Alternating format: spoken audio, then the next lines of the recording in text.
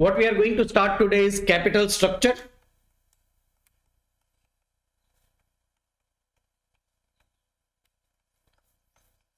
Before starting capital structure decision or the chapter of capital structure, let us revise something related to cost of capital. I'm not revising the chapter of cost of capital.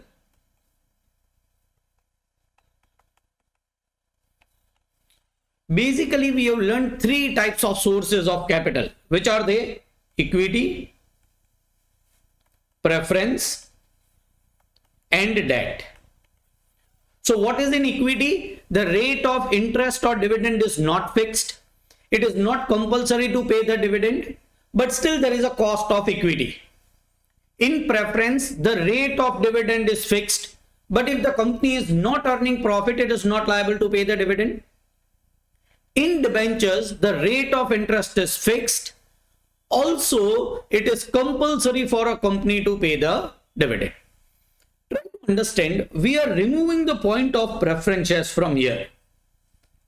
Let us compare debt versus equity from the point of view of company. So we are doing from the point of view of company. I want answer from one of the student. If I say cost, we have done it in previous lecture n number of times. Which cost will be higher? Equity cost or debt cost will be higher? Which cost will be higher for the company? Cost is always for the company. Equity. Equity cost is always higher. Can Sabina, you explain me why equity cost is higher? As the risk of investor is higher. Exactly. The what is cost? Yes, go ahead. So investor expect more returns. Exactly.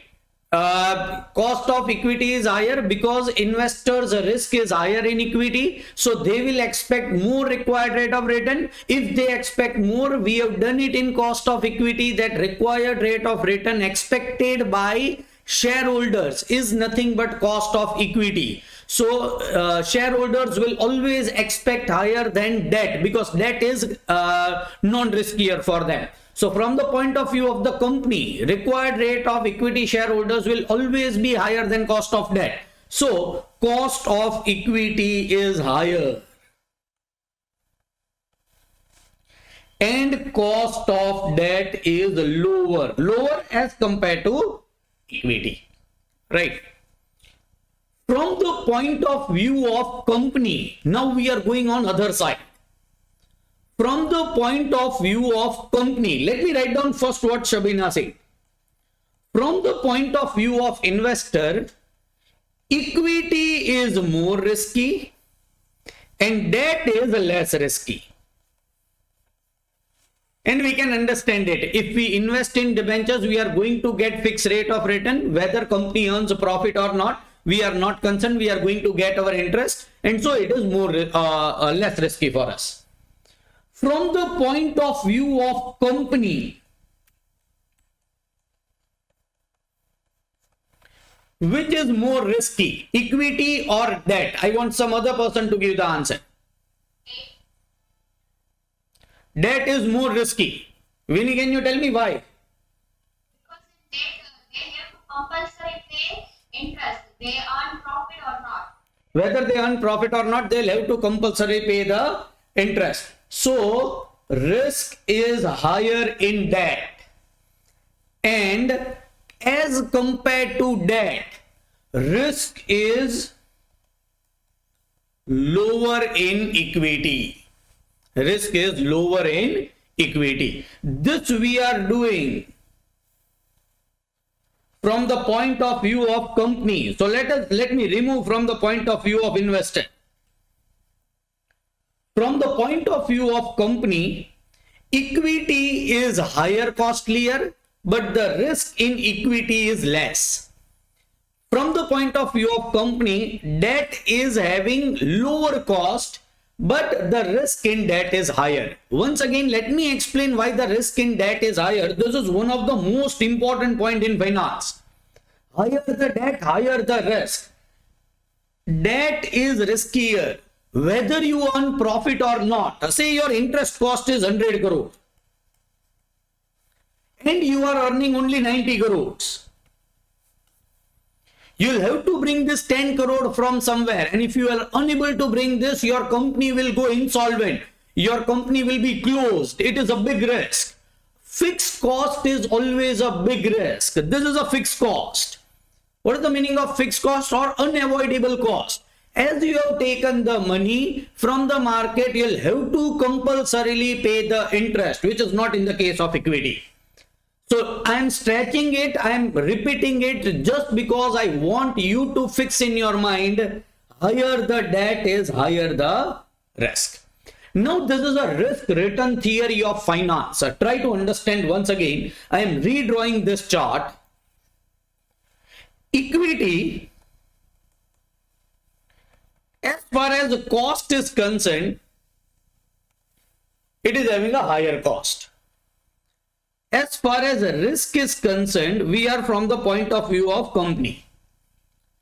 It is having lower risk. As far as debt is concerned, it is having lower cost, and so it is having higher risk. If the cost is higher,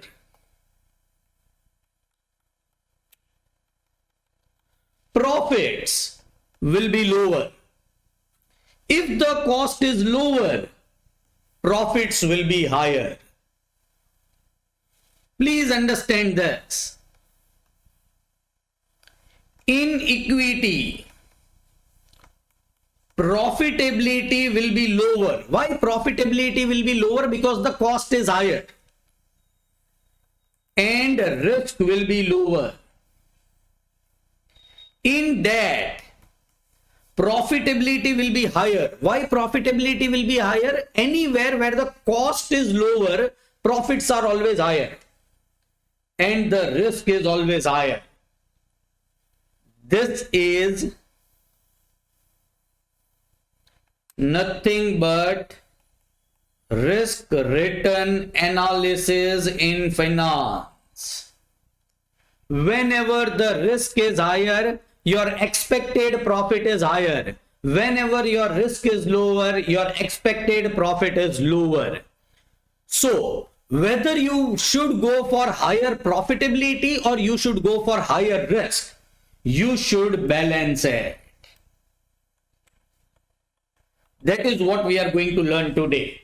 But try to understand this risk return analysis. Before going to risk return analysis, let me ask you a simple question. If you are a CEO of a company or CFO of a company, you are going to borrow 100 crore rupees from the market. From which source you will borrow? Whether you will borrow from equity or whether you will borrow from debt. You can give me answer in chat also, you can give me answer orally also. What do you think? From which source you will borrow? Mixture of both. Alright.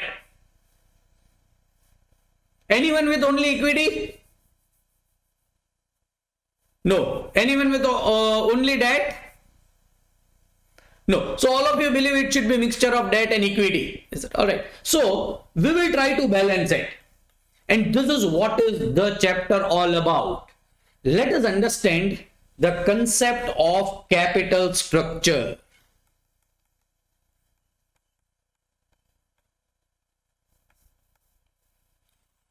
Try to understand, one of the objectives of finance is to determine how much money to borrow. Say we are a company XYZ Limited.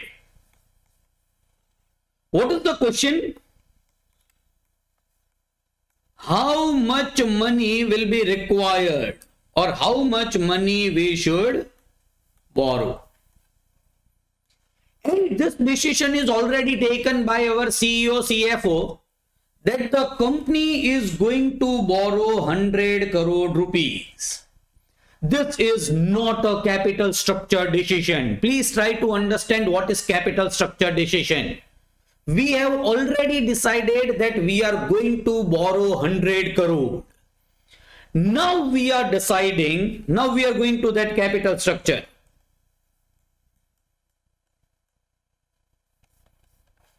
We are trying to decide how much of this 100 crore we will borrow from equity, how much of this 100 crore we will borrow from debt, how much of this 100 crore will borrow from preference shares, how much of this 100 crore we will use from retained earning. Everything we are going to decide. But we are deciding, we are removing preference shares and retained earning for the purpose of understanding the concept. What is capital structure is, if I decide 40% should be equity and 60% should be debt, that is 40 crore should be equity and 60 crore should be debt. This is my capital structure. Taking decision about this percentage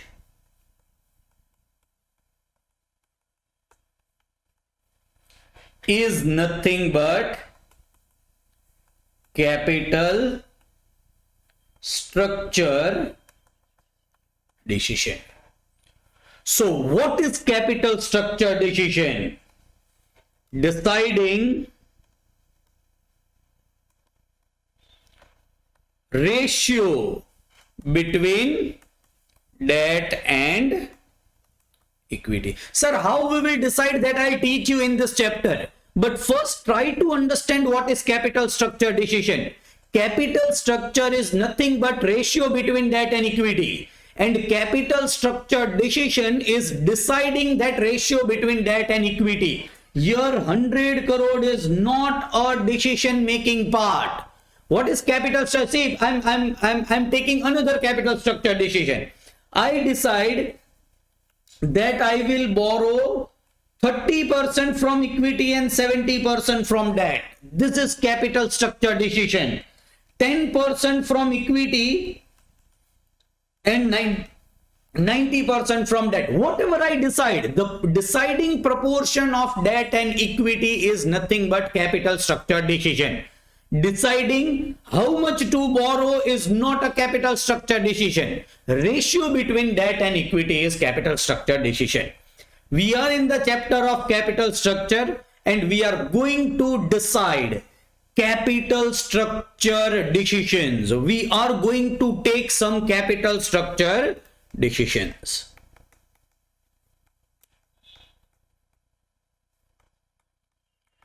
And this is what is chapter all about. Chapter will teach you how to take a capital structure decision. Sabina gave me the answer when I asked her that if I want to borrow 100 crore rupees, from which source I should borrow. She told me mixture of debt and equity. But how much? Mixture can be 10-90, it can be 20-80, it can be 40-60, it can be 50-50. So we will try to take an exact decision that for XYZ company, a good, optimal, profitable capital structure decision is 40-60, 40% equity, 60% debt. Whatever might be the answer, but we are going to take that capital structure decision. And this first two words, capital structure, should be very clear to you. We are not deciding how much money we are going to totally borrow. We are not deciding how much operating profit we will be earning. We are just going to decide how much should be the debt and how much should be the equity given the total borrowings is there. Let us try to understand capital structure decision. Before that, we are going to learn a profitability statement.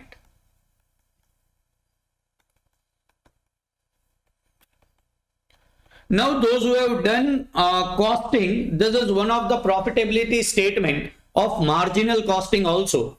In that you might have already learned, but I am assuming that no one knows anything about this profitability statement and I am redoing it. For any company, the profitability statement starts with sales.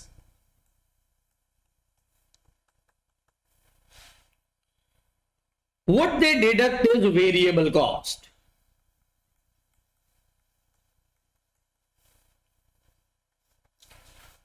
sales minus variable cost is not your profit, because yet you need to deduct your fixed cost. So the name is given contribution instead of profit or earnings. What word is used? Contribution, because fixed cost is yet to be deducted. Minus fixed cost. I will be getting answer of earnings before interest and taxes. In short, it is also termed as EBIT. In financial world, it is also termed as operating income. Income from operations. See, variable cost and fixed cost. Suppose I am doing business of manufacturing this pen. Then all the costs related to this pen is deducted. All the income related to this pen is considered. I am getting operating income. Which two expenditures are yet to be deducted? Interest, dividend and taxes. So they are earning before interest and taxes, which is also termed as operating income, which is nothing but EBIT. From EBIT, I will first deduct taxes minus taxes. And whatever is the answer is termed as EBT. EBT is earning before tax. See, if some of you know profit before tax, it is one and the same. Earning before tax minus, I will deduct taxes. I will be getting earnings after tax. A simple question. I want the answer from you. Why I have deducted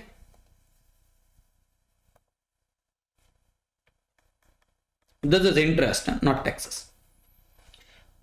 Earning before interest and taxes, I will first deduct interest and then deduct taxes. Probably I have made mistake in speaking this. I have told you that this is taxes. First I will deduct interest and then I will deduct taxes, and that is my question to you. Why I will first deduct interest and then deduct taxes?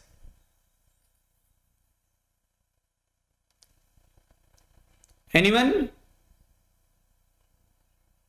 Because interest is allowable expense. Interest is allowable expense for the purpose of taxation.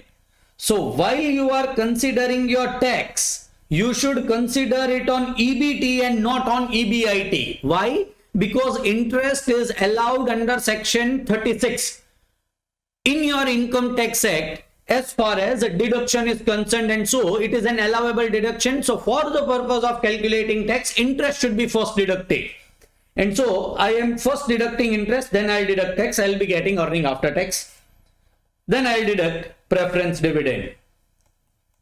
Now you should get a logical idea why I am deducting preference dividend afterwards. Preference dividend, we have learned it in cost of capital, is an expenditure which is not allowable as deduction in income tax act. So before tax I am not deducting it, I am deducting it after tax. And the last answer that I will get is earnings available to equity shareholders. See what we have done? From operating income, first we have paid to debenture holders, then we have paid to government, then we have paid to preference shareholders. Whatever is remaining is for equity shareholders. It is earnings available to equity shareholders. It is also termed as net earnings sometimes. Once we get earnings available to equity shareholders, I will see what are my number of shares. and I will get answer of earning per share. I will get answer of earning per share. How I will get answer of earning per share? What is the total earnings available to equity shareholders? Say A. Number of shares is say B. How to find out earning per share is earnings available to equity shareholders, which is nothing but A, divided by number of shares, which is nothing but I will get answer of earning per share. Once I get answer of EPS or earning per share, try to understand, we are going to a new concept which is termed as a PE ratio. Now it is a very important concept in the world of stock market. Let me explain you what is PE ratio. See, I want to invest in the shares of Reliance. From Google, I got that EPS of Reliance is 150 rupees. Earning per share. We have already understood the concept how a company can find out earning per share. This company was having market price of the share. I opened Google, found out what is it right now market price of Reliance. It was rupees 1500. Try to understand the company which is earning per share 150 rupees, the market price is 1500 rupees. I am comparing market price with earning per share, MPS divided by EPS.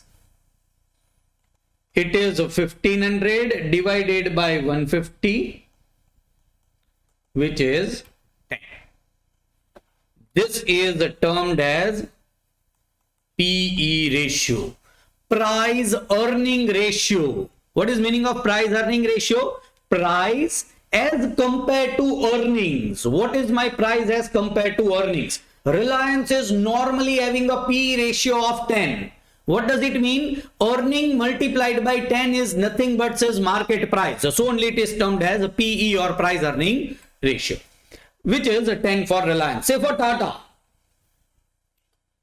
EPS is 100 rupees and MPS is 500 rupees. Say Tata Motors.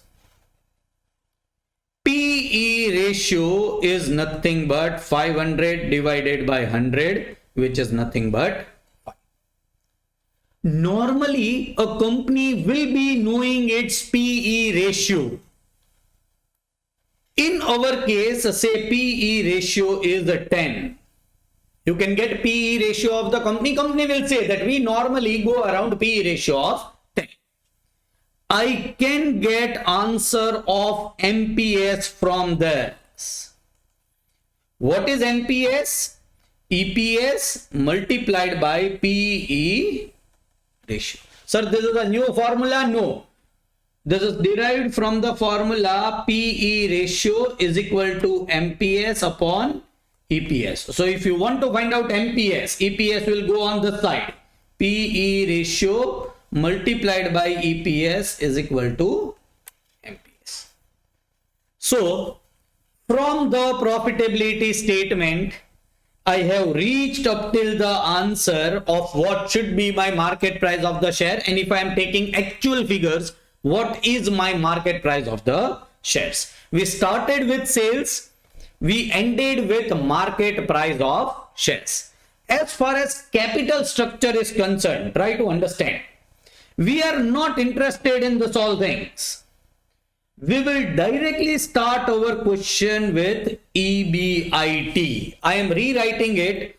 For any question, whenever we are taking capital structure decision, we are not concerned what operating income company is earning. What is their variable cost? What is their fixed cost? We are not concerned. We'll directly start with EBIT, reduce interest from it.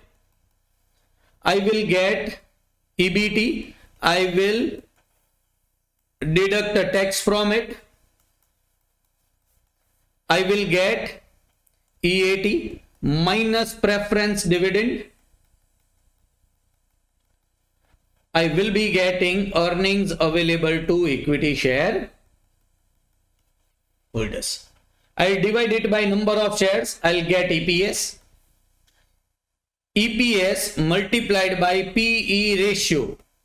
I will be getting answer of MPS. These things will be useful for me for taking any capital structure decision.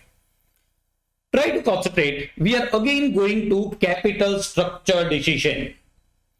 What is capital structure decision? Is to decide how much money is to be borrowed from equity, how much money is to be borrowed from debt. If I decide 10% from equity and 90% from debt, this rectangle is nothing but capital structure decision. Ratio between debt and equity is capital structure decision. Whenever we are taking capital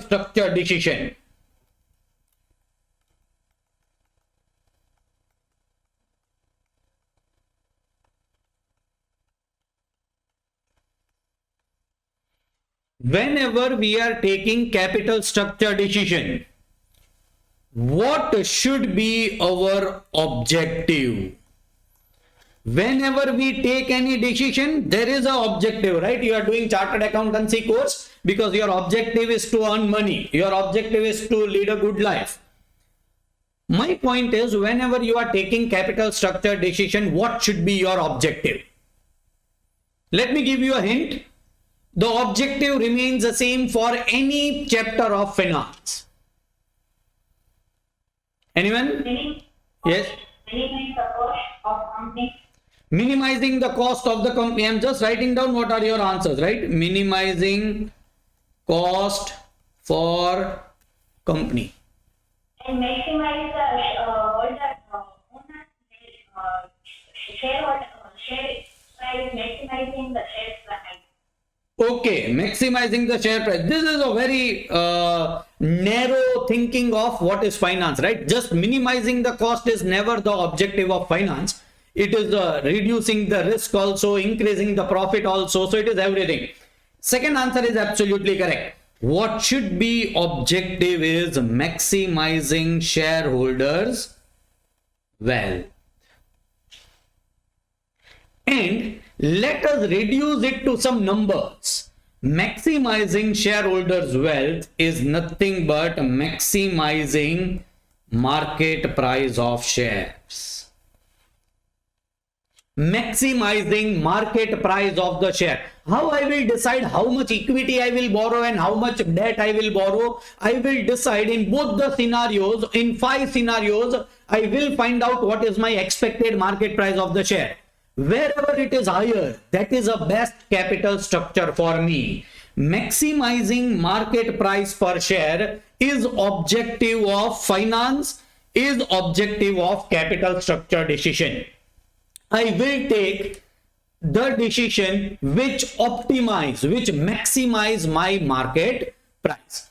Sir, sometimes the PE ratio is not given and we cannot find out market price per share. For the purpose of academics, you can take even this objective, maximizing earning per share.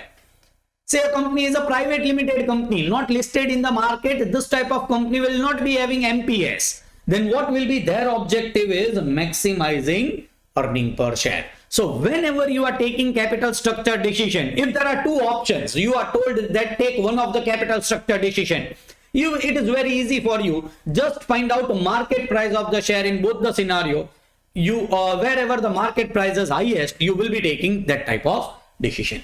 So what is the object? See what we are going technically. We have first understood what are capital structure decisions. Then we understood that profitability statement where the last answer was MPS.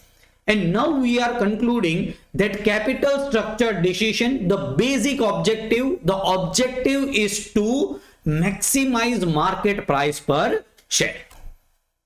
And we know how to find out MPS, right? How to find out market price per share. Let us understand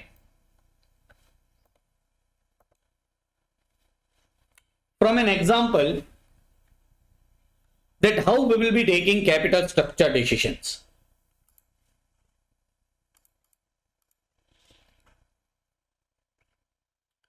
So let me take two situations over here.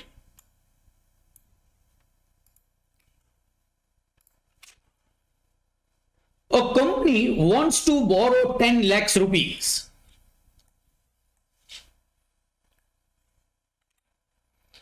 A company wants to borrow 10 lakhs rupees. And this is situation 1 and situation number 2. This is for the same company, XYZ Limited. It is not for a separate company, it is for the same company, XYZ Limited. In situation number 1, the company wants to borrow a total capital of 10 lakhs. Situation number 2 also, company wants to borrow total capital of 10 lakhs. Total borrowings will not change. This is not the decision which we are taking. In first situation, company decides that out of, sorry, not 10 lakhs, but 1 lakh. Out of this 1 lakh rupees, 40,000 will be borrowed from equity. So 60,000 will be borrowed from debt. And in second situation, the company is deciding that 20,000 rupees it will borrow from equity. So 80,000 from debt. Situation number 1 once again and situation number 2 both are for the same company. Everything is the same except capital structure. What is capital structure in situation number 1? 40-60. What is capital structure in situation number 2? 20-80. So in situation number 1, you are borrowing 40,000 from equity and 60,000 from debt. And in situation number 2, you are borrowing 20,000 from equity and 80,000 from debt. What you are totally borrowing in situation number 1 and 2? 1 lakh rupees. So it does not change. It should not change. Otherwise, you will not be able to take a good capital structure decision. Let me also write down the tax rate over here. Say 30%. So 30% is the tax rate. I am not right now dealing with. What is the cost of debt or what is the rate of interest on debt is say 10%. Rate of interest on debt is nothing but 10%. What is my EBIT, operating income, or what is my expected operating income? How much total money I am going to invest? 1 lakh rupees. From 1 lakh rupees, 15,000 rupees is my operating income. Sir, 15,000 will remain same in situation number 1 and situation number 2? Yes. We are not deciding how much company will be earning or how much company has earned. That will be same. We are just deciding what is a good capital structure, 40-60 or 20-80. What is the good capital structure? That is right now our objective to decide. So I have done this Excel sheet in such a manner that I will be getting all the answers readily available. Like what is EBIT is 15,000, interest is 6,000. How 6,000? Debt is 60,000. Cost of debt is 10%.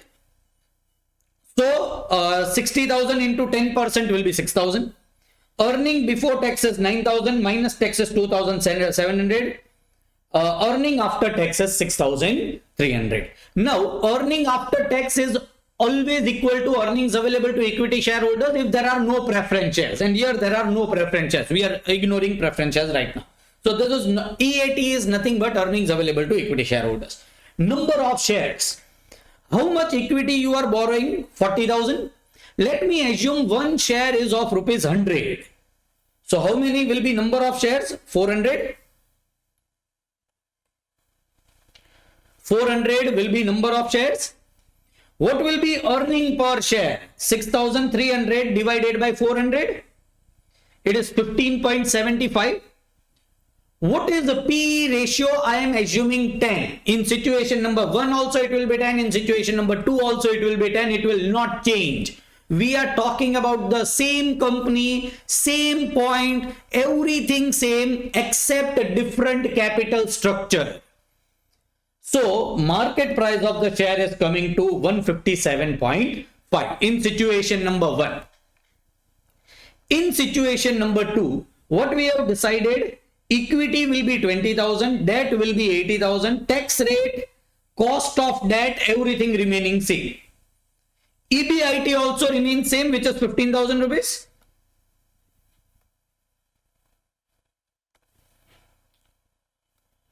Interest, how I have found out interest in situation number 2? Debt 80,000 into 10%, which is 8,000. Earning before tax comes to 7,000, minus taxes comes to 2,100, and earning after taxes 4,900. And so you will say that, sir, your earnings was 6,300, here it is 4,900. So situation 1 is better. The answer is no. You need to write down what are number of equity shares. How much you have borrowed from equity? 20,000. What is per share price? 100. So number of equity shares will be 200. I will be getting earning per share, which is 24.5. PE ratio is 10 and market price per share is 245. If I am a financial manager, if my CEO gives 2 options, number 1, whether you should borrow 40,000 equity or 60,000 debt, 40,000 equity and 60,000 debt, or whether I should borrow 20,000 equity and 80,000 debt, which is a better situation for the company, I will tell to my CEO, as in situation number 2, your market price of share expected is 245. You should go for a capital structure which is 20% equity and 80% debt. See, this is one of the basic question of capital structure. One company will take 2 different capital structure. What was first capital structure? 40% equity, 60% debt. What was second capital structure? 20% equity, 80% debt. Sir, that 1 lakh rupees is not a part of decision making of capital structure. How much totally will be borrowed should be same in both the situation.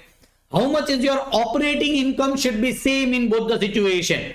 How much is your cost of debt should normally be same in your both the situation. What is tax rate will be same in both the situation, because we are talking about the same company. This is how we take a capital structure decision. What was our objective? To maximize MPS. If we go for situation number 2, 20 is to 80, equity is to debt, then the market price of the share is expected to be 245 and we'll be going for situation number 2. We have taken one of the simplest capital structure decision. We have taken one of the simplest capital structure decision. Let us go to next point.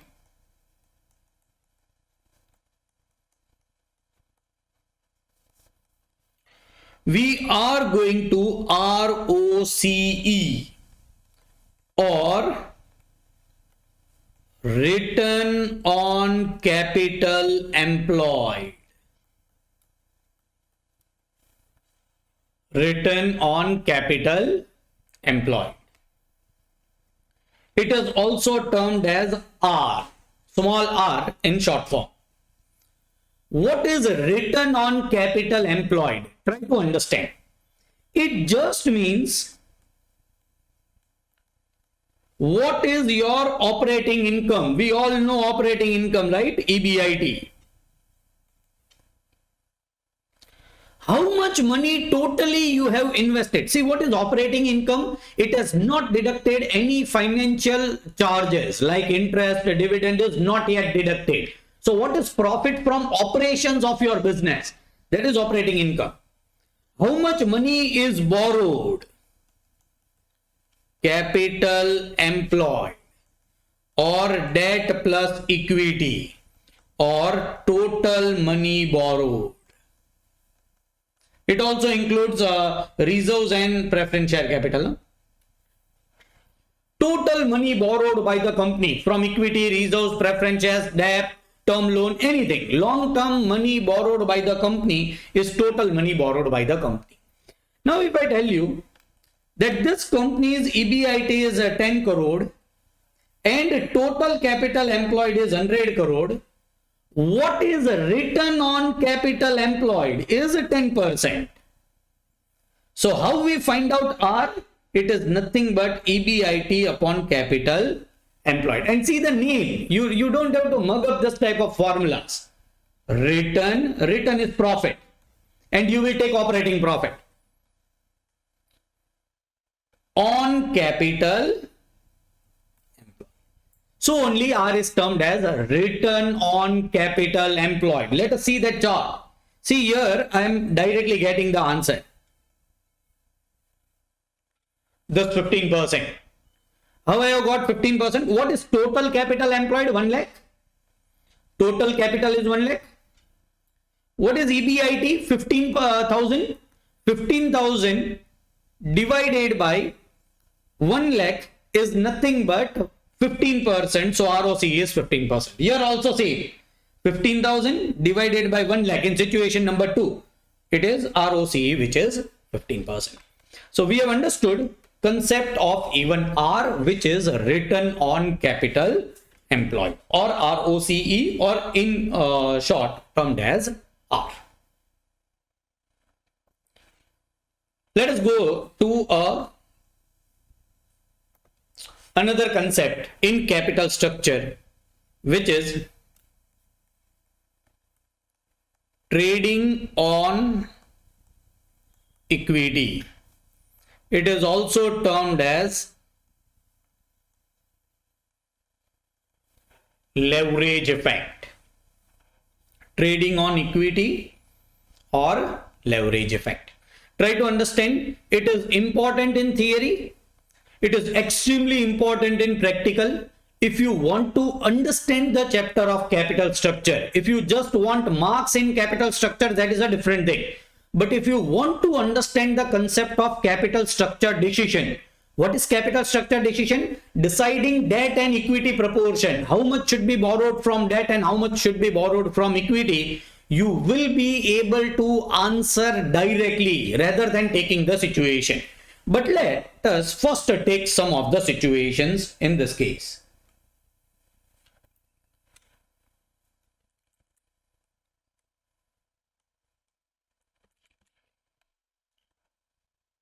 I am taking situation number 1, which was similar to which I have taken in previous question. It is situation number 1 for a particular company, say X Limited, where the total capital required is 1 lakh. Now you can see in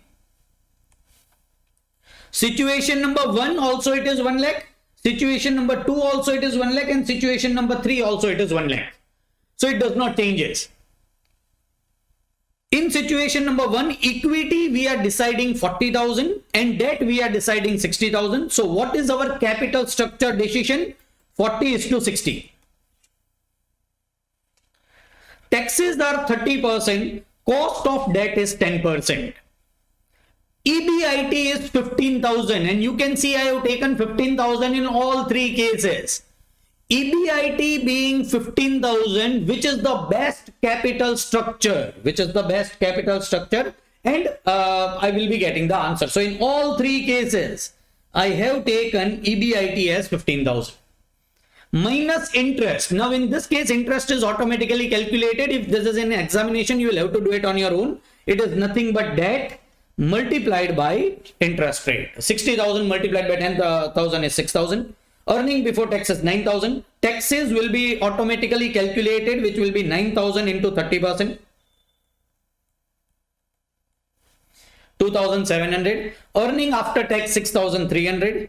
Number of shares 400. How 400? Each equity share is of rupees 100. You have borrowed 40,000 from equity shares, so number of shares will be 400. EPS is nothing but earnings available to equity shareholders, or earning after tax divided by number of shares. P ratio is given 10. So in all 3 cases, I'll be taking 10. Market price per share is nothing but EPS multiplied by PE ratio, and MPS is 157.5 if I go for situation number 1, which is 40% equity and 60% debt. Let us go to situation number 2. All the things remaining same except this capital structure. Equity is 20% and debt is 80%. Tax is 30%. Cost of debt 10%. EBIT interest minus taxes. Let me write down number of shares. Number of shares are 20,000. So this will be 200.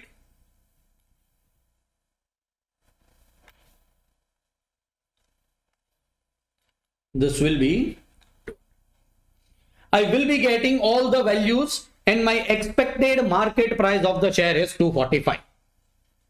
Let me go to next situation. I want to borrow 1 lakh rupees. From equity, I am deciding that I will borrow 10,000 only. And so 90,000 will be borrowed from debt. So what is my capital structure ratio? It is 10:90. 10% equity, 90% debt. If you watch, I am slowly and gradually increasing the percentage of the debt. Taxes 30%, ROCE. Now ROCE is nothing but R, right? What is R in this case? 15%. And we have done how to find out R. It is nothing but EBIT upon capital employed, which is 15,000 divided by 1 lakh. So ROCE or R is 15%. Interest is 9,000, 90,000 into 10%. Earning before taxes is 6,000 minus taxes. I have done 6,000 into 30%. Earning after taxes is 4,200. How many number of shares will be there in this case? 10,000 divided by 100, which is 100 shares. And so I am getting a expected market price, which is 420 rupees.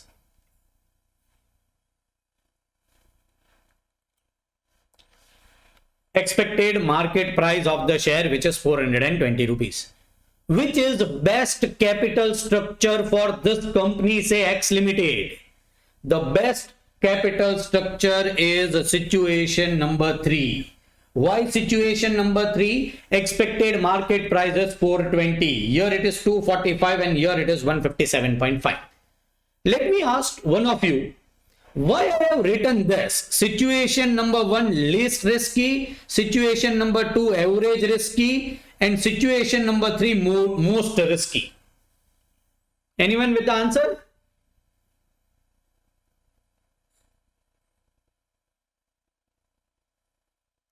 Why in situation number 1 I have written less risky, as comparatively less risky, and in situation number 3 most risky? There is comparatively less here. Exactly. You decide risk by proportion of debt. I am not saying here the debt is less. It is comparatively less as compared to situation number 2 and situation number 3. So can I say, as we increase the debt, we increase the risk. And so let me go to trading on equity or leverage effect. As we increase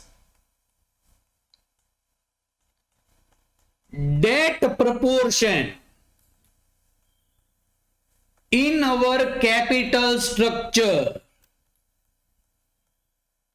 never write down debt. We are not increasing debt. We are increasing debt proportion. See, understand. Here the debt was 60,000. Here the debt is 80,000. But the total capital remains 1 lakh. So we are increasing debt by reducing equity. We are not only increasing debt, we are increasing debt proportion. So total capital remains same, debt proportion increases. As we increase the debt proportion in our capital structure, of course, risk will increase. Why? We are increasing debt proportion, and as Sabina said, if you increase the debt proportion, your company's risk will increase, because debt is equal to risk. That we have done in previous explanation also. As we increase the debt proportion in the capital structure, see, debt is less costlier as compared to equity. That we have learned. Cost of debt is always lower than cost of equity. If you are incurring less cost, your profitability will increase. So as the debt is having less cost, your profitability will increase. Profitability basically means earnings. It basically means EPS. And keeping PE ratio constant, your MPS will also increase. Try to concentrate. As you increase the debt proportion in your capital structure, your MPS increase because your EPS increases. Why your EPS increases? Because debt is less costlier. As you increase the proportion of debt, your cost will be lower and ultimately your profits will be higher. And so your market price of the share will be higher.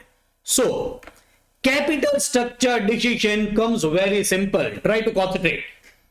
Let me again write down trading on equity in short. Trading on equity or leverage effect. As you increase debt proportion in capital structure,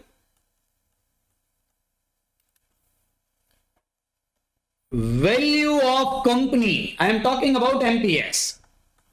What is value of the company? Total number of shares multiplied by MPS.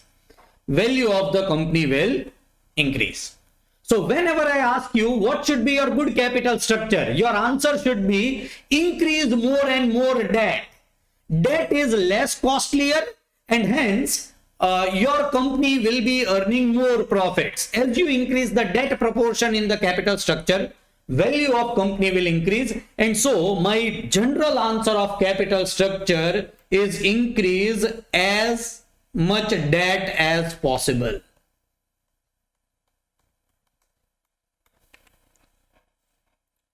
Then let me nullify the situation. I am taking the same situation which I have taken in the previous case. Total capital 1 lakh. First case 40,000 equity, so 60,000 debt. Taxes are 30% and cost of debt is 10%. In situation number 2, 20,000 is equity and so 80,000 is debt, and in situation number 3, 10,000 is equity and 90,000 is debt. Everything is remaining same as I have done before, right? There is no change happening. Everything is remaining same. My EBIT is 8,000 rupees. My EBIT is 8,000 rupees. So you can understand, see the programming. EBIT in situation number 1, once I write down 8,000, in situation number 2 and 3 should also be 8,000. We are analyzing the same company, 3 different situations. If our EBIT is 8,000 or is expected to be 8,000, total capital employed is 1 lakh, and in different capital structure, which is the best capital structure that we are going to find out. All of you can understand this R, right? It is 8,000 divided by 1 lakh, which is 8%, which is R. Number of shares in situation number 1 will be 400. Number of shares in situation number 2 will be 200. Number of shares in situation number 3 will be 100. PE ratio, as I have decided, will remain 10 in all 3 cases. So try to understand, same situation, everything remaining same, our concept of trading on equity is becoming incorrect. Why I tell you? As I increase the debt proportion in the capital structure, this blue colored mark, which I have circled with red color, In three different situations, I am increasing the debt proportion in the capital structure. Market price is not increasing. Market price is decreasing. What is market price? Expected market price in situation number 1, 35. What is expected market price in situation number 2, 0. What is expected market price in situation number 3, minus 70. It cannot be minus 70, means it is 0. The earning per share is minus 7. Not positive. Earning can be negative. MPS cannot be negative, but earnings is minus 7. See the earnings per share, 3.5, 0 and minus 7. So the company is worsening as it increases the debt proportion. And so whatever we have written on this page, trading on equity or leverage effect is becoming incorrect. Increase in debt proportion is not increasing value of the company or is not increasing my MPS. In second situation, if I go to this first page, then it is correct. But I go to the second page, it is not correct. Our trading on equity concept is not correct. And let me go to third page. In this case also, debt and equity portion I am remaining same. So 40,000, 60,000, 20,000, 80,000 and 10,000 and 90,000. Debt proportion. Taxes, as we have decided, will be 30%. Cost of debt is nothing but 10%. So as you understand, I am taking the same situation in all three cases. Everything is remaining same. Here EBIT is 10,000 rupees.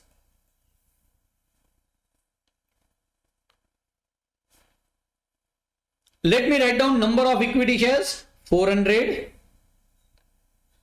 Here number of equity shares 200 and here number of equity shares 100. This is remaining same in all three situations, so I am not repeating it.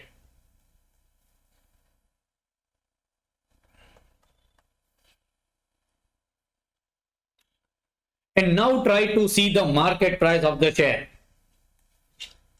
As I am increasing the debt proportion in the capital structure,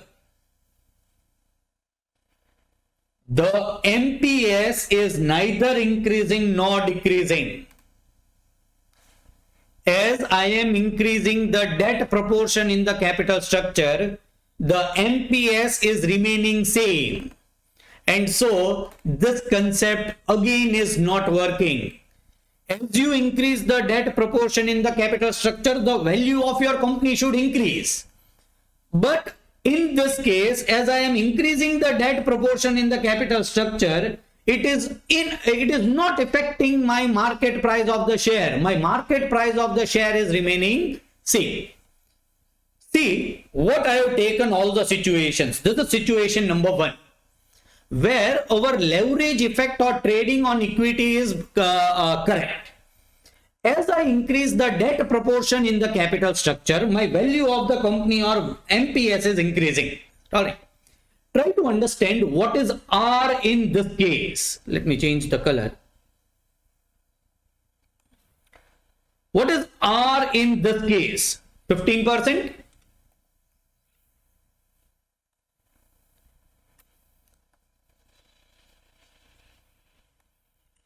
What is R in this case?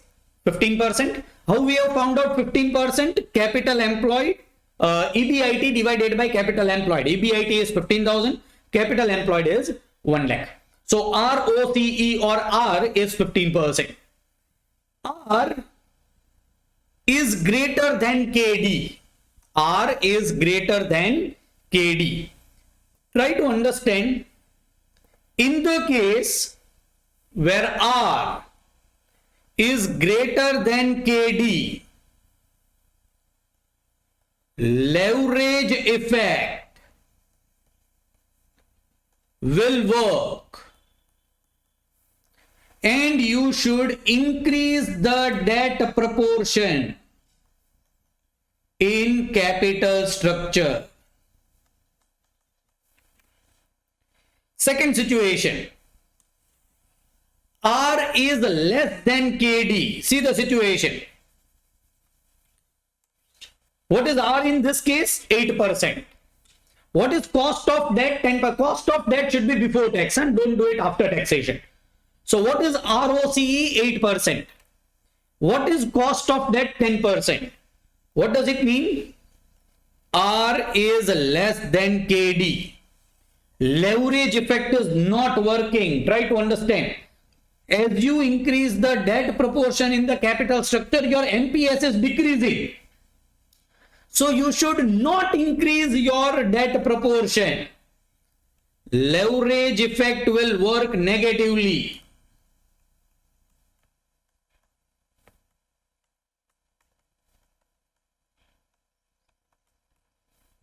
And so you should decrease the debt proportion in capital structure.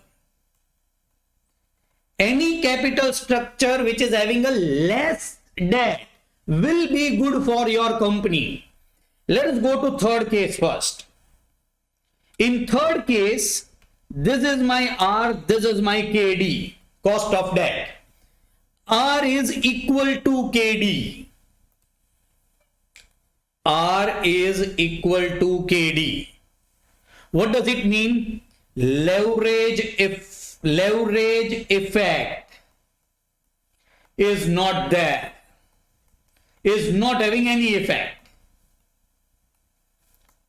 What does it mean? Whether you increase or decrease the proportion of debt, the market price is going to remain same. So it does not make any difference whether you increase or decrease the proportion of debt.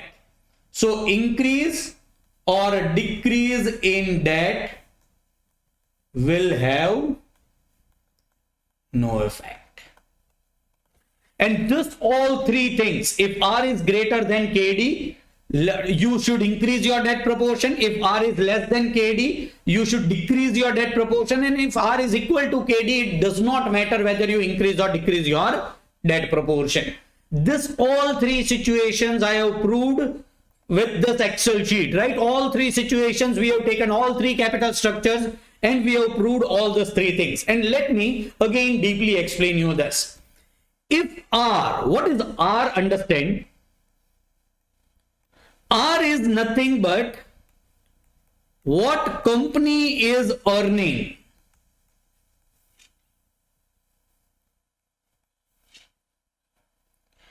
What is KD? What company is paying.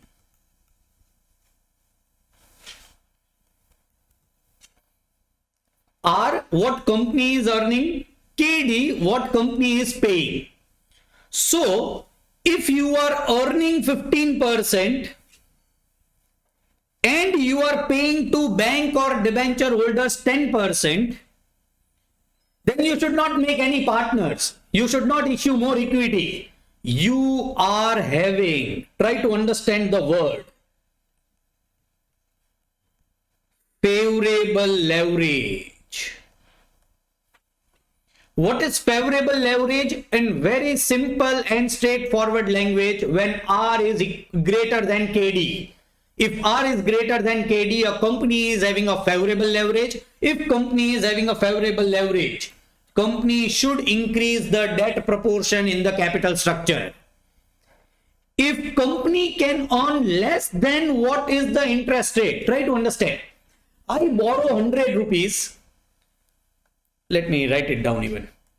If I borrow 100 rupees, pay interest of 10 rupees on this 100 rupees, and I am earning rupees 8 from it. Basically, means I should not borrow the money and pay the interest because I am not earning enough to pay this interest. For every 100 rupees, I am paying I am getting 8 rupees, but I am paying 10 rupees. Then I should not borrow this 100 rupees from the market. I should probably borrow from equity because my business is going concern. I will have to borrow the money, but borrow from equity. Why equity? Then this 10 rupees payment will not be compulsory. Even if you are earning 8 rupees in current year, you can pay 5 rupees to your equity shareholders as dividend. But if you have borrowed from debt, this 100 rupees, you will have to pay 10 rupees and you are earning only 8 rupees on this 100 rupees. What is R? 8% in our case. What is KD? 10%. What does this mean? Company on every 100 rupees is earning 8 rupees but paying 10 rupees. And so this is unfavorable leverage.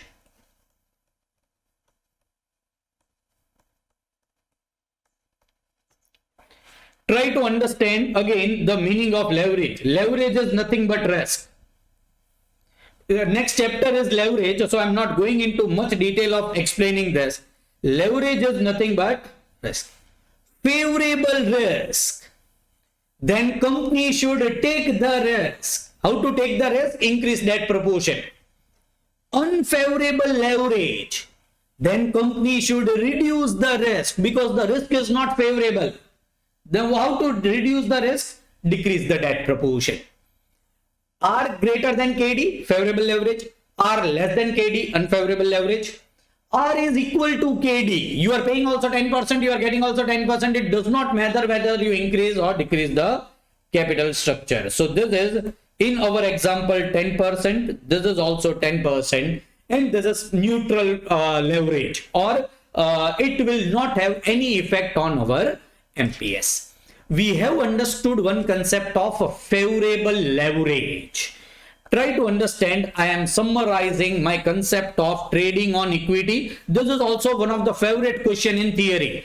Trading on equity. It is just 4-line answers. If you increase the debt proportion in your capital structure, of course your risk will increase. But as the debt is less costlier, your value of company should increase if there is a favorable leverage. And when there is a favorable leverage, when R is greater than cost of debt. What is R? What company is earning. What is KD? What company is paying to debt. This is trading on equity.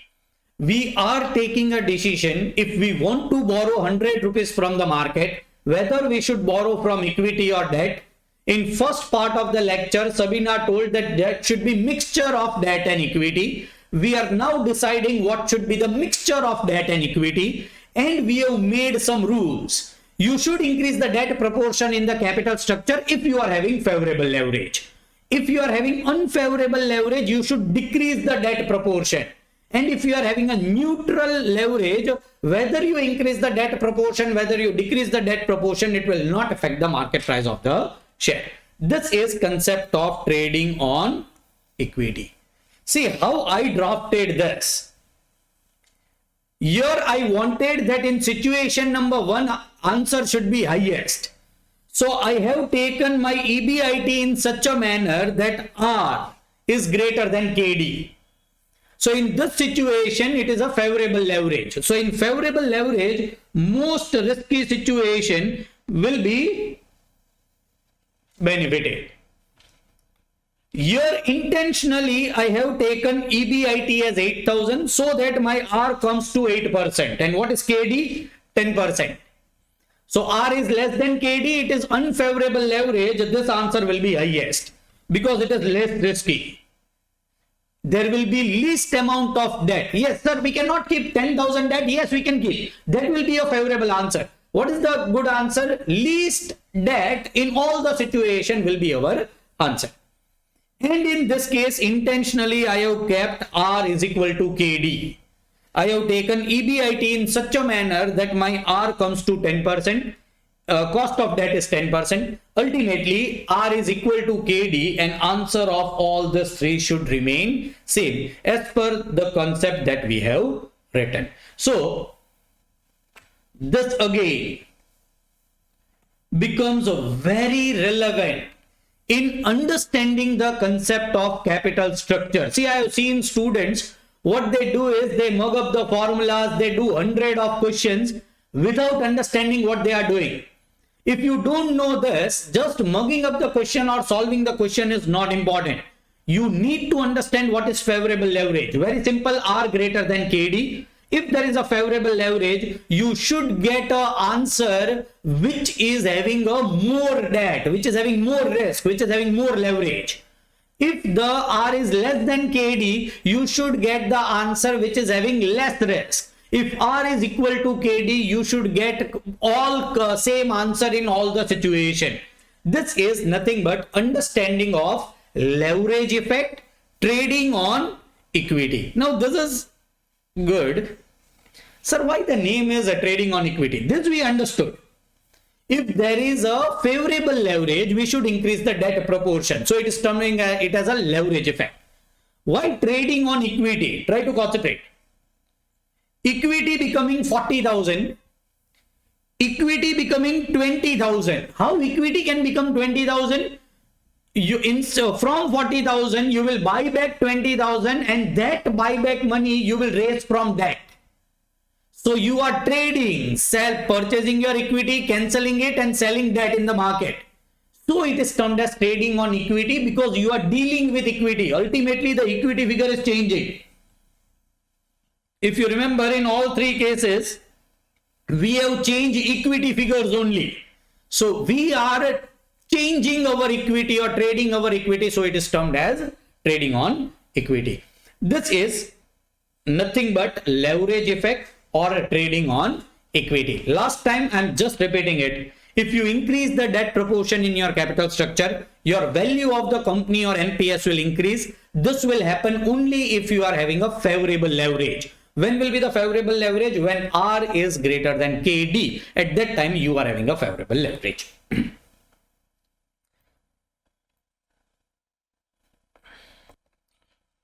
After learning leverage effect trading on equity, let us go to another concept that we need to learn in capital structure, which is financial break-even point. Try to understand what is financial break-even point. You all might have understood in the subject of costing what is break-even point. In costing, this was break-even point. It is level of sales at which you are earning zero operating profit. That is level of sales at which you are earning no profit, no loss. What is financial break-even point? Try to concentrate. It is level of EBIT, and we have learned it, right? What is EBIT? EBIT is nothing but operating profits. Level of EBIT at which your EPS is equal to 0. Earning per share is equal to 0.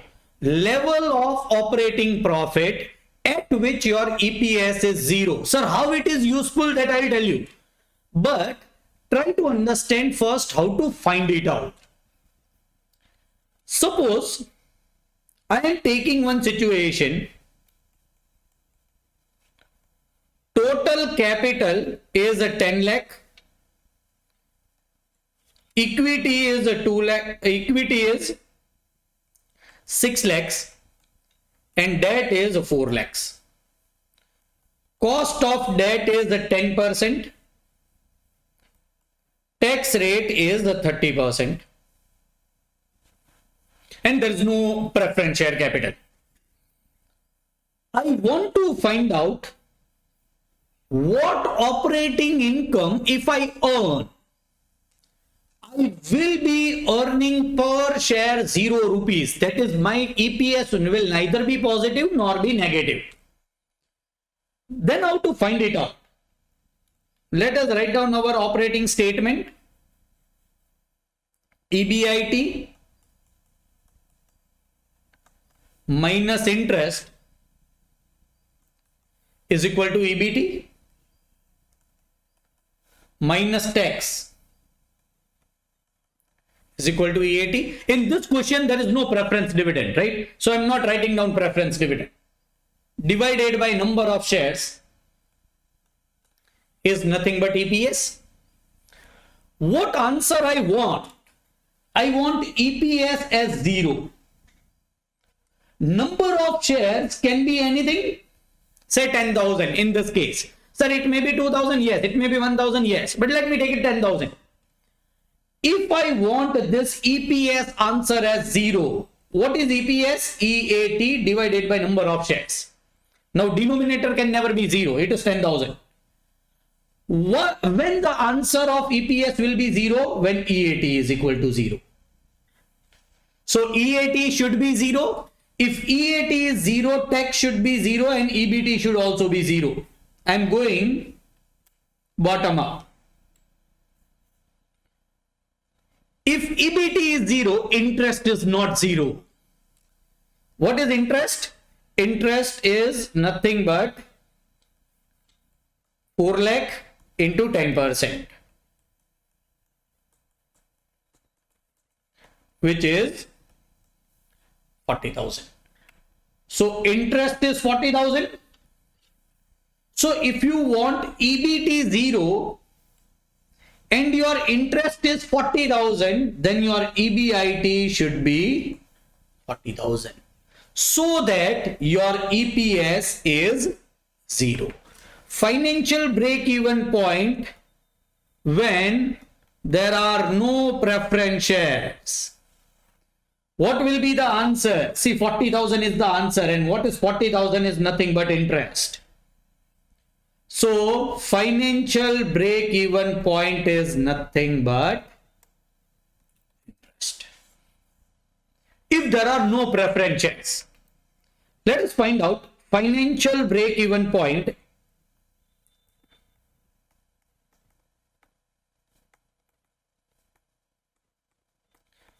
If there are preference shares, equity of 10 lakh, debt of 10 lakh, and preference shares of 5 lakhs. Debt are 10% and preference shares are of 12%.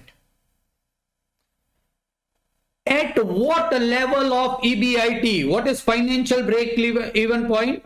At what level of EBIT? EPS will be equal to 0. Let me again draw that chart. EBIT minus interest, EBT minus tax, EAT minus preference dividend, earnings available to equity shareholders, number of shares, say 10,000 also in this case. EPS, if you want answer of EPS as 0, then your earnings available to equity shareholders should be 0. But preference dividend is not 0. What is preference dividend? 5 lakh into 12%, which is 60,000. So if preference dividend is 60,000, your earning after tax should be 60,000. I hope you all are getting this. I want this answer as 0. If this figure is 60,000, this should be 60,000. Then 60,000 minus 60,000 will be equal to 0. Now comes a somewhat difficult point. Try to concentrate. If earning after tax is 60,000 and tax rate is say 40%. In this case, I am taking 40%. And the tax rate is 40%. Then what should be earning before tax?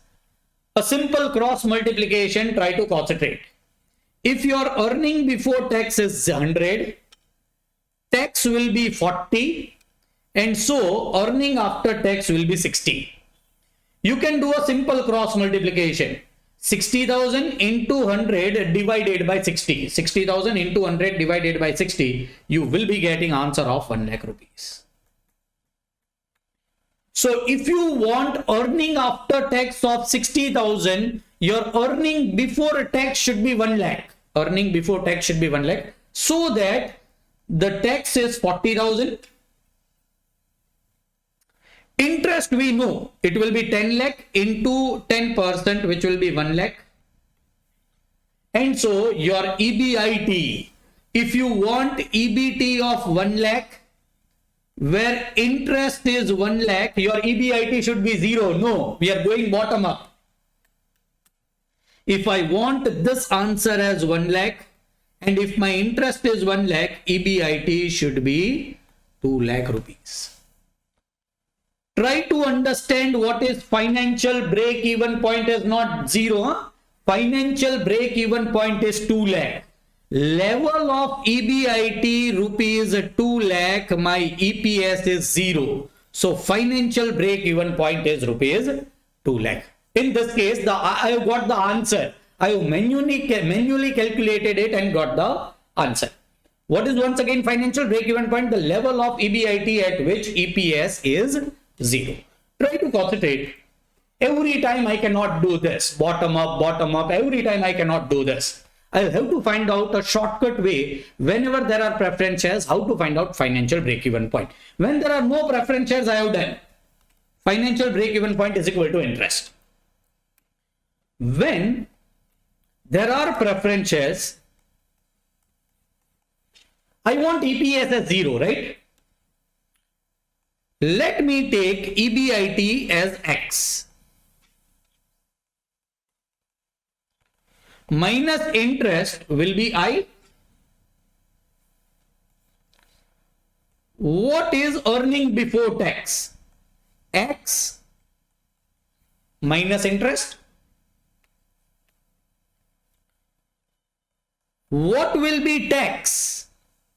Suppose tax rate is 30%. It is EBT multiplied by 30%. If the tax rate is 50%, it is EBT multiplied by 50%. What is EBT?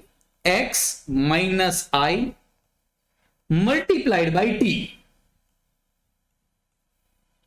will be your X.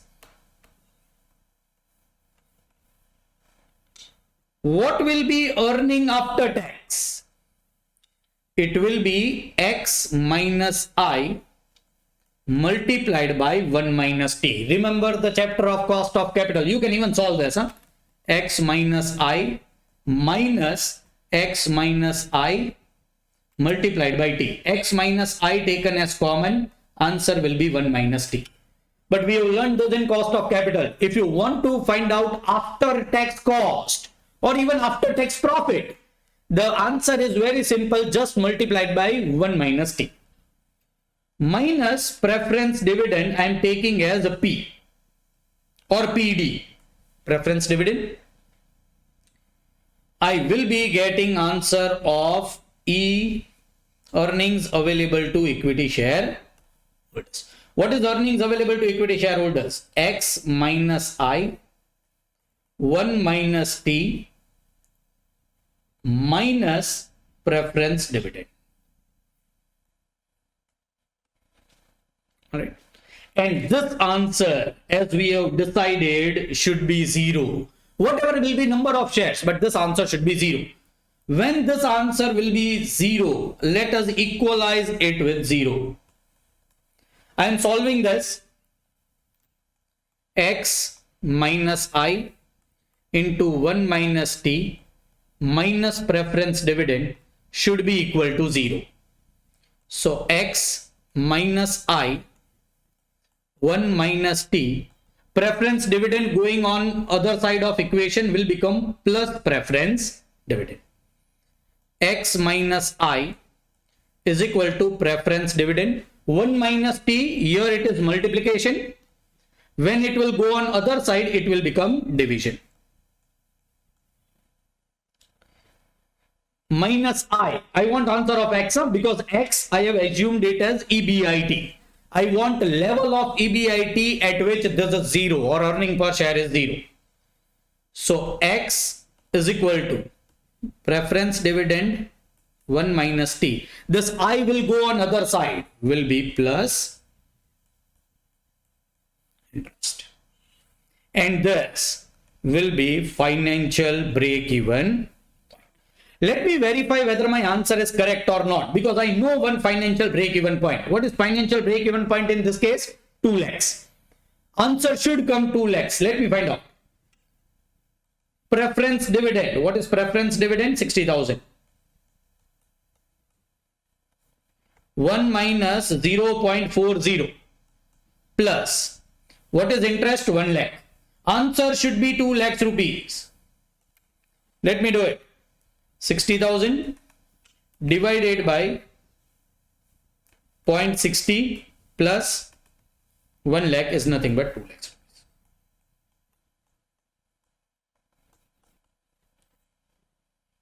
This is nothing but financial break-even point. And let me summarize the first. You don't have to every time do this. You can directly use this and find out financial break-even point. Let me summarize. Financial break-even point. If there are no preference shares, financial break-even point is equal to interest. If there are preference shares, financial break-even point is equal to interest plus preference dividend upon 1 minus T. Sir, you could have directly given us formula and we could have mugged it up and we have got the answer. That is also possible. But understand, knowing something, even if you forget the formula, you can always derive the answer and that answer will be absolutely correct. But now the logically idea should be same. Should be clear. This is level of EBIT at which EPS is 0. Level of EBIT at which EPS is 0. Let us again understand financial break-even point. Company is X Limited. This company can earn EBIT. This is timeline for EBIT of rupees 0 up till rupees infinite. For this company, financial break-even point is rupees 2 lakh. What does this mean? Logically, it should be clear. At EBIT equal to rupees 2 lakhs, at this EBIT,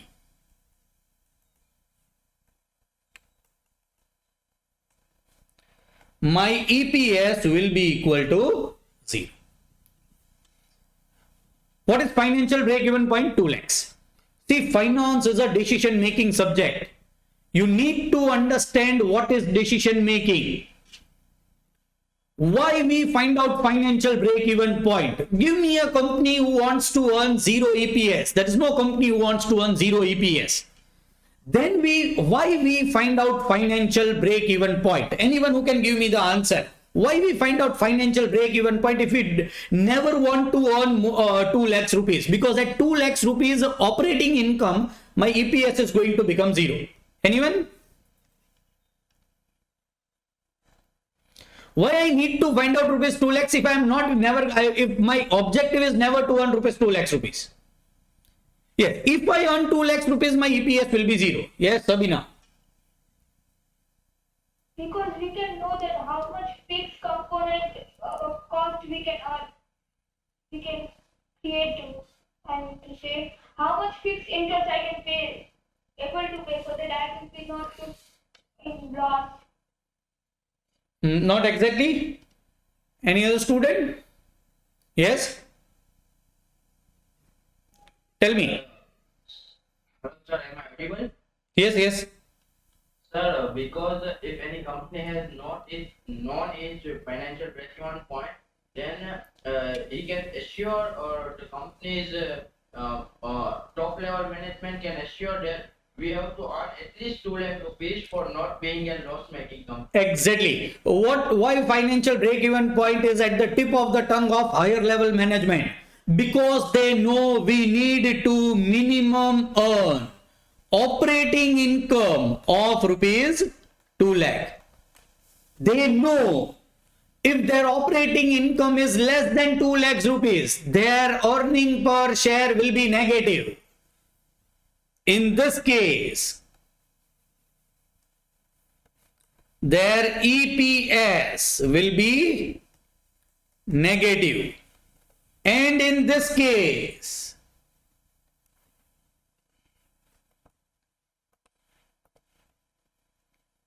if their EBIT is 3 lakhs, if their EBIT is 5 lakhs, if their EBIT is 10 lakhs, whatever greater than 2 lakhs rupees EBIT, their EPS is going to be positive. See, after calculating everything, at the end of the year, one of the financial accountant comes and says that our EBIT is 9 lakhs, our operating income is 9 lakhs.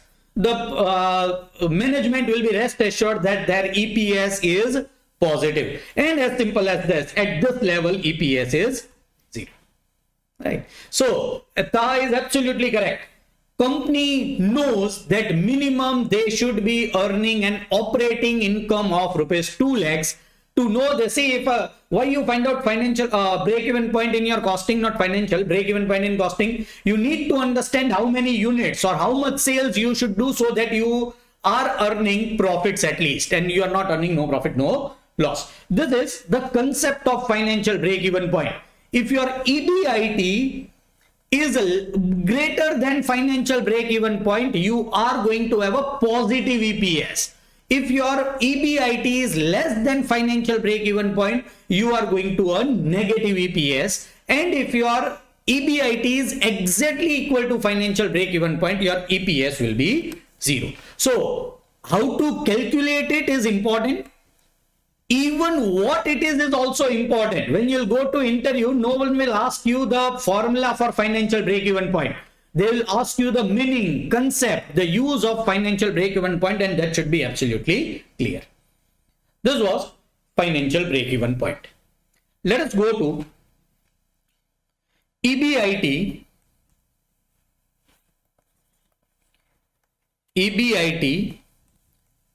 EPS, indifference point. Try to concentrate. It is level of EBIT at which EPS is 0. No. Level of EBIT at which EPS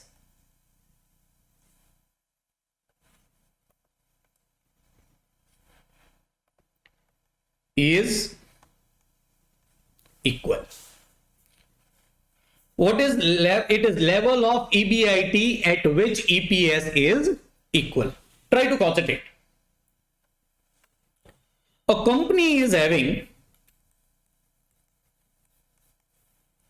same company, they are having plan of different capital structure. Plan 1, plan 2. Plan 1, plan 2. Say in this, equity is 40,000, debt is 60,000, total capital is 1 lakh, debt is of 10%. In plan 2, equity is 20,000, debt is 80,000 at 10%. Total should be 1 lakh. You are not in the chapter of capital budgeting, you are in the chapter of capital structure. Total capital should remain same. There are two separate capital structure where you are taking decisions which is better. And in this case, you are not even taking that decision that which capital structure is better. Preference dividend is not there. Preference is not there. Let us ignore preference right now. I want to find out level of EBIT at which EPS is equal. Level of EBIT at which EPS is equal. Try to concentrate. Equity are of say 100 rupees. level of EBIT. Now EBIT remains same in both the cases, right? It is the same company, same situation, same year, everything same. Just a different capital structure. The proportion of debt and equity is different. Minus interest, I get EBT. Minus taxes, I get EAT. Divided by number of shares, I get EPS. But in this case, I am not having EBIT. I want to find out level of EBIT. So what is question mark? EBIT is question mark. Let me take EBIT as X. So if it is X in scenario number 1, it will be X in scenario number 2. What is interest in plan 1? 6,000. What is interest in plan 2? 8,000. What will be EBT? X minus 6,000. What will be EBT in plan 2? X minus 8,000. What will be tax? Forget right now. I am directly doing earning after tax. I am also teaching you how to do earning after tax. Say tax rate is 40%. What is always the answer? EBT into 1 minus T is nothing but after tax cost or after tax profit. If before tax profit is given and you directly want to find out after tax profit, it is 1 minus T. 1 minus T. And what is T? 40%. So what will be 1 minus T will be 60%. This will be 0.60. Once again, understand. If I am earning 100 and 40% is my taxation, 60% will be my after tax income. So directly X minus 6,000, my before tax income, multiplied by 60% is nothing but my after tax income. Same over here. X minus 8,000 divided by 0.60. N in this case will be 400, in this case will be 200. What will be EPS in plan number 1? X minus 6,000 multiplied by 0.60 upon 400 will be EPS. What will be EPS in plan number 2? X minus 8,000 multiplied by 0.60 divided by 200. What I want? I want level of EBIT. Level of EBIT at which EPS is 0. No, at which EPS is equal. At which EPS is equal. So this two should come equal. X minus 6,000 multiplied by 0.60 divided by 400 is equal to X minus 8,000 multiplied by 0.60 upon 200. This is 2 2s are 4. This is X minus 6,000. Can we cut this? 0.30? Yes. This will be X minus 8,000. We can directly cut this 0.60, 0.60. So this is divided by 2.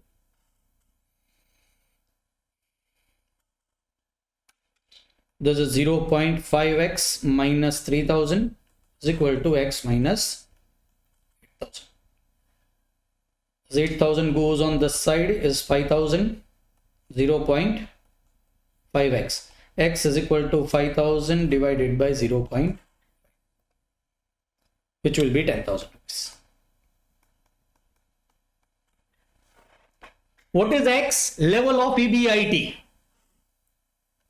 Let me verify whether my answer is correct or not.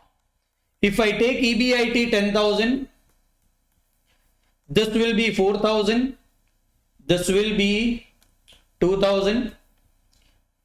This will be 2400. This will be 1200. 2400 divided by 400, so EPS will be 6. 1200 divided by 200, so EPS will be 6. My answer is correct. Level of EBIT at which EPS is equal. If my EBIT is 10,000 rupees, in both the capital structure decision, plan 1, plan 2, scenario 1, scenario 2, my EPS is going to remain same. So whether my debt proportion is more or whether my debt proportion is less, my EPS is going to remain same. Level of EBIT at which EPS is equal. And in this case, the answer is 10,000 rupees. If my EBIT is 10,000 rupees, my EPS will be equal. Sir, how to find out? Every time you will have to do this and find out. Of course, I'll tell you how to shortly make this. But it is every time you will have to equate this equation and find out EBIT, EPS indifference point. Any student who can give me the hint? Those who were present in the previous part of the lecture, they can only answer me. Can I find out directly 10,000? And in this question, especially because there is no preference shares, you can easily do it. When I started the question, I was knowing that it is 10,000.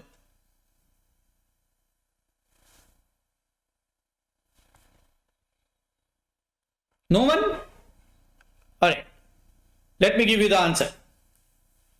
We all know this. When the answer of EPS was equal, see, EPS is 7 over here. EPS is 7 over here.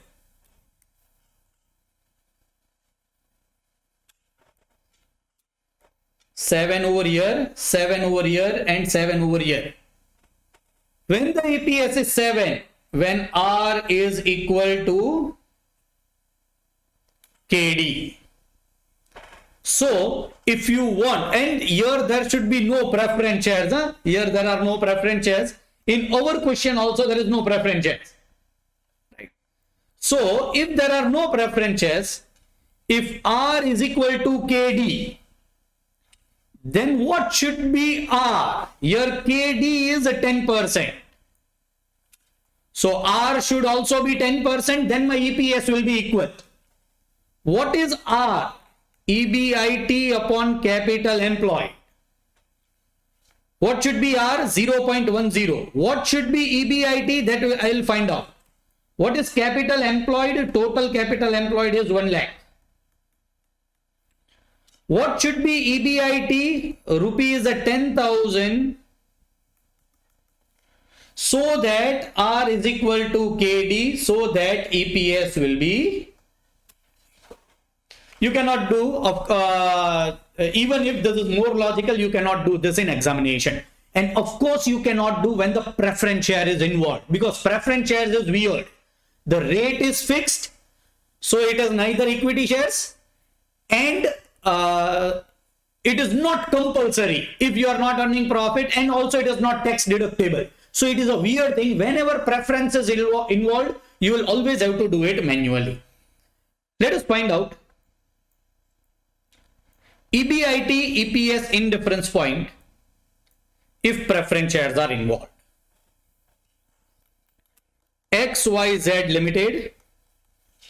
Sir, how to find out EBIT, EPS indifference point is this? You will have to do it. There is no other way you can find out EBIT, EPS indifference point. But yes, the working will not be so much lengthy. We'll be going in short manner as far as this is concerned. Plan 1, Plan 2. Equity, debt of 10% and preference of 12%. Equity is 1 lakh, debt is 2 lakh, and preference is 3 lakhs. So different capital structure and total capital is 6 lakhs rupees. Then in plan number 2 also, it should be different. It is different. 50,000. Debt is 3 lakh and preference is 2 lakh 50,000. The total capital in both the capital structure should be same. Otherwise, your answer will change. EBIT and total capital always remain same. Rupees 6 lakhs. What question they are asking? They are directly asking what is EBIT, EPS in difference point. Try to concentrate. They are asking us what is EBIT, EPS in difference point. In short, they are asking us what is the level of EBIT at which EPS is equal in both the scenario. Plan 1 and plan 2, I should get EPS equal, not 0, but EPS in both the plans should be equal. Let me find out EPS of plan 1. Yes, I'll tell you. EPS of plan 2. Thank you.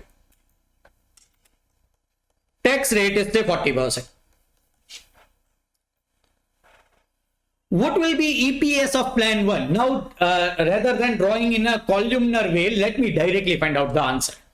I am always assuming EBIT as X because I want to find out answer of X. So EPS in plan 1 will be X minus interest. What will be interest in plan 1? 2 lakh multiplied by 10%, which is 20,000. This is my earning before tax. What will be my earning after tax? Multiplied by 0.60. What I have done? 1 minus T. Right? What I am doing? EBIT minus interest into 1 minus T. What is into 1 minus T? 0.60. I know what is T? 0.40. And so what is 1 minus T? 0.60. Minus, I will have to reduce preference dividend. What will be preference dividend? 3 lakh multiplied by 12%. 36,000.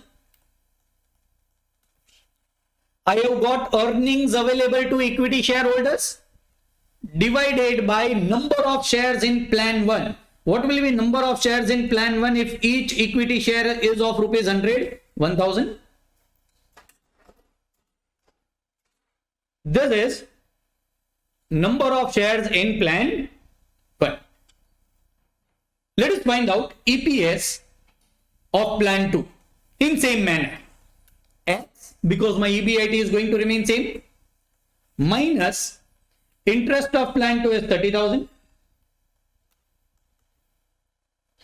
into 1 minus T minus preference dividend. Preference dividend will be 2,50,000 into 12%, which is 30,000.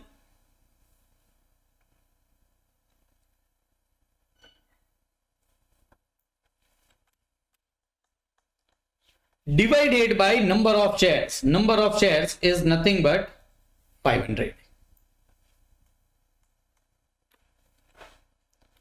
And at the level of EBIT, that is at X level, my EPS should be equal. So you can just equalize this equation, find out the answer. Is 2. This is 0.6x minus 12,000 minus 36,000 is equal to, this 2 goes over the side, 0.6x minus 18,000 minus 30,000. This is 0.6x minus 48,000 is equal to 0.6x minus 48,000. This will be 0.3x. I am dividing this 2 over here, minus 24,000 is equal to 0.6x minus 48,000. This will be 0.3x, 0.6x minus 0.3x, 48,000 minus 24,000. X will be 24,000 divided by 0.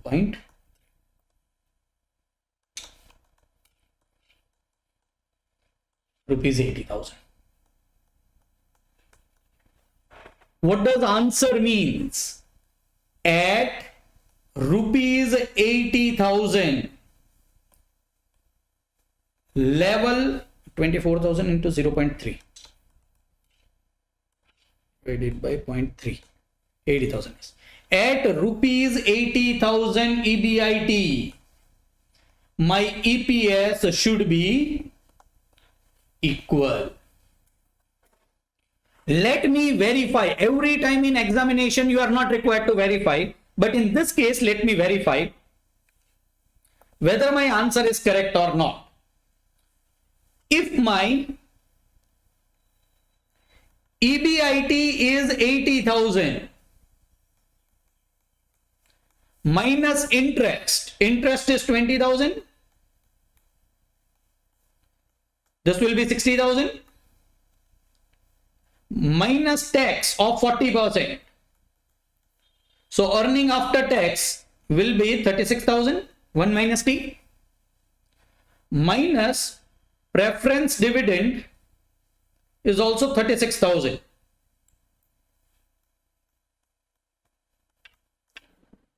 So this will be 0 and EPS should be 0. In plan 2, if this is 80,000, 30,000, 50,000,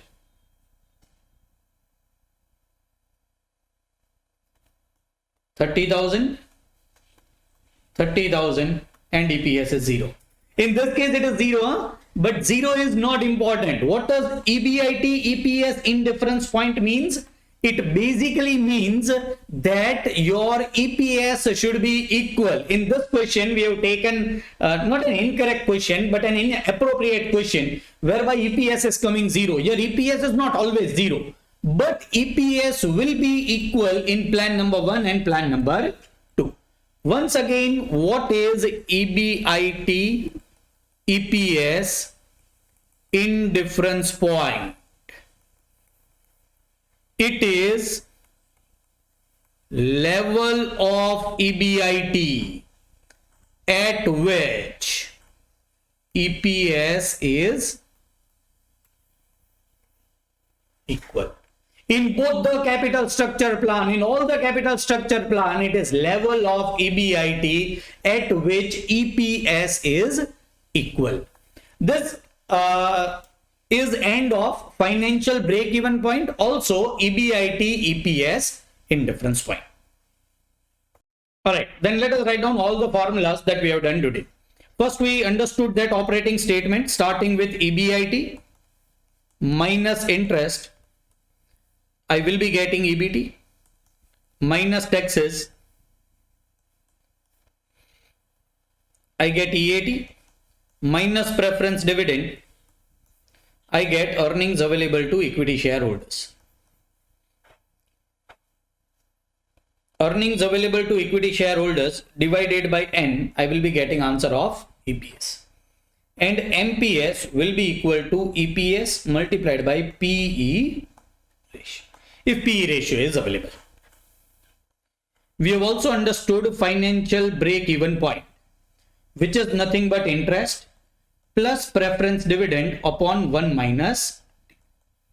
Now if preference dividend is not available, it is directly interest. Interest is equal to financial break-even point.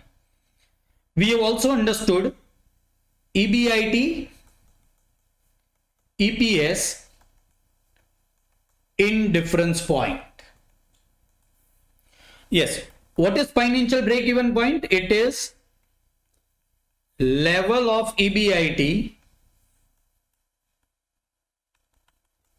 at which EPS is 0. So you don't need two plans. In one plan also you can find out financial break-even point. EBIT-EPS indifference point is level of EBIT in two plans or more than two plans at which EPS is equal in both plans. How to find out EBIT-EPS indifference point? You can assume your EBIT of plan 1 as X minus interest into 1 minus T minus preference dividend upon number of shares in plan 1 should be equal to X minus interest of plan 2 into 1 minus T minus preference dividend of plan 2 divided by number of shares in plan 2. So I have converted it into formula. Find X. You will be getting level of EBIT at which EPS will be equal in both the plans. So I have, instead of writing in columnar form, I have written it in formula form. What is EPS? This is EPS of plan 1. This is EPS of plan 2.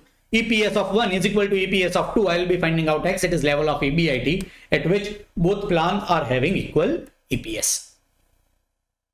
1100 is equal to 0.7x minus 5600. 0.35x coming on the side is 0.35x, 0.7x minus 0.35x. 5600 minus 2100, which is 3500. What is X? 10,000 rupees.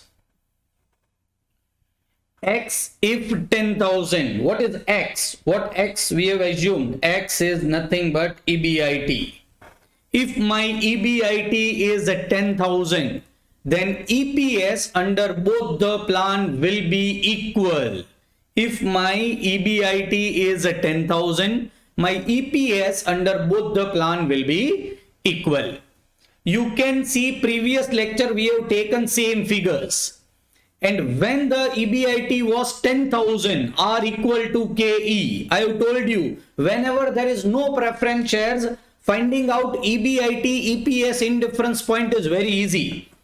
Why? When the answers will be equal, when the R is equal to KD. What is KD? 10%. So what should be R? 10%. When R, what is R? It is EBIT upon capital employed. If R is to be 10%, what should be EBIT upon total capital employed is 1 lakh. So EBIT should be 10,000 rupees. 1 lakh into 10%. But this can be used only if there is no preference dividend. Otherwise, this cannot be used. So EBIT EPS indifference point is 10,000 rupees. Sir, of plan 1 or plan 2? Between plan 1 and plan 2.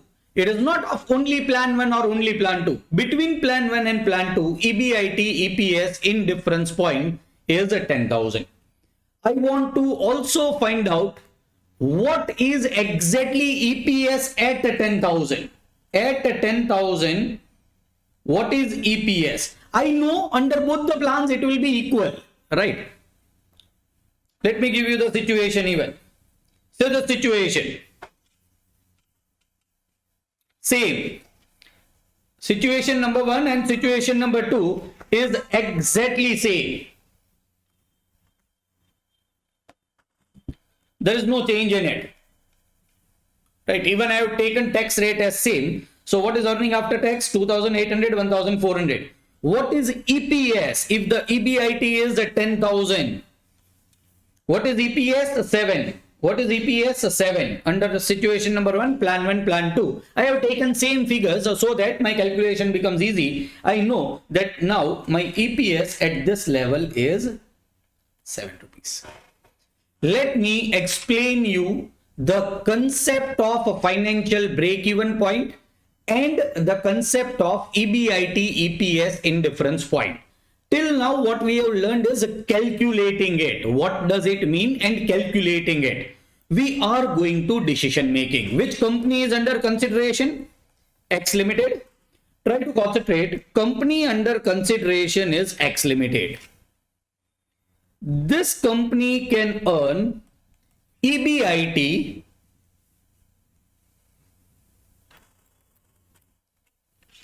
of 0 rupees. This company can earn EBIT of infinite rupees. Company is considering two options. Option 1 capital structure and option 2 capital structure. We know what is option 1 capital structure? 40:60. What is option 2 capital structure? 20:80. What is capital structure decision? Ratio between equity and debt, or ratio between debt and equity, is nothing but capital structure decision. I am telling you, still company has not taken any decision whether it will go for option 1 or option 2. Let me put everything on this timeline. Starting from 0 up till infinite. If EBIT is 6,000 rupees. What is 6,000 rupees? So first I am writing 6,000. This is EBIT rupees 6,000. It is a financial break-even point of option 1, which is less risky as compared to option 2. Another one. What is financial break-even point for option 2? 8,000.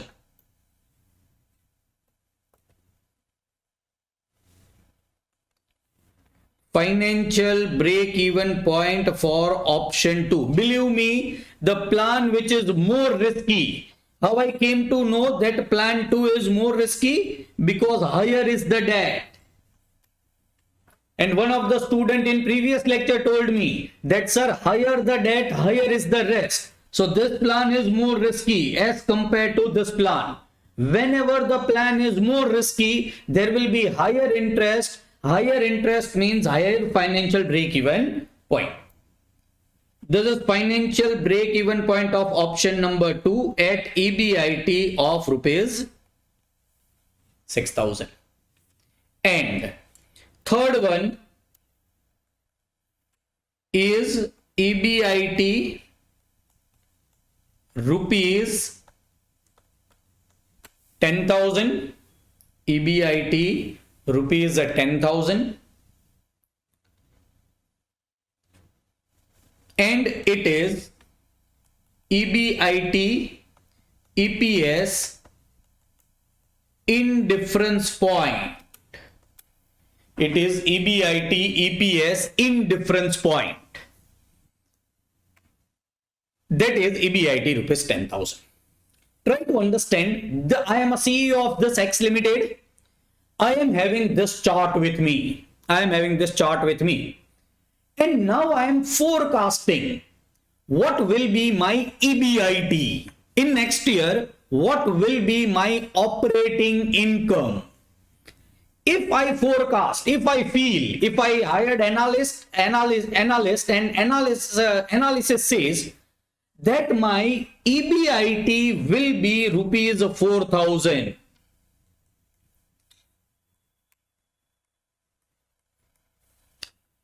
See what will happen.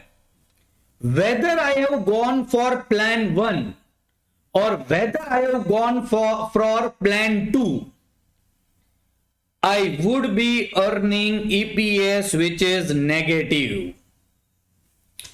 Whether I have gone for plan 1, whether I have gone for plan 2, my EPS would be negative. Sir, why? It is below financial break-even point of plan 1 also. It is below financial break-even point of plan 2. So under both the plan, EPS will be negative. Still, I am not saying if my forecast is rupees 4,000, with which plan I should go. With plan I should go. But this is my observation. Let us go to next one. Suppose if my economist, if my forecaster says that between this, second one is 8,000, right? Yes. This is 8,000, green color, this is 8,000.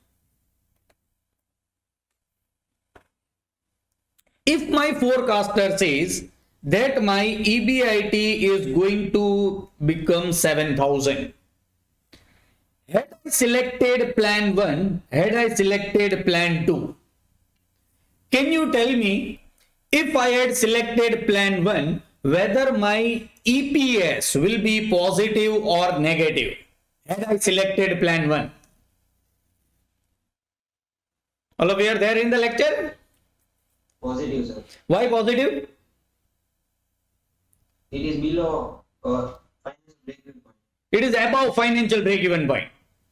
Sorry, above. Above financial break-even point, and so anything EBIT which is above financial break-even point, my EPS will be positive. Same student, had I gone for plan 2 capital structure, option 2 capital structure, No, sir. positive or negative? Negative. Negative. EPS would have remained negative. So if your forecaster, if your economist says that your operating income is going to become 7,000 in next year, you should better go for plan 1 and not plan 2. And believe me, plan 1 will be less risky. This is less risky, as comparatively this is more risky. That we have already decided, right? So if you are not capable enough of taking the risk, if you are having unfavorable leverage, find it out. Your R will be less than KD in this case. Then only there is an unfavorable leverage, and then only the plan selected will be an non-risky plan. Otherwise, you will always select a risky plan. So here I am also taking a decision, right? If it is forecasted that you are going to earn an operating income EBIT of rupees 7,000, you should go for plan 1, which is less risky. Alright, because in plan 1 EPS is positive, in plan 2 EPS is negative. So here the decision making is very simple. Alright, I am going to third option, which is this. If my forecaster, if my analyst says that my EBIT is going to be 9,000 rupees, if I had selected plan 1 or if I have selected plan 2, this is our option. All of you should understand it. Either I will be selecting capital structure 1 or I will be selecting capital structure number 2 plan. Yes, Jainesh, same person. I want whether EPS will be negative or positive in both the plans. Positive, sir. In both the plans? Yes, sir. Yes, because it is about this also, it is about this also. It is about both financial break-even point, and so it will be EPS positive. Here also EPS will be positive. Next and last one. If my EBIT forecasted is 20,000, my analyst says that your forecasting of your EBIT will be 20,000 rupees. Then, Jainesh, plan 1, plan 2. I want just answer whether EPS will be positive or negative. Positive, sir. Because again it is greater than financial break-even point. So financial break-even point up till this point of time should be absolutely easy. If your EBIT is below financial break-even point, your EPS will be negative. If your EBIT is above financial break-even point, under any plan, you will be having positive EPS. If your EBIT is exactly equal to financial break-even point, your EPS will be zero. That is the meaning of financial break-even point. So understand how it is useful in decision making. Suppose my economist says that your EBIT is going to become 18,000. I am very happy because I at least know that my EPS will be positive. Whether it is good decision, bad decision, under both the scenario, whether I select plan 1 or plan 2, it will be nothing but a positive EPS. But what is the use of EBIT-EPS indifference point? What is the use of EBIT-EPS indifference point that we are going to learn? Try to concentrate.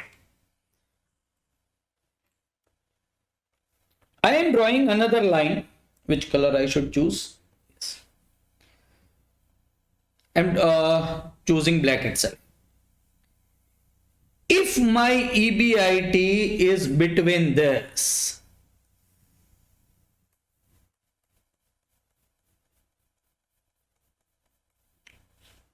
of course, up till this. What is this area? If my EBIT is less than, if my forecasted EBIT is less than EBIT EPS indifference point, IDP, then what? Please understand, I have hired a forecaster. He says me that your expected EBIT in next year is 9,000 rupees. It is below EBIT EPS indifference point. Very simple answer. I will go for plan 1, which is less risky. If my EBIT EPS indifference point is 10,000, if the forecast is that my EBIT is going to be 9,000, I should directly select the plan which is less riskier, which is plan number 1. And if my forecasted EBIT in next year, my EBIT is going to be, say, this.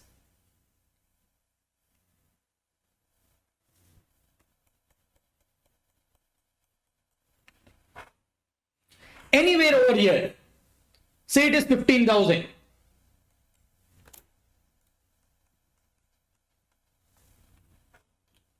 Without seeing anything, my forecasted EBIT is greater than EBIT EPS indifference point. I should select plan number 2, which is more risky. See, I will not have to do all the calculations. If I am having 2 answers, a financial break-even point, EBIT EPS indifference point, I will just have to ask my analyst what is the expected EBIT next year. If he says me above 10,000, I will go for plan 2, option number 2. If he says me less than 10,000, I will go for option number 1. I will not have to do that long calculation. Sir, prove us that if it is less than 10,000, we should go for plan 1. This is the use of EBIT EPS indifference point. Less than that, you should go for less risky plan. More than that, EBIT forecasted, you should go for more risky plan. And we have already proved it. Try to concentrate. I have taken same example. Say this.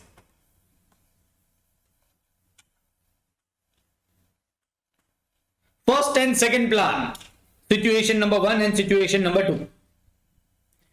If your EBIT is 8,000, which is less than EBIT EPS indifference point, I should go for plan 1.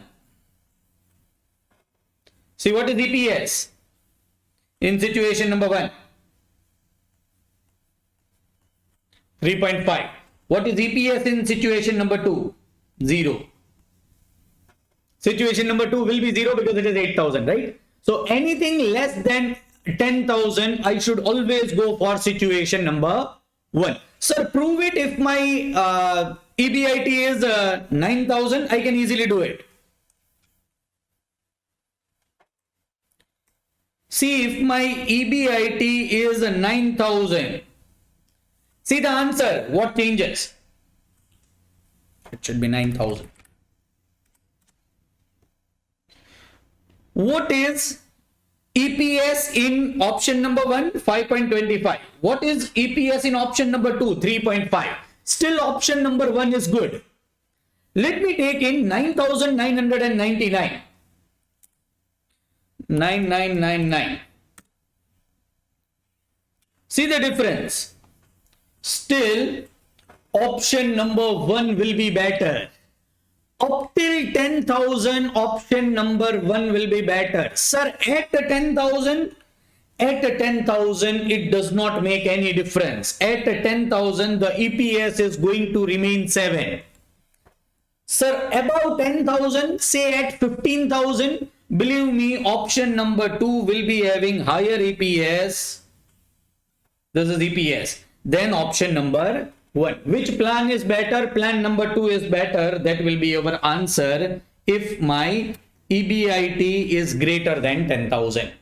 Sir, what is the use of EBIT-EPS indifference point? Suppose between option 1 and option 2, we have found out EBIT-EPS indifference point. At this level of EBIT, the EPS will be same. Below this, less risky plan will work. Work means it will be beneficial for the company. Above this, more risky plan will work. Alright, more risky is having more debt, less risky is having less debt. Sir, what about this decision? If your expected EBIT is less than 6,000, what decision you should take?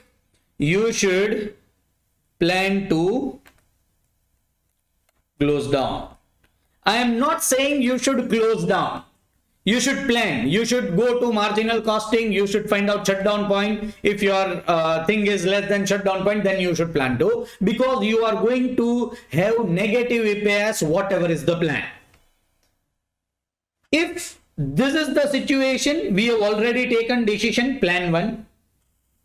If this is the situation, we have not taken the decision. We have written plan 1 will be having positive EPS, plan 2 will be having positive EPS, but 9,000 is less than EBIT-EPS indifference point. And so it comes under this.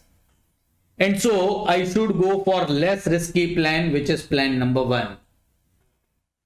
In this also I have not taken any decision, but I'll take it now.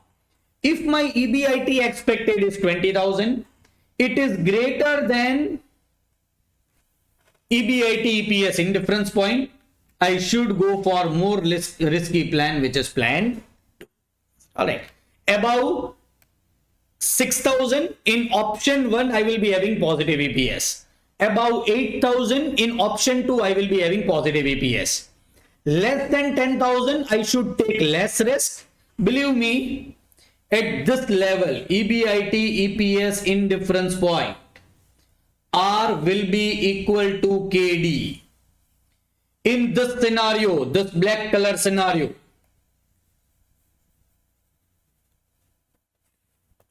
R will be less than KD. And in this pink color scenario, R will be greater than KD. So here there will be favorable leverage. Here there will be unfavorable leverage. And this is how the concept of a financial break-even point and EBIT-EPS indifference point works. Let us go to concept of capital structure theories. Please understand, capital structure theories are theories given by some experts to take a capital structure decision. What is capital structure decision? Deciding between debt and equity. The proportion of debt and equity is capital structure decision, and these theories are given by some of the experts who says this is how you should be taking capital structure decision. Let me first explain you some of the new formulas, some of the new ways of finding out KE, KD, value of the firm, etc. Let me take one example of XYZ Limited. EBIT was rupees 1 lakh. Interest was 20,000 in form of 2 lakh rupees debenture of 10%. And so EBT was 80,000 and taxes were 0. I am assuming no taxes. So EAT was also 80,000. There was no preference dividend, so this is also earnings available to equity shareholders. This is nothing but earnings available to equity shareholders. All right. The KE is already given. What is the required rate of return of equity shareholders? Say how the company has found out by CAPM model. But the company has already found out that the KE is 12%. We are finding out value of equity, value of debt and value of firm by slightly different formulas. We'll be also finding out overall cost of capital, that is KO. We are merging with the concept of cost of capital, but it is all right. Concentrate. I can write down KE is equal to P0 even earnings approach without growth. Earnings approach without growth. If I multiply N in numerator as well as denominator, I can do this. This will be total earnings divided by P0, price of one share, multiplied by number of shares, is nothing but total value of equity. That is market price of all equity, is nothing but KE. In other words, I can write down value of equity or total value of equity is equal to earnings. And which are these earnings? When you find out even, it is EPS. So it is earnings available to equity shareholders divided by, this K is going this side, divided by K. So if I want to find out value of equity, I can find it out by this manner: earnings available to equity shareholders divided by KE. Hence, I am writing my first formula.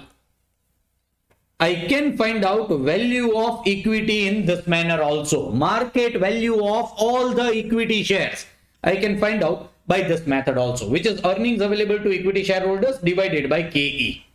I am doing it in this question. Value of equity is equal to earnings available to equity shareholders divided by KE, which is 80,000 divided by 12%.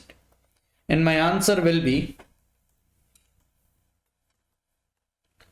6,66,667.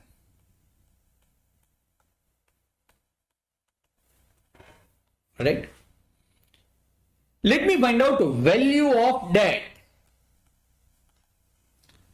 Now market value of debt and book value of debt are always same. What is book value of debt? We already know it is 2 lakh rupees at 10% rate of interest. So our interest is 20,000. So value of debt is rupees 2 lakhs. Sir, can I find out by formula? Yes, it is nothing but interest divided by KD. What is interest? 20,000 divided by KD, 10%. It is interest divided by KD. This is nothing but value of debt. Value of debt is interest divided by KD, which answer is 2 lakhs rupees. Now, if you think that the owner of the companies are equity shareholders and debenture holders, all the persons who are providing you finance are say owners. What is the total value of the company? We never speak company in finance. So what will be total value of firm?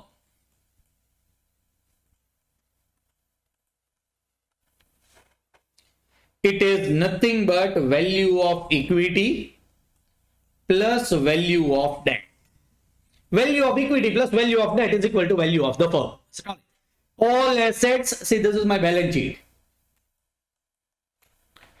Balance sheet is always tallied.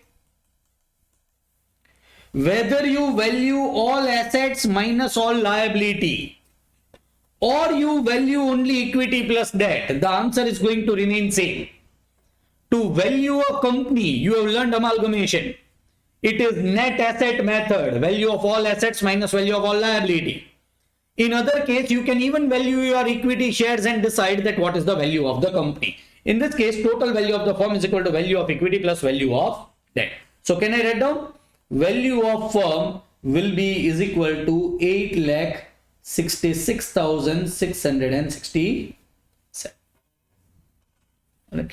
This is total value of the firm. Try to understand. I am summarizing some of the formulas. Value of equity is equal to earnings available to equity shareholders divided by KE, or KE is equal to total earnings divided by value of equity. It is the same formula that we have learned in cost of capital. There is no separate formula. Second one, value of debt is interest divided by KD. Now try to understand, I am writing it on separate page for a specific reason. How to find out value of equity? In numerator we take earnings. In denominator we take cost or required rate of return. This is how we value anything in finance. In first lecture I told you, valuation of anything in finance. I am valuing equity. In numerator, you take a cash flow of first year. I have assumed earnings divided by rate of return. And what is the rate of return for equity is nothing but KE. It is required rate of return of equity shareholders. How to value debt? In numerator, you take cash flow of first year, which will be interest. In denominator, you take rate of return, which is nothing but KD. Because you are valuing debentures, the denominator should be KD. All right. Or KD is also equal to interest divided by value of debt. And this formula also we have learned in cost of capital. I divided by B, cost of irredeemable debentures. We have done this. I divided by B. I is nothing but interest. B is nothing but market value of the share, which you, if you borrow money, you will be getting that much money. And number 3. Value of a firm can also directly be found out. How? In the numerator, you take total earnings. And what is total earnings? EBIT. EBIT is available to debenture holders also, and it is available to equity shareholders also. So when you talk, when you are talking about a firm, you should be taking earnings which is available to equity shareholders as well as debenture holders, which is EBIT, divided by KO. Or in other words, you can also find out KO is equal to EBIT upon value of a firm. Same thing. Value of firm is equal to EBIT upon KO, or KO is equal to EBIT upon value of firm. We have also learned value of firm is value of equity plus value of debt. Alright? Try to understand this. I can find out KO in my example.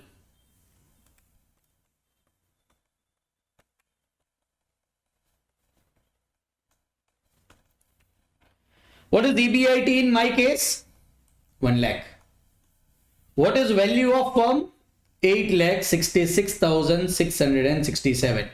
Multiplied by 100, I'll get answer of KO. That is overall cost of capital.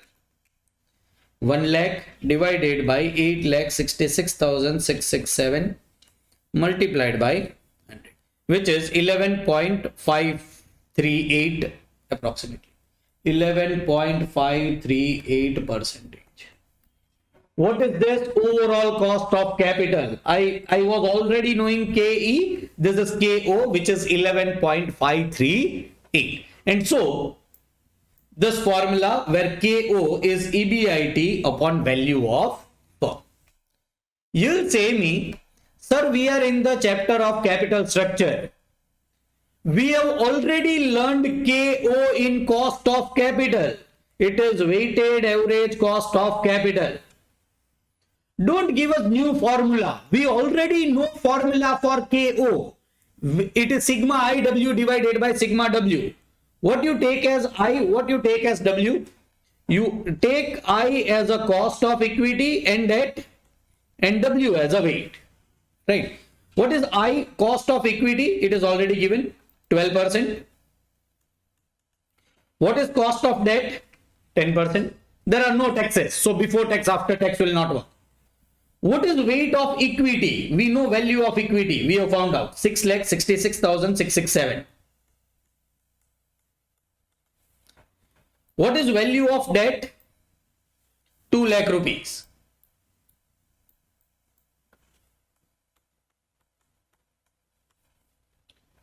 What is sigma W? 8,66,667. What is the sigma IW? 6,66,667 multiplied by 12% is 80,000 and this is 20,000. This is 1 lakh. In cost of capital, I have told you KO is sigma IW divided by sigma W, which is 1 lakh divided by 8,66,667, which will be nothing but 11.538. I am not teaching you something new. We have already learned it in cost of capital. But please understand this formulas, especially this, you should use whenever there are no taxes. If there are taxes, good formula to use is this, sigma IW divided by sigma W. So, as far as these three things are concerned, we should be absolutely clear. How to find out value of equity? Earnings available to equity shareholders divided by KE. This is how we value anything. Value of debt, income from debt divided by KD. Value of firm, income to debt and equity divided by KO. I will be getting value of the firm. Alright. Again, KE, KD and KO can be found out by the same formula, just changing the side. Also KO by cost of capital method, that is sigma IW divided by sigma W, and by this method is going to remain same. So there is nothing new what we are learning. Try to concentrate. Now we are ready to learn some capital structure theories. Let us learn some capital structure theories. As I told you, these are the theories given by some experts that if you use this formula, this theories, then you will be taking a sound optimal capital structure decision. First is net income approach.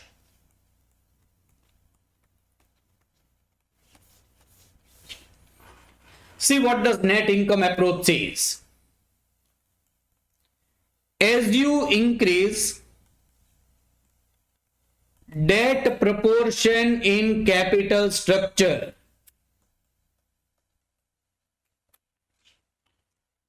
your overall cost, which is KO, will reduce and value of a firm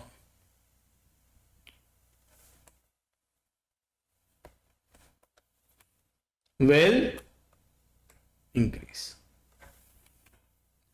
This is what a net income approach says. Have you heard this somewhere? What is this? As you increase the debt proportion in your capital structure, your overall cost will decrease and value of firm will increase. Anywhere where you have heard in previous lecture, especially? No one?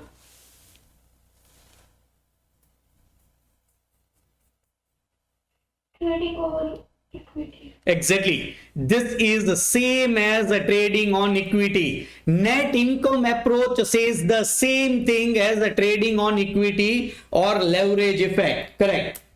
It is a trading on equity or leverage effect. Let me take one simple example of net income approach. There is XYZ Limited having EBIT of 15,000 rupees, having interest 1 lakh were debentures, and let me also write down capital structure. 9 lakh rupees was equity and 1 lakh rupees was debt at the rate of 10%. Let me draft the question properly. What is given and what is to be said. This is XYZ Limited. Equity is 1 lakh rupees. Debt is 9 lakh rupees. Debt is of 10%. KE is 15%.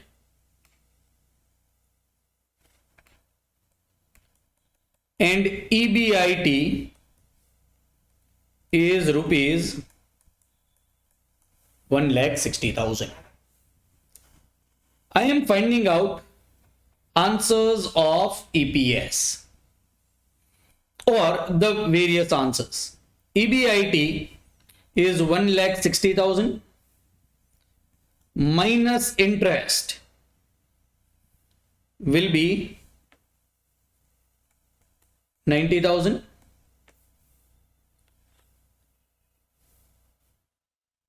This will be 70,000. This is earning after tax because I am assuming tax is 0.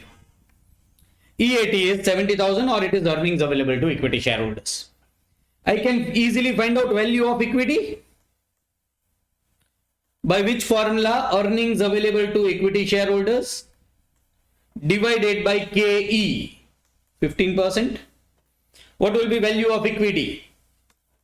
70,000 divided by 15% is 4,66,667. What is value of debt? Is already there, 9 lakh rupees or 90,000 divided by 10%. The total value of a firm is the 13,66,667. What will be KO? KO is nothing but EBIT divided by value of firm. 1,60,000 divided by value of firm is 13,66,667. Multiplied by 100, of course. 1,60,000 divided by 13,66,667, which is 11.70. Right. Now try to understand the situation. For the same company, if I increase the capital, no. If I increase the debt proportion for same company, if I increase the debt, no. If I increase the debt proportion, so what I am trying to do, I will reduce the equity, I will increase the debt. I will reduce the equity, I will increase the debt. So let me say my equity is 50,000 and my debt is 9,50,000. Still I will be borrowing 10 lakhs rupees only. My EBIT is going to remain 1,60,000. I am doing same manufacturing of pen business. I have borrowed same 10 lakhs rupees. My operating income is going to remain same. Operating income does not change with capital structure. But my interest will change because it will become 95,000. And my EAT or earnings available to equity shareholders will also change, which will become 65,000. Now it is less. First it was 70,000. But believe me, still the answers will be favorable. Value of equity. What will be value of equity? 65,000 divided by 15%. Value of equity will also change.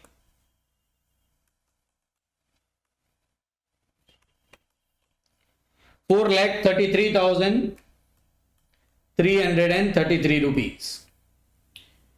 What is the value of debt? We need not find out because we are directly having it. 9,50,000 rupees.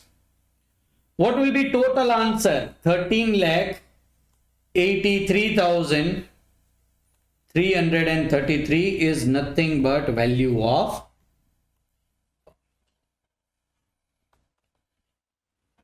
Agreed?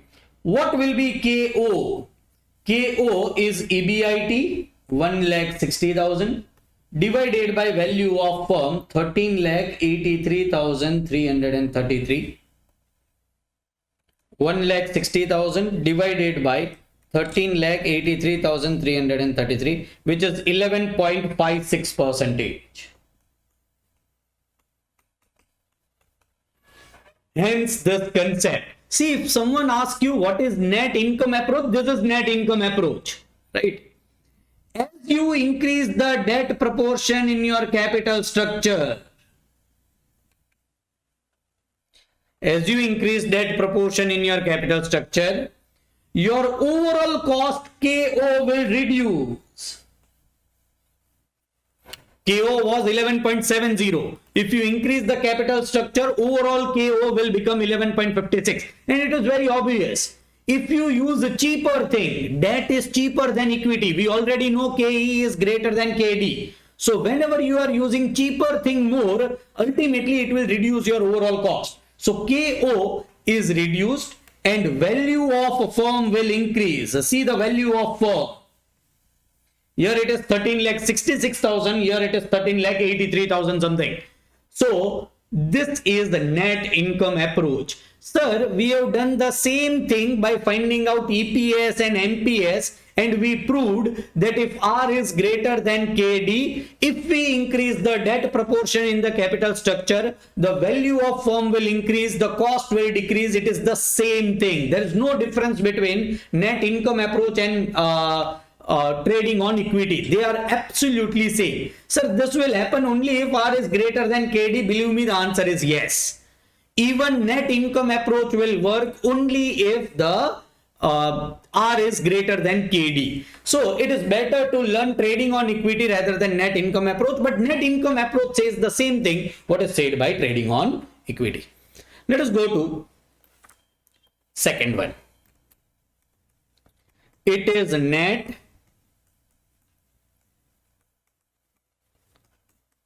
operating income approach.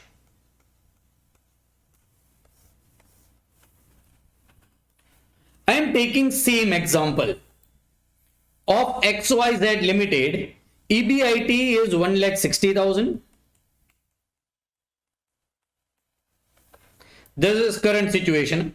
Interest is 90,000.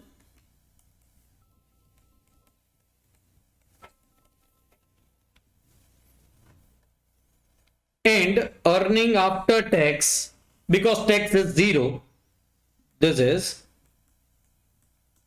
70,000. I have taken the same situation. What net operating income approach says, try to understand. Net operating income approach says that as you increase the debt proportion in your capital structure,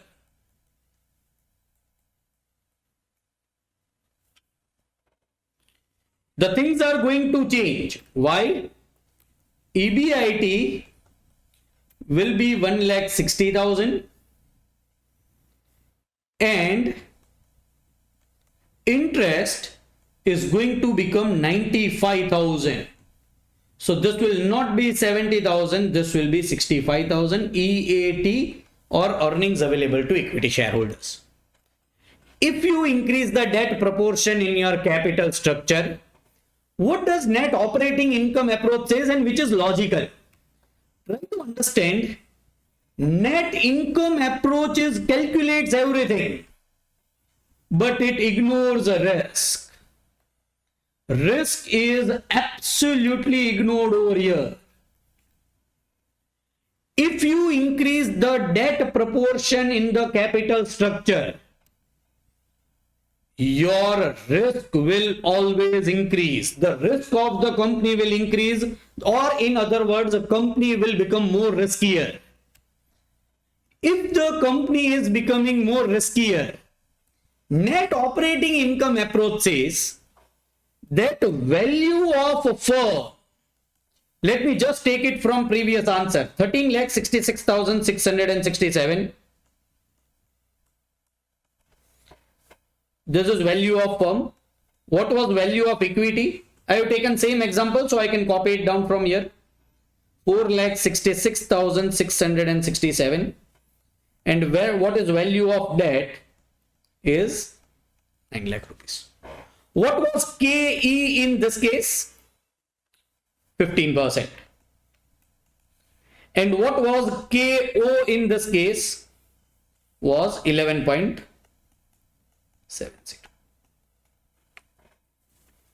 Try to understand, even if I have taken same figure, same example, these two approaches are totally different. Even if the name is also matching, net income and net operating income. Net operating income is totally opposite. Try to understand what net operating income approach says. If you increase the debt proportion in capital structure,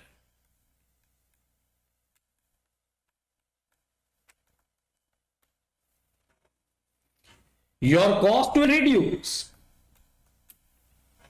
Agreed. Why? Debt is less costlier than equity. But your risk will increase. Why? Debt is more riskier than equity. So your risk increases. And for more risky company, the required rate of return for equity shareholders is higher. And so your KE will also increase. See, on one hand, your cost is decreasing. On another hand, your cost is increasing, and it will compensate each other. And your KO will remain same. And hence, your value of a firm will remain same. Why it is logical? Let me first calculate it and then find out the answer.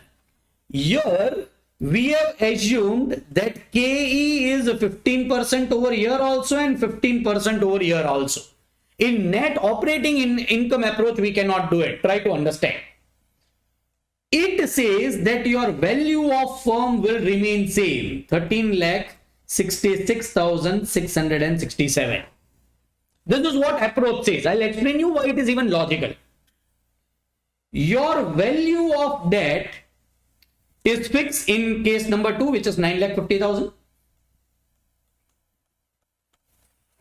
What will be then value of equity? Is difference between this 13,66,667 minus 9,50,000.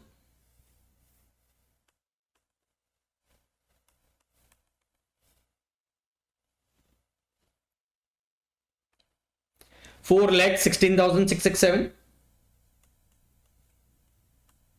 is a balancing figure, which is value of equity. Then what will be cost of equity? Will be 15%? No. What is cost of equity? We can find out by earnings available to equity shareholders divided by value of equity.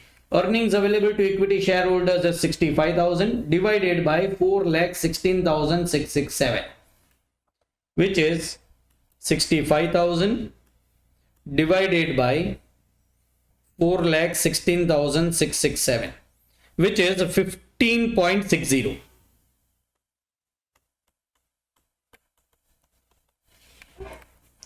What will be my KO? Believe me, it is EBIT divided by value of firm, and so it will remain 11.70. You can even verify 1,60,000 divided by 13,66,667. So it will be 11.70. What is happening? Try to understand. Sir, the calculations are same, formulas are same, agreed. But the concept is totally different.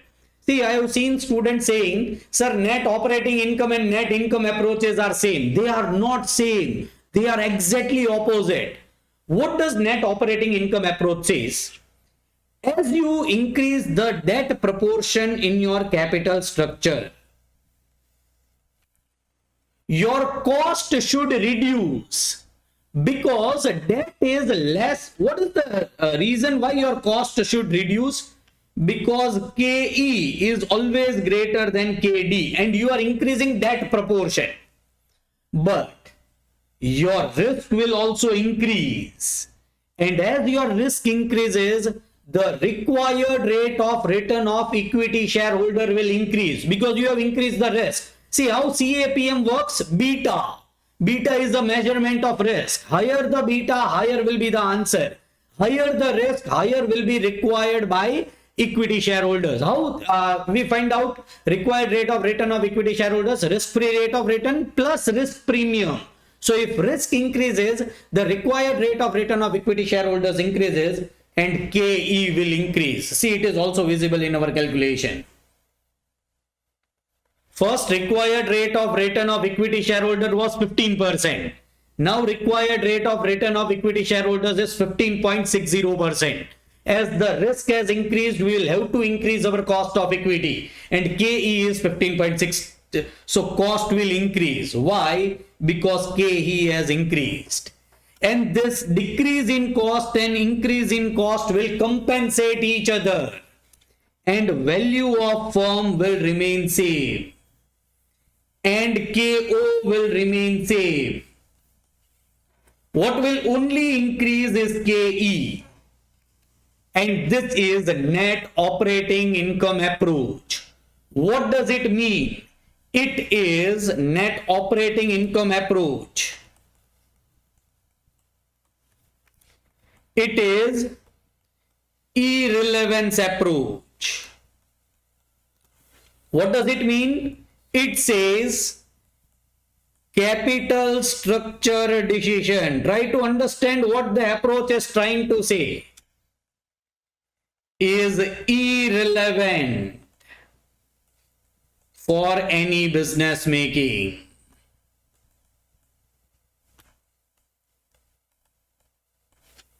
You increase the debt, your cost will decrease, your risk will increase, your cost will increase, it will compensate each other. whatever is the proportion of debt and equity.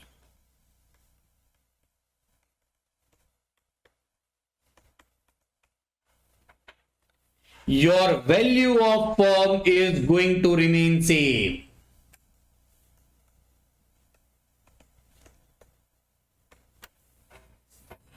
Are you getting it? Your value of a firm is going to remain same whatever is the proportion of debt and equity. So it is irrelevance approach. Try to understand a theory of capital structure saying that capital structure chapter is not important. Capital structures are irrelevant for decision making. And this is what a net operating income approach says. As you increase the debt proportion in your capital structure, your cost should reduce. But on other hand, your risk is increasing, your K is increasing, so your cost is also increasing. The reduction in cost will be balanced with increase in cost. The value of firm KO will remain same. Just the thing, your KE will increase because your risk has increased. This is net operating income approach. And if you have understood the approach, try to understand. People say me, some of the students say me, sir, net income approach and net operating income approaches are same because the formulas used are same. No, formula used are general financial formulas for valuation. The approaches are totally different. Net income approach is a relevance approach. Net operating income approach is a irrelevance approach. It is irrelevant. Capital structure decisions are not relevant for business decision making. This is what not net operating income approach says. So we have done two approaches: net income approach, net operating income approach. Let me also teach you one traditional approach, which is a more or less a theoretical point.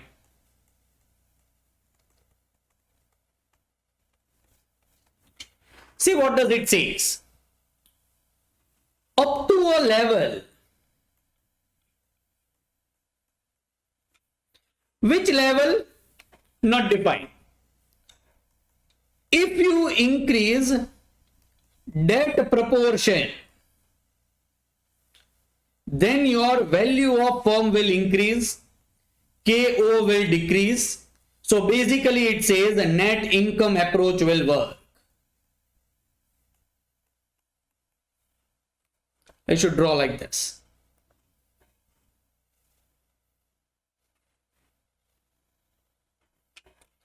Up to a level, if you increase the debt proportion, value of firm will increase, KO will decrease. After that level, if you increase the debt proportion, your risk will also increase, KE will increase, so value of firm will then remain stable or constant. Then value of firm will not increase. So my debt is 2 lakh. I am taking a debt of 2 lakh 20,000. Then net income approach will work. My value of firm will increase. But instead of debt of 2 lakh, now I am raising 3 lakhs rupees more and debt is 5 lakhs. Then net operating income approach will work and value of firm will not change. This is what is said in traditional approach. So it just says up to a point of time, your net income approach will work. Afterwards, it will not work. This is traditional approach. Fourth one. It is Modi-Giuliani Miller approach. Let's start with the concept of Modi-Giuliani Miller approach. Try to understand. Again, he says the irrelevance approach.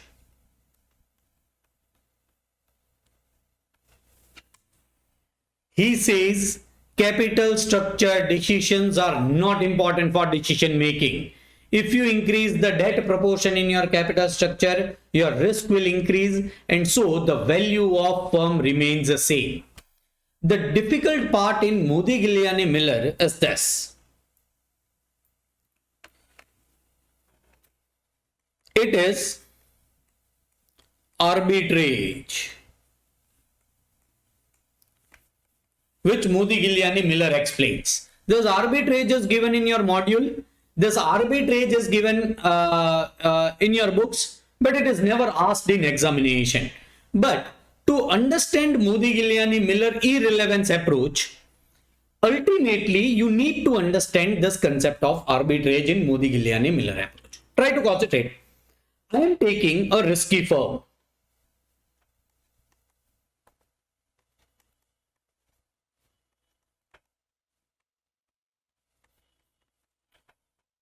Whose EBIT is say 10,000, interest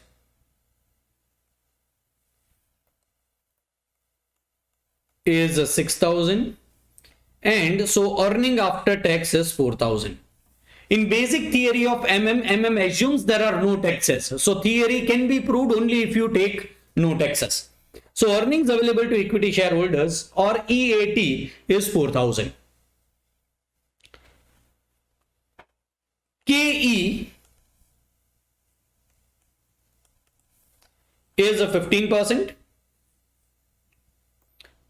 KE is 15%. And this is a 60,000 debt of 10%. Value of equity is earnings available to equity shareholders divided by KE, which is 4,000, divided by 15%. It is 26,667. Value of debt is 60,000, and so value of firm is 86,667. Say this is firm A, risky firm A. Let us go to another firm which is non-risky firm B.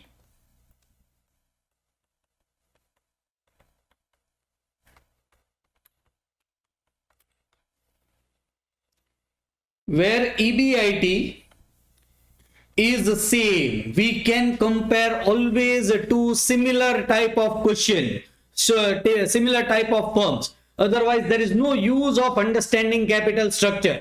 If a firm B EBIT we take 1 lakh rupees, it will be having higher value. Whatever is the capital structure, it will be having a higher value. Its interest is 0. All of you understand when I say non-risky firm? The debt proportion is 0. There is no debt in it. So earnings available to equity shareholders, because there are no taxes, is 10,000. KE is still 15%. Value of equity is 10,000 divided by 15%, which is the 66,667. Value of debt is 0, and so value of a firm is 66,667. And you can see on the board, value of a levered firm, value of a risky firm. Risky firm is also termed as a levered firm.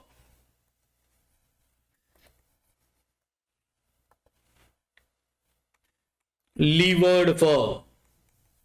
Non-risky firm is also termed as unlevered firm. Levered is risk. Unrisky, non-risky is unlevered. Risky, levered is risk. So risky firm is a levered firm. Levered firm value is higher than unlevered firm. Similar type of firm, just the capital structure is different. See the EBIT in both the cases are 10,000. Just the capital structure is different. Still the levered firm is having a higher market value as compared to unlevered firm. The value of the firm which is levered firm is higher than value of firm which is unlevered firm. Sir, then this is a relevance approach. No. Till the time we have done calculation of net income approach. This is net income approach that we have learned. Try to understand what does MM says. He says, if I am an equity shareholder of this firm, levered firm, say I am having 10% equity of this levered firm. I am 10% owner of this firm. Then what will be my current earnings?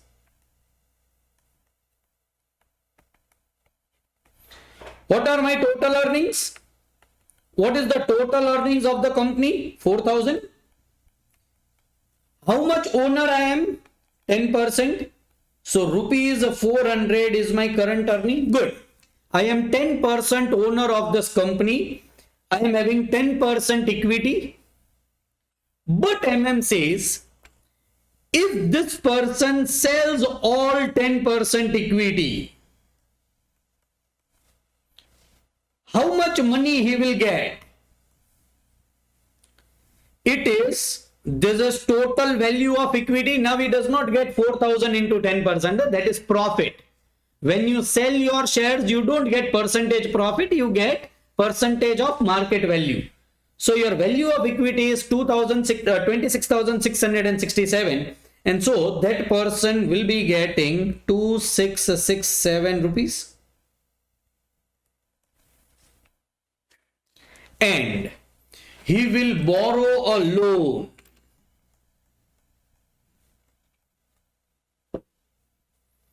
of 6,000 rupees from the market at the rate of 10%. So what he has done, say let us also name him Jainesh. This person was Mr. Jainesh, Mr. J. What he has done, he was holding 10% equity share in firm A. He has sold all his shares, got 2,667 rupees, borrowed 6,000 rupees more from the market, and ultimately now he is having 8,000 rupees in his hand. Taking this 8,000 rupees, he goes to firm number B. He sells everything in firm number A and goes to firm number B. If he wants to purchase this full company, if he wants to become 100% shareholder, he needs 66,667 rupees, right? How much money he is having? 8,667. How much money he is having? 8,667. Then how much percentage owner he will become in firm number B? In firm number B, he will become owner of this cross multiplication. It is 8.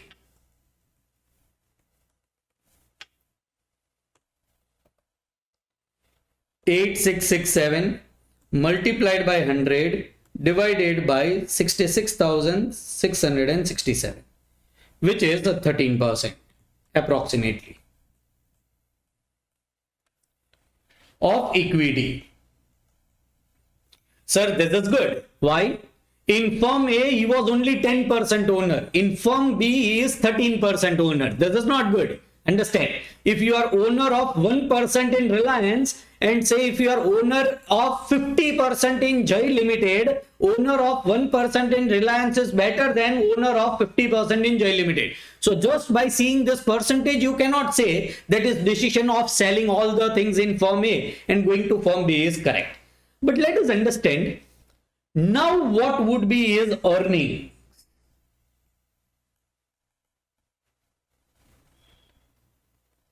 What is earnings available to equity shareholders in this company? 10,000. How much percentage owner he is? 13%.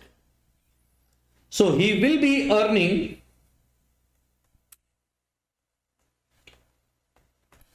1,300 rupees. Right? But in this case, he has taken a personal loan of 6,000 rupees at the rate of 10%. Then he will have to pay that interest on loan. which is 600. What will be his net earnings is 700. Still, it is better than this earnings. It is better than what he was earning in risky firm A. What a person should do if he is having equity shares of a risky firm, he should go to sell all the shares in risky firm, go to non-risky firm. Modi Giuliani Miller says he will be benefited and he proves it. You just see the numbers. This is rupees 400, this is 700. You will say, sir, risk has changed. It has not changed, believe me. He was 10% owner of this company. So practically everything 10% belongs to Mr. J. How much risk this company was having? 60,000. What is the proportionate risk to A? You cannot do it that if 60,000 is the risk of the company, then 6,000 is risk of mine. But you are 10% owner. Let us assume you are taking 10% risk. Then you are taking practically risk of 6,000 rupees at 10%, which you are taking in this case also. How? This company is non-risky, but you are having your own risk. You have created your own risk. So previously, what was your risk? 6,000 into 10%. Currently, what is your risk is 6,000 into 10%. So your risk is same. Previously also, currently also. Previous earnings was 400, current earning is 700. Says you should go from firm A to firm B and see what he explains. Firm A, valued higher, risky firm. Firm B, valued lower, non-risky firm. And what he has proved? That you should go from this firm to this firm. Demand, now it is economics and not finance. Demand of this company will decrease. Demand of this company will increase. If all the persons are rational, this is one of the assumptions of Modi Giuliani Miller, that all investors are rational and can understand this. See, many a times, even a commerce student who is learning CA intermediate does not understand this. So it is not a very correct assumption to understand that all the investor will understand this. If all the investors are rational, all of them understands this, people will sell the shares and will purchase the shares. So demand of the share will decrease, demand of the share will increase. Any shares whose demand decrease, the price will fall. Here the price will rise because the demand has increased. And it says ultimately the value of firm. Here the value is decreasing, here the value is increasing. Value of a firm will become same. And after that, this will not work. This arbitrage will not work. Once the value of firm is higher over here and lower over here, this will work. But once it becomes the same, so what he is actually saying, these two figures will become same. He is not saying it will become 86,667. He is saying this will decrease and this will increase. He has not termed exact where it will become same. But let us assume at 70,000 rupees, value of firm becomes 70,000. Value of this firm also becomes 70,000. At 70,000 rupees, this will stop. Now it will not be benefited going from left to right or going from firm A to firm B. And the valuation will end over here. It will ultimately become same. So it does not matter whether you are having higher debt or whether you are having lower debt. Ultimately, and he says this will happen in seconds. This will not happen in 5, 10, 15 days. This will happen in seconds. Wherever people find out the opportunity to earn profit without any risk, earning profit without any risk is arbitrage. People will always do it, will do it in seconds, and in seconds, the value of firm will become same. So whether you are a risky company, whether you are having a higher debt proportion, or you are having lower debt proportion, it does not matter, because value of higher debt and lower debt firm is always going to remain same. And so is which approach? Irrelevance approach. He says that it does not matter whether you increase the debt, increase your risk, or decrease the debt and decrease your risk, the value of the firm is going to remain same. He combines finance as well as economics to explain this arbitrage process. This is what Modi Giuliani Miller says. Try to understand. So MM and NOI, Modi Giuliani Miller, and net operating income says one and the same thing. MM and net operating income approach says the same thing, that capital structure decisions are irrelevant for decision making. Capital structure decisions are irrelevant. Before going further, let us understand Modi Giuliani Miller in detail. When there will be a tax scenario, when there will be a no tax scenario. Let us understand first no taxes environment. The formulas that we have already done will be useful and is directly applicable over here. A limited, B limited. Similar type of companies.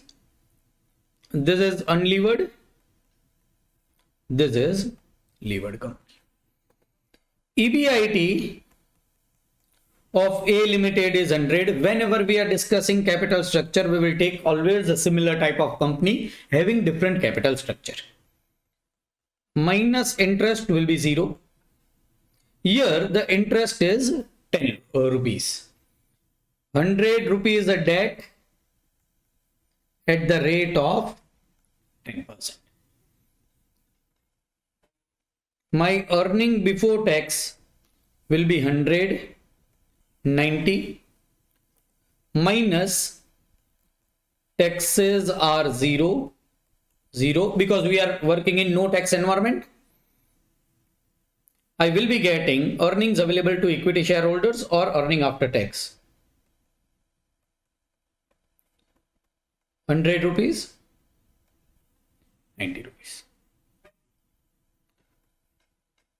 Please understand, unlevered company KO is say 12%. So KE will also be 12%. Why KE will be 12%? Because in this company there is no debt. Interest is 0. So KO, overall cost of capital, there is only one source of capital which is equity. So KE will be 12%. What will be value of a firm? Can we use the formula earnings of EBIT divided by KO? Yes. If there are no taxes, this formula can be used. KO is equal to EBIT upon value of a firm. So value of firm is equal to EBIT upon KO. So EBIT is 100 and KO is 12%. So 100 divided by 12%.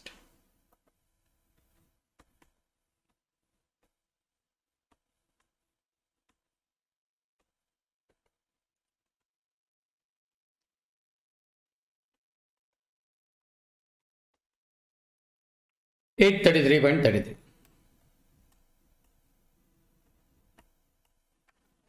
This is nothing but value of firm. What will be value of equity? 833.33. And what will be value of debt? Zero. There is no debt. A Limited is unlevered company. It is not having any debt. Try to understand. Modi Giuliani Miller assumes no taxes, and the theorem says, theory says that value of a firm remains the same irrespective of your capital structure. EBIT of both the companies is same. Capital structure is different, but it will not affect the value of the firm. So value of the firm in levered company will remain 833.33. Value of equity can be found out by value of firm minus value of debt. And what is value of debt? 100 rupees. So value of equity will be 733.33. Can I find out KE? The answer is yes. How to find out KE? Also KO will remain same, right? Which will be 12%. But KE should change. The cost of equity will change. What will become cost of equity? Try to understand. How I can find out? It is earnings available to equity shareholders divided by value of equity, which is earnings available to equity shareholders is 90. Value of equity is 733.33. 90 divided by 733.33, which is 12.27.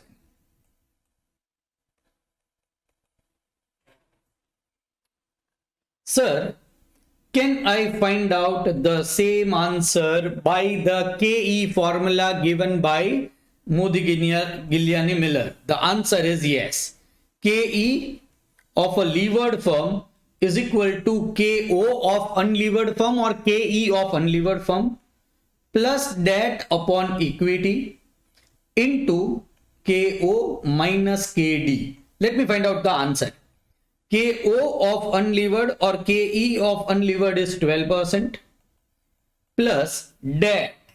What is debt? 100 upon equity 733.33. KO minus KD is the 12% minus 10%. What will be the answer? 100 divided by 733.33 multiplied by 2 plus 12, which is 12.27%.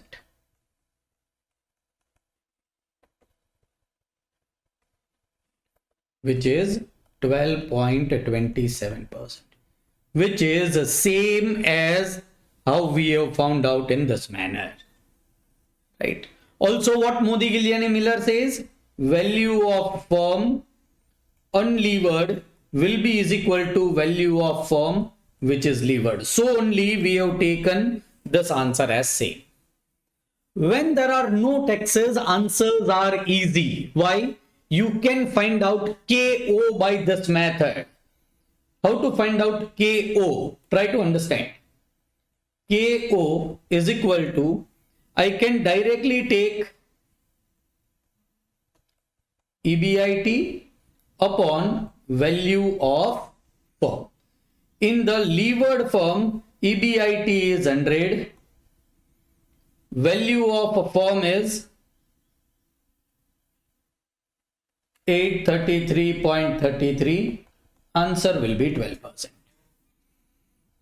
We have taken same value of same KO, that is the same reason, or you can find out KO in this manner also. Sir, KO in cost of capital we were finding out by sigma IW, sigma W. You can do the same thing. Equity is costing you 12.27. Debt is costing you 10%.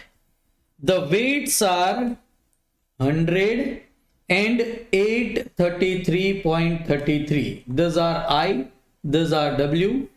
We can find out the answer. Let us go to our weighted average Excel sheet and find out the answer. 12.27 what is the weight for equity is 833.33. So this will be 833.33. Cost of debt is 10, weight is 100 and 12.02. So there is a rounding of error. Ultimately the answer is 12%. Sigma IW divided by sigma W, answer is 12%. So when there are no taxes,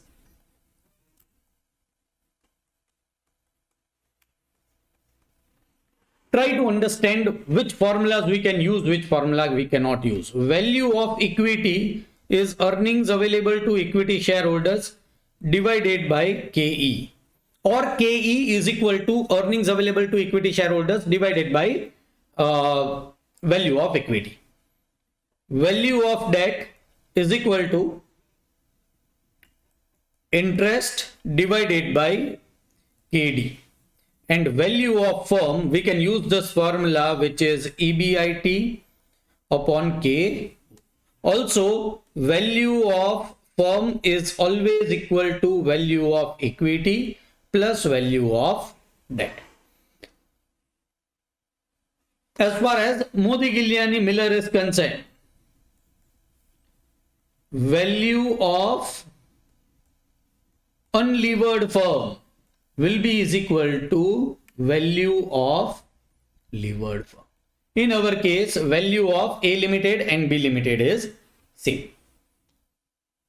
KE can also be found out by KO. KE, we will be getting answer of levered firm. KO should be taken of unlevered, or KE of unlevered will be same, plus debt upon equity upon KO minus K.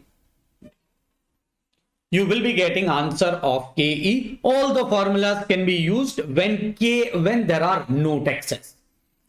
Try to understand the concept when there are taxes and the situation. Suppose for the same companies, now the taxes are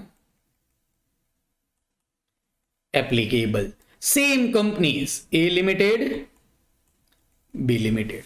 Still they are earning, this is unlevered, this is levered. Still they are earning same EBIT.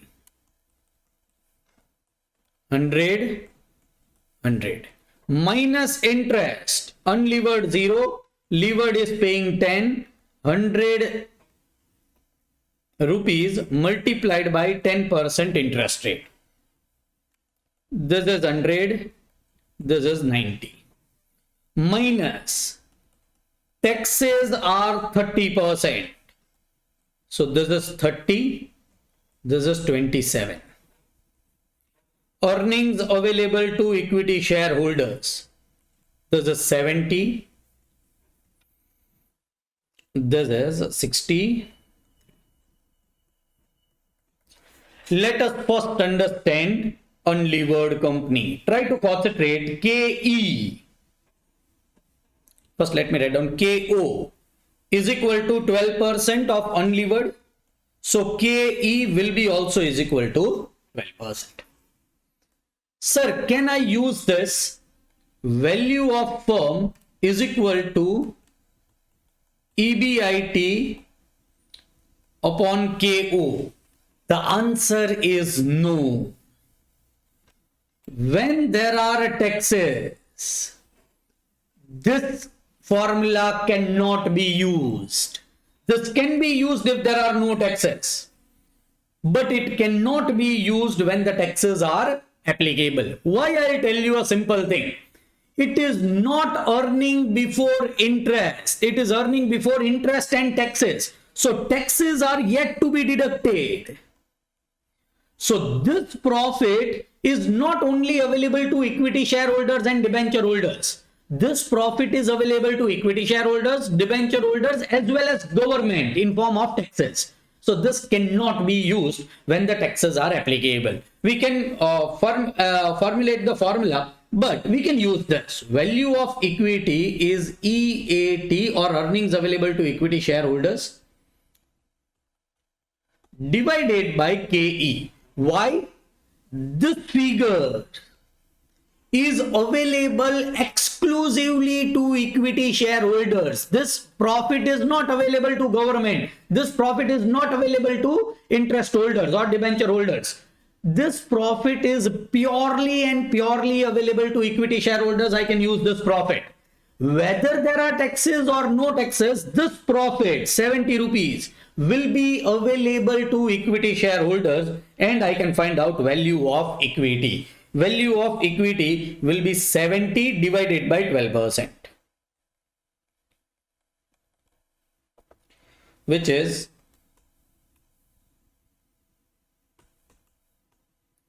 583.33. So value of a firm is 583.33 because this firm is only having equity. Value of debt in this case is 0. Sir, value of firm should be equal to EBIT upon KO. What is EBIT? 100 upon KO, 12%. No. Again, remember, this formula cannot be used when the taxes are there, because EBIT is not only available to debenture holders and equity shareholders, this profit is also available to government. So let me rub this. We have already written this.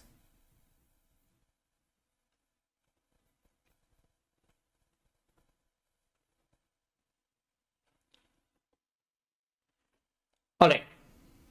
Let us go to B Limited, which is levered firm. Try to understand. Even Modi Giuliani Miller does not say this will be 12%. He says KO will remain same only if there are no taxes. So I cannot write down 12% over here. Let me rub it. KE never remains same. Even in no taxes scenario, KE is changing. Value of equity will not remain same. Value of a firm. This is how explains.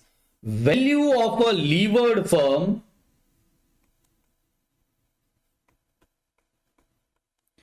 is equal to value of unlevered firm if no taxes are applicable. If taxes are applicable, debt into tax rate will be added. What is value of unlevered firm? Value of unlevered firm is 583.33 plus debt is 100 multiplied by 30%. This is 30, so it will be 613.33. Value of firm will be 613.33. There is no other way to find out value of levered firm directly from value of unlevered firm. So if the two companies are same, one is unlevered and levered, both are in tax zone, value of levered firm by Modi Giuliani Miller can be found out, and it will be 613.33. What is value of debt? 100. What will be value of equity? It will be 513.33. What will be KE? It is interesting to understand. Try to concentrate. Value of KE is found out by earnings available to equity shareholders divided by value of equity. Sir, can this formula be used? The answer is yes. We have used this formula and found out this. So even if the taxes are applicable, then this formula can be used. Sir, logic is earnings available to equity shareholders is exclusively available to equity shareholders. No government intervention is there in this profit. 70. Government is already paid. This 30 rupees is already paid, and then we have got the answer of 70. So there will not be any change. We can use this formula. Earnings available to equity shareholders are 63 divided by value of equity is 513.33. 63 divided by 513.33. It is a 12.27%.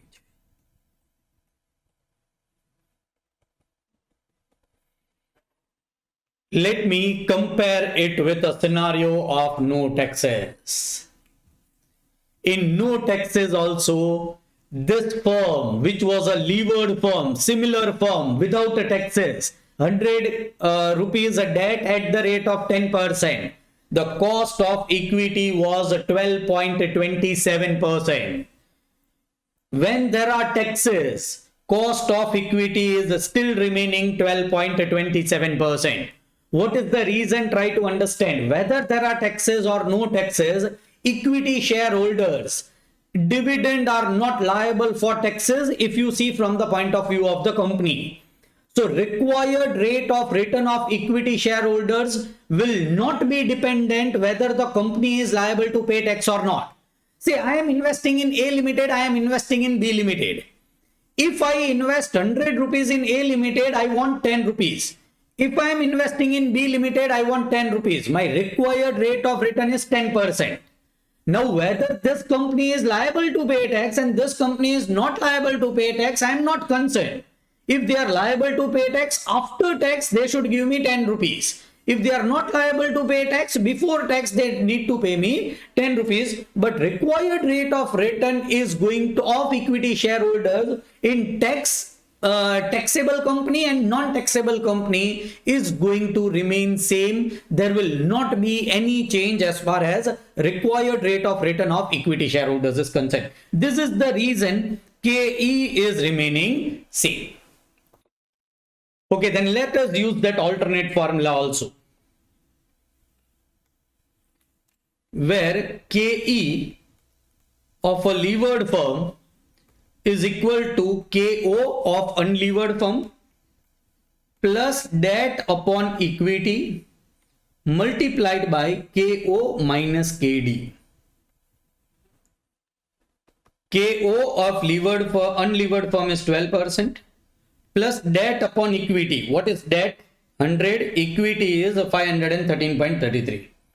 This is 100 divided by 513.33 into bracket 12% minus 10%. What answer I'll be getting? I will be getting 100 divided by 513.33 multiplied by 2 plus 12, which is 12.39. Which is correct or not correct? What is the correct answer? 12.27. So this is not a correct answer. Why it is not a correct answer? Try to concentrate with previous one. The answer is going to remain same. So the figures over here should remain same. Is this 12%? Yes. Is this 100? Yes. Is this 733.33? The answer is no. Others are same, 12% and 10%. But this figure is not same. Why value of equity has decreased? See, KE has not decreased. No? Value of equity has decreased and value of equity should decrease. Why? Previously we were getting 100 rupees. Now we are getting only 70 rupees. So value of equity should decrease. Previously here we were getting 90 rupees. And in B Limited, we are getting only 63 rupees. So the value of equity should decrease because some portion is taken by government. But the required rate of return of equity shareholders will not increase or decrease. It will remain same. That is 12.27. But mathematically, if you see, this figure is 733.33. This figure is 513.33. We will not be getting same answer. KE should remain same as of no taxes. Try to understand what we do.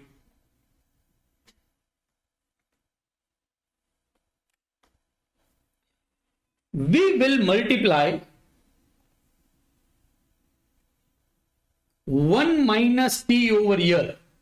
What is 1 minus t in our case?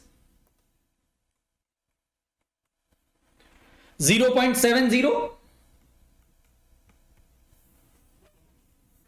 So that into 1 minus t, I will be writing in numerator. Denominator, it will be equity. please understand this 513. Let us compare with the previous figure. What should be figure over there? 733.33. 733.33. What was value of equity when we were having no taxation? 733.33. What was value of equity when there was no taxation of B Limited? 733.33. If the tax comes into picture, the value of equity will become 70%. The value of equity will become 70% because some of the portion is taken by government.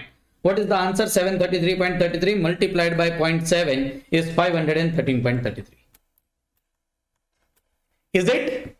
Because of taxes, this is already multiplied by 70%. So in numerator, we will have to multiply by 70% if we want same answer.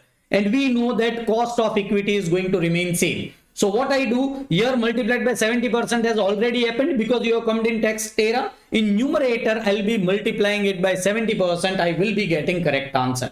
Let's try to find out. 12% plus, this is 70 rupees divided by 513.33 into 2%. Answer will be 12.27%. Let me also verify.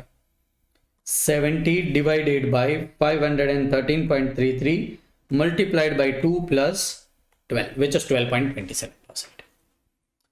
So KE, you will have to change somewhat the formula to find out correct answer of KE. See, I advise, if earnings available to equity shareholders is there, if value of equity is there, you should directly do value of equity divided, earnings available to equity shareholders divided by value of equity. Directly you will be getting answer of 12.27. But here I am finding out in an alternate manner also. Alright. So I have got KE.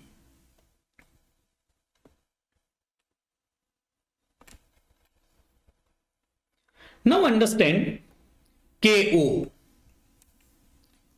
Can I do this? EBIT upon value of a firm, 613.33. The answer is no. This cannot be used if the taxes are there. This EBIT is inclusive of taxes and hence we will not be getting a correct answer. Then how to find out the correct answer? We are having equity cost. We are having debt cost. We will be having weight. Cost of equity is 12.27, but cost of debt is 7%. Equity is valued at 513.33 and debt is valued at 100. This is I. This is I. This is W. Do sigma IW divided by sigma W. Let me use this. This is 12.27. Debt is 7. This is equity is 513.33.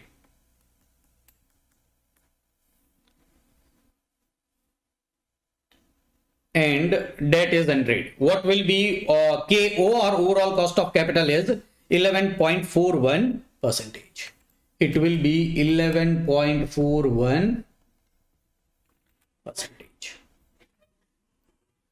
So this will be KO. Here I am writing it down. KO 11.41%. See, even in Modigliani Miller, KO is changing because assumes no taxes and here there are taxes and so KO will reduce. Even value of a firm is increasing. As per this formula, value of firm is increasing.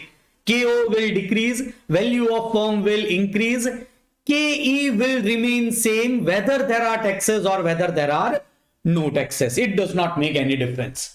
Sir, this 11.41, I will get answer by EBIT divided by 613.33. The answer is no. The Answer is no. Why? In EBIT there are taxes. In EBIT there are taxes. Alright. So in whenever there are taxes, I will be multiplying 1 minus t in numerator. That should be absolutely good for you all.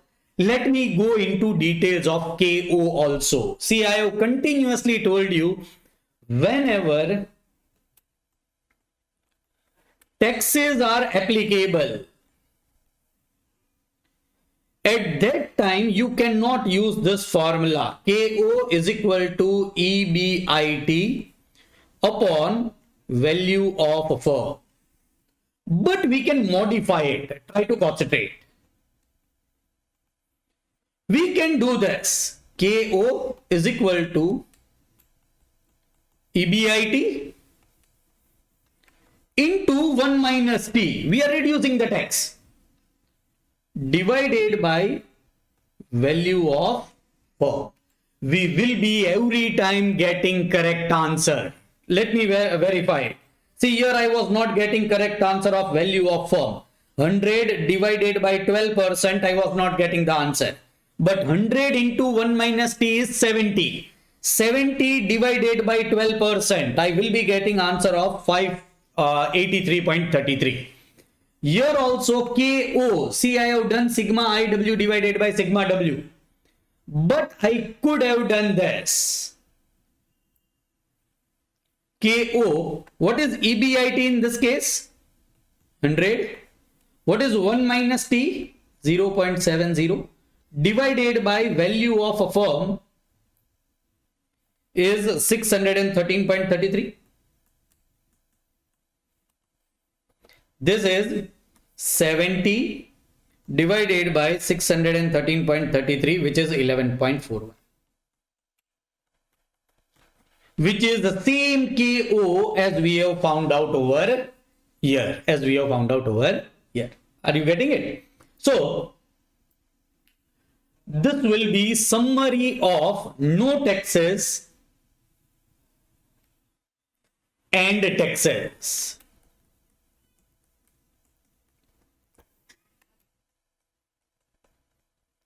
Let me change the color.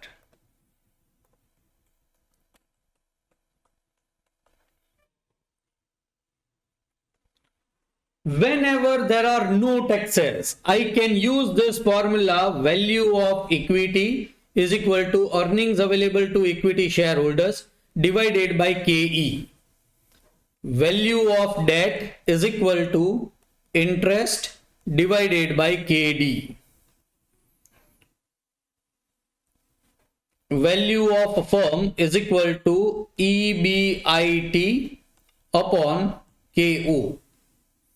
And we can always use value of firm is equal to value of debt plus value of equity. So similarly, we can also use this formula. KE is equal to earnings available to equity shareholders divided by value of equity. And here also KO is equal to EBIT upon value of firm. If we can use this formula, we can always use this formula. They are the same formulas. For finding out KE of levered firm, we will have to use KO of unlevered plus debt upon equity into bracket KO minus K. And for value of levered firm, will be is equal to value of unlevered firm, because there are no taxes. This will be the scenario if there are no taxes. If there are taxes, which formulas we can use? We can always use this formula. I have told you even the logic. Earnings available to equity shareholders does not include the portion of taxation. Now from this money you don't have to pay the tax, divided by KE, or KE is equal to earnings available to equity shareholders divided by value of equity. Both can be used. Value of debt, it is interest divided by KD. Please understand, if you take interest which is after tax, you will have to take KD which is after tax. If you take interest before tax, you will have to take KD, which is before tax, you will be getting the answer. Value of a firm is equal to EBIT upon KO cannot be used. But this can be used. EBIT into 1 minus T upon KO. So you can even use this for levered firm. Sorry, it will be both applicable for levered firm as well as e-levered firm. So value of firm can be found out by this. So you can use the formula KO is equal to EBIT into 1 minus T upon value of firm, and you will be getting the answer. Also, value of firm is also equal to value of equity plus value of debt.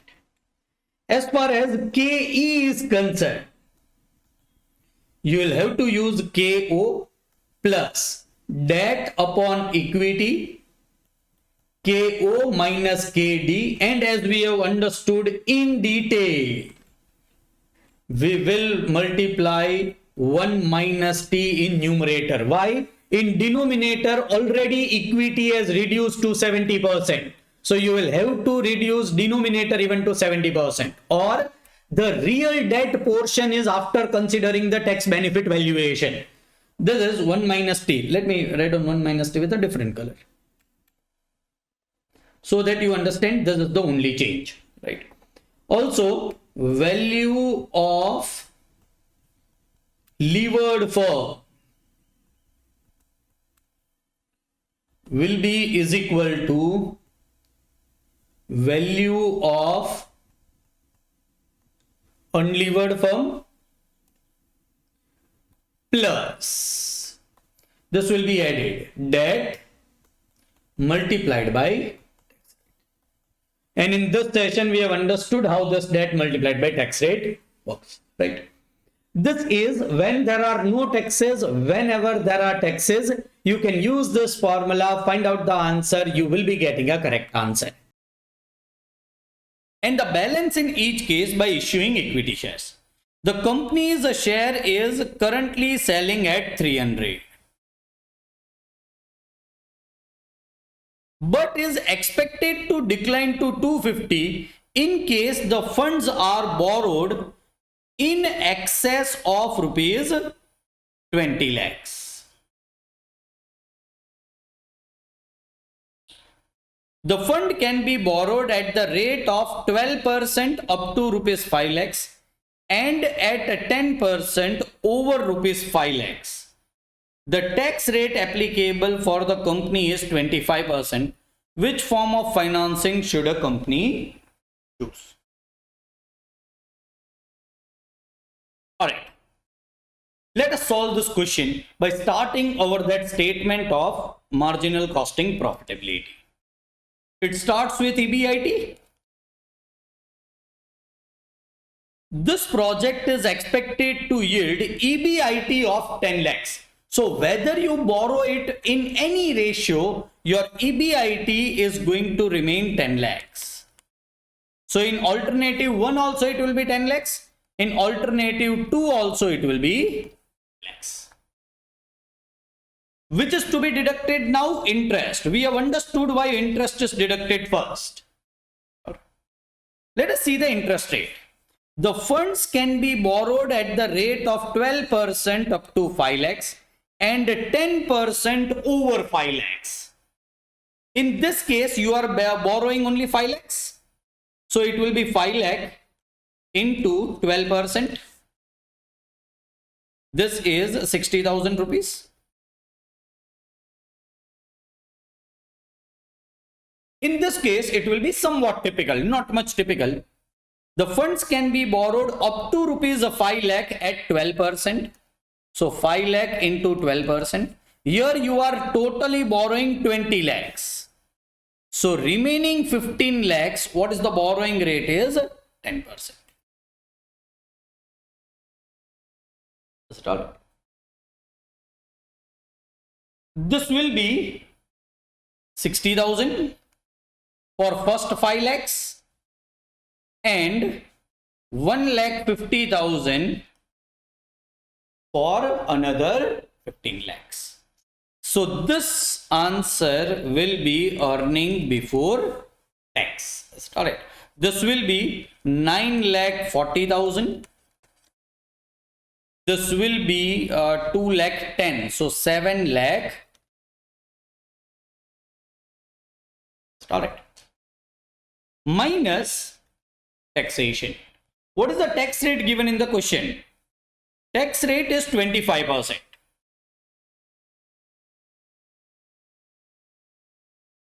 $9,40,000 into 25 divided by 100 is 2,35,000.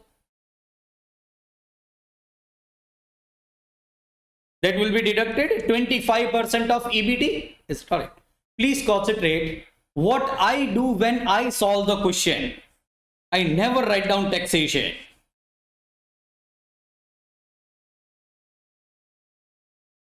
I will be directly writing down EAT.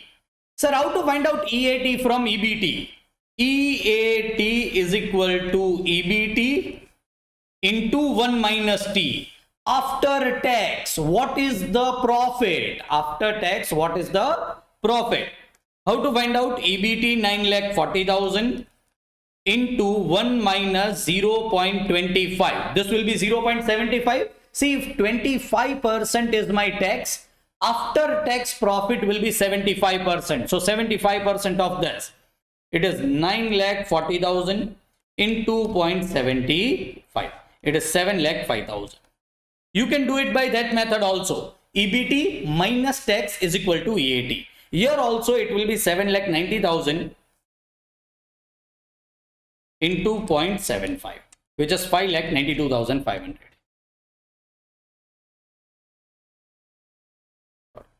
Minus preference dividend is 0 in both the cases. This is earnings available to equity share holders. 7,05,000, 5,92,000. This is nothing but earnings available to equity shareholders. We need to find out EPS. For EPS, we will require N.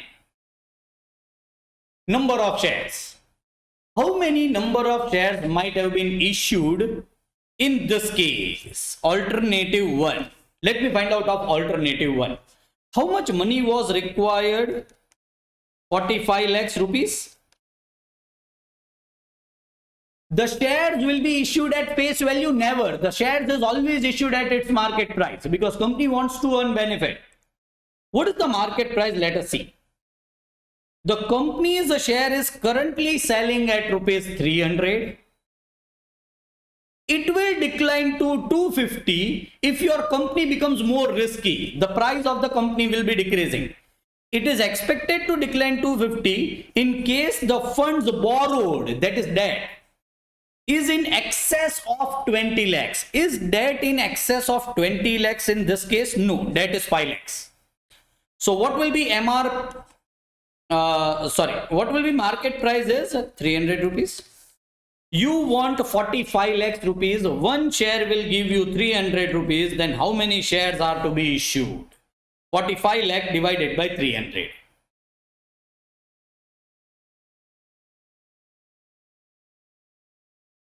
It is 15,000. So number of shares are 15,000. How I have found out? 45 lakhs total money required. 45 lakhs total money required. One share is giving me 300 rupees. So total number of shares I need to issue is 15,000. In this case, what will be number of shares? Try to understand. We need 30 lakhs rupees. One share will be of 250 rupees? No. Because 250 is when the debt is in excess of 20 lakhs. Is it in excess of 20 lakhs? No, it is exactly 20 lakhs. You are borrowing from outside exactly 20 lakhs. So your MRP will still remain 300. You want 30 lakhs rupees. Per share, you will be getting 300 rupees. You need to issue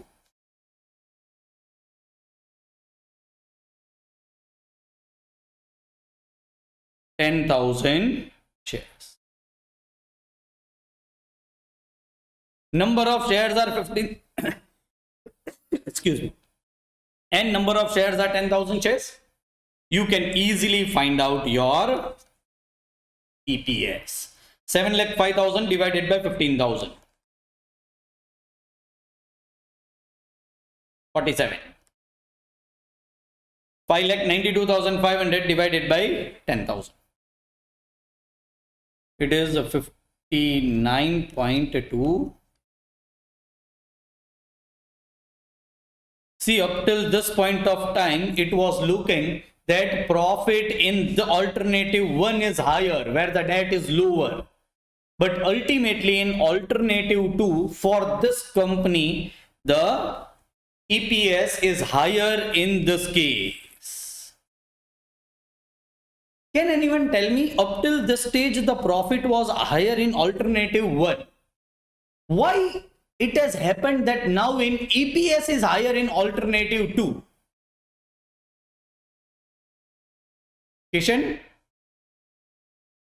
Number of shares are not like alternative one. They Exactly. are Number lower of than shares are alternative. lower. So you have issued less number of equity shares. The number of partners are less.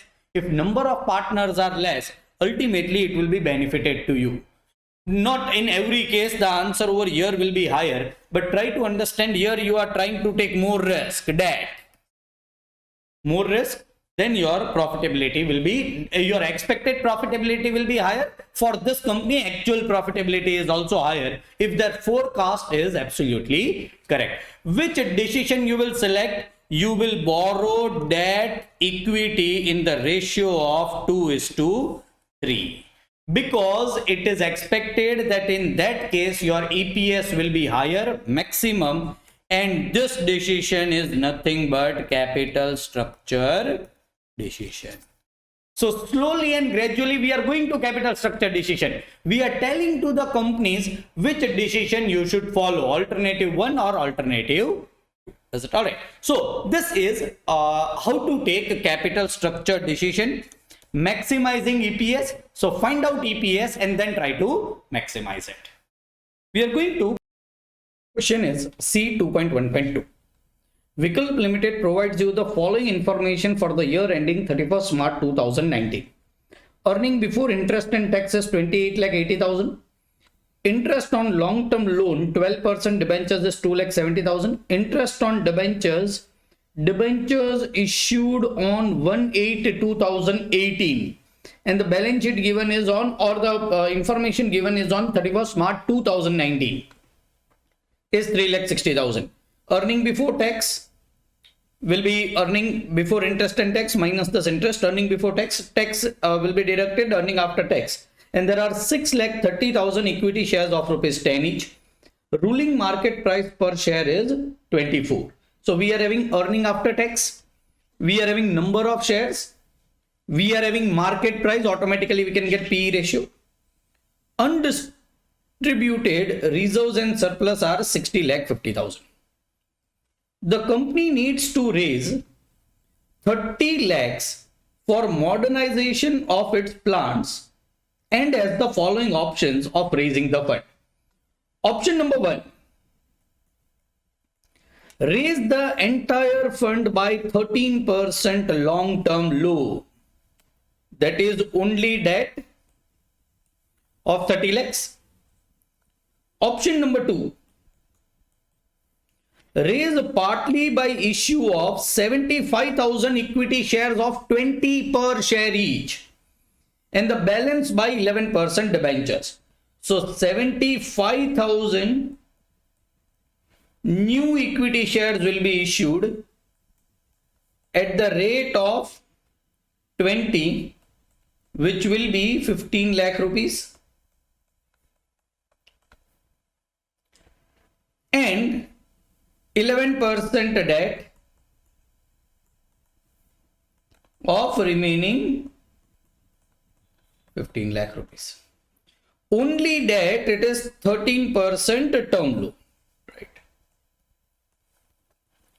The company expects the rate of return of the funds employed to be improved by 3%.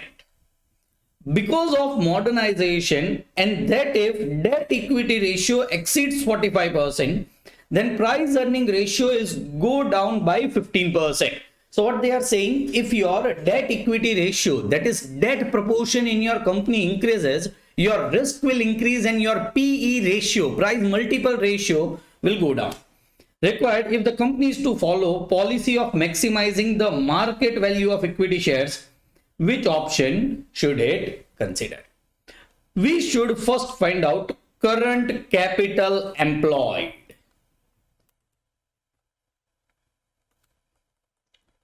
Why I tell you? From capital employed, we will be getting ROCE, return on capital employed.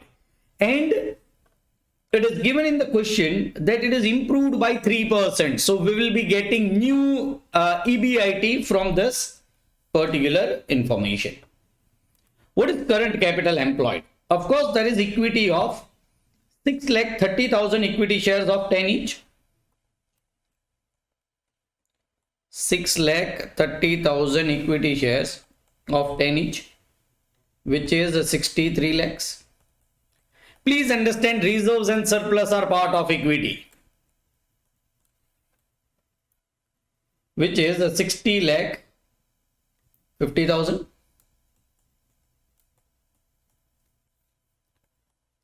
This is 123 lakh 50,000. Let us calculate a debt. Now debt directly is not given, but interest is given. See, if you are paying interest of 2,70,000 at a 12% rate of return, your debt will be 2,70,000 divided by 12%. Because 2,70,000 is interest for 1 year. Then what is the total amount of debt? 2,70,000 divided by 12%. Which will be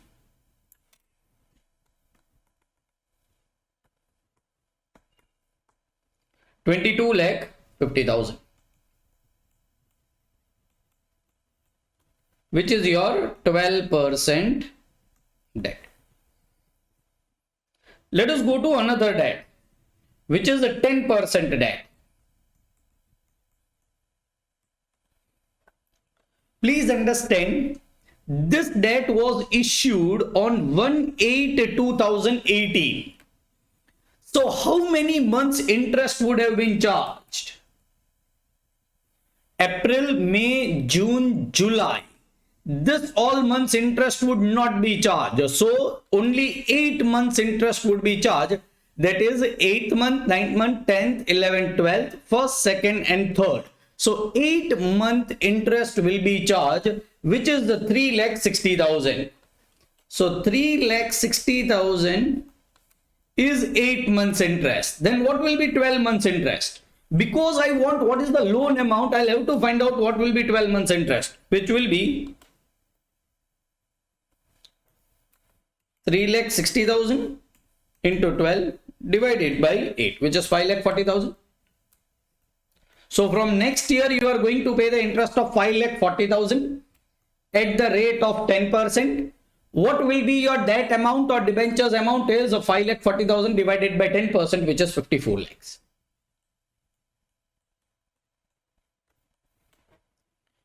What will be total capital employed? This is 76 lakh 50,000. Total capital employed is debt plus equity.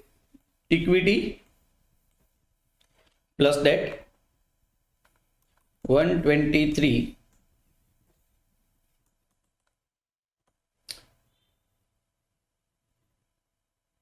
1,23,50,000 plus 76,50,000, which is 2 crore rupees, will be total capital employed. Once we have found out total capital employed, let us find out current R without raising additional capital. What is your current R? What is your EBIT is 28,80,000?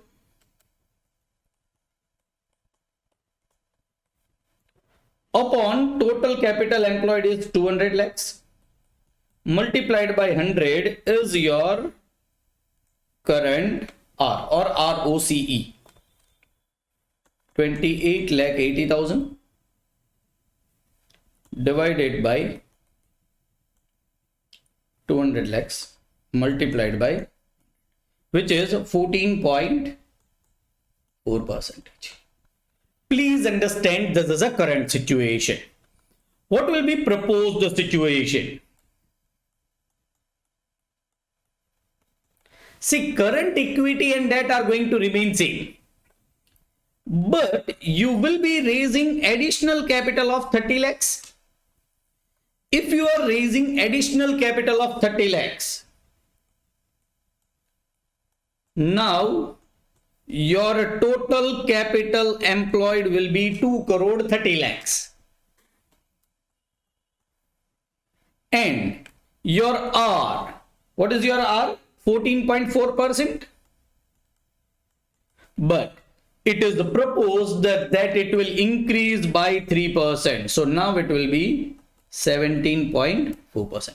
Sir, in option 1 and option 2, in both the cases, there will be additional capital of 30 lakhs. So there is no question whether this will be in proposed scheme or present scheme, or it will be in option number 1 or option number 2. Ultimately, if you raise additional capital of 30 lakhs from any source, your total capital employed is going to be 2 crore 30 lakhs.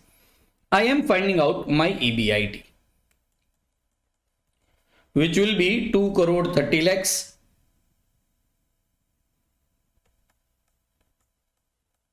multiplied by 17.4%. Return on capital employed, I am having in percentage.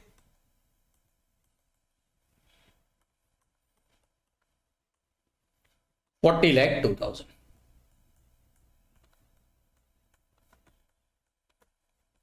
So now I know under option 1 what will be total capital employed, what will be EBIT, and I can use my Excel sheet so that I don't have to do some basic calculation. Of course, in examination you will have to do it, but I can use that Excel sheet and find out what will be answer in both the situations. So situation number 1 is 100% debt.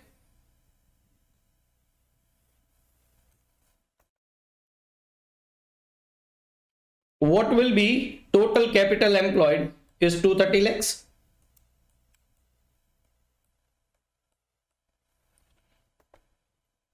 What will be EBIT is 40,02,000.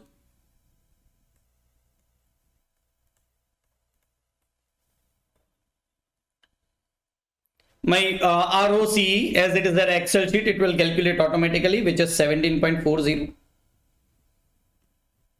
From total capital employed, now let us go to option number 1. In option number 1, equity is going to remain same. 1 crore 23 lakh 50,000. 1 crore 23 lakh 50,000. But debt, which was previously 76 lakh 50,000, now there will be increase of 30,000. So total debt will be 1 crore 6 lakh 50,000. So equity will remain 123,50,000.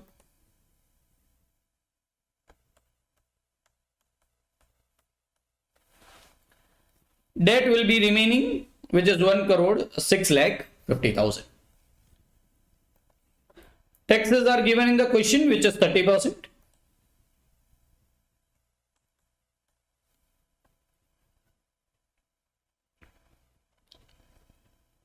And cost of debt. Now, here I am not directly doing cost of debt. I am finding out interest because all are having separate rates. Let me find out interest separately. My interest In these two cases, from next year, understand this is a proposed situation. I will be paying my total interest and not only interest on this.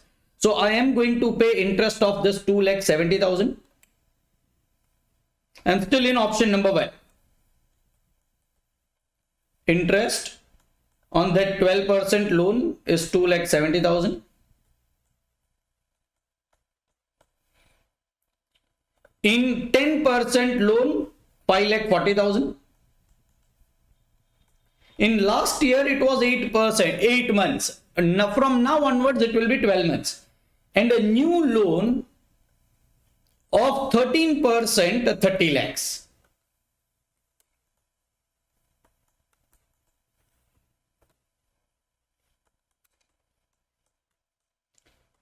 Which is 3,90,000. So this will be my total interest in option number 1, which will be 2,70,000 plus 5,40,000 plus 3,90,000.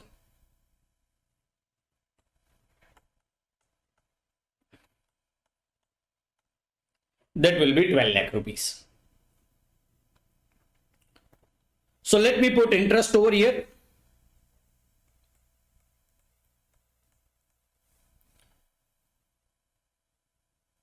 There is EBIT 40 lakh 2,000 minus interest 1 crore, 12 lakh rupees. Earning before interest and tax will be 28 lakh 2,000. Taxes are deducted at the rate of 30%. Earning after tax, I am getting it. Let me find out number of shares. There is no change in number of shares. It will remain as it is because the additional capital is debt in option number 1. So number of equity shares will remain 6,30,000.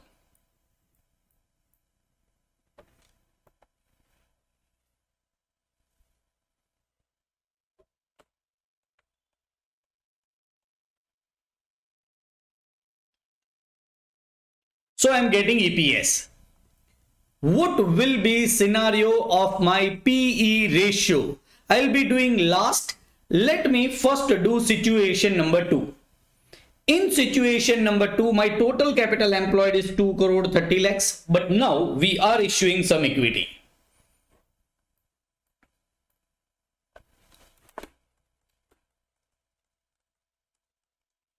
What is current scenario? Equity of 1 crore 23 lakh 50,000 plus there is an addition of equity plus reserves.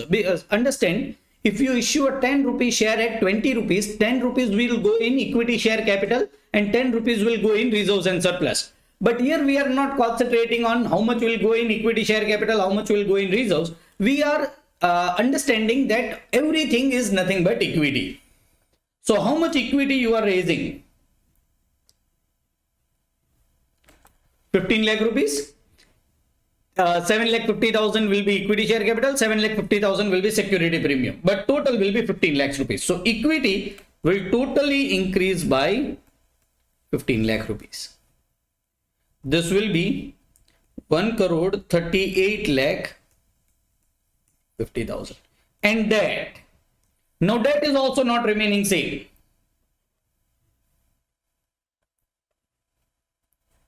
Debt currently was 76 lakh 50,000,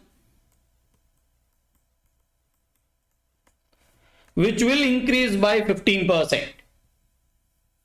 15% of 15 lakh rupees.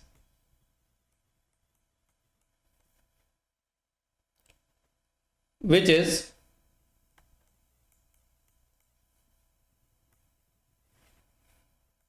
91 lakh 50,000.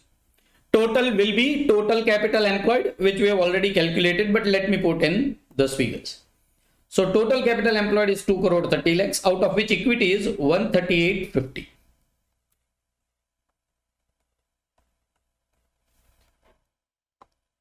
And so debt should be 91.50. ROCE is remaining same, so my EBIT will remain same. Taxes are 30%. cost of debt, interest I'll have to find out separately. Interest in this particular case will be, I will be paying this interest. So 2,70,000 plus 5,40,000 will remain same. But new debt of 15 lakhs is of 15%. 15%, 15 lakhs rupees debt, which is 2,25,000. Total will be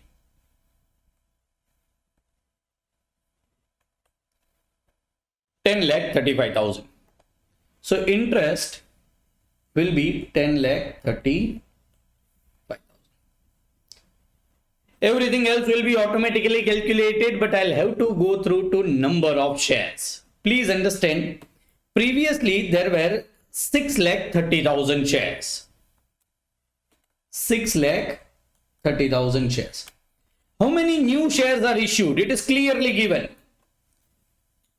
75,000 equity shares will be issued at 20 per share. But sir, 75,000 shares of 10 rupees is only 7,50,000. No, they are issued at 20 rupees. But you will have to issue only 75,000 new shares. So there will be addition of 75,000 more shares.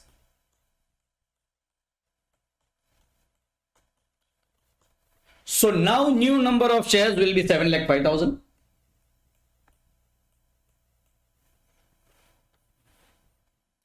I will be getting answer of EPS. Now everything is dependent upon PE ratio. What is the current PE ratio? Please try to understand. My market price is 24. Where my earning per share, which is 15,75,000 divided by 6,30,000. 15,75,000 divided by 6,30,000, which is 2.5. So my PE ratio is MPS divided by EPS, which is 24 divided by 2.5. 24 divided by 2.5 will be 9.6. So what is my current PE ratio? Current PE ratio is 9.6. Now, what does they say? Please try to understand. In option number 1, what is my debt upon debt plus equity? My debt is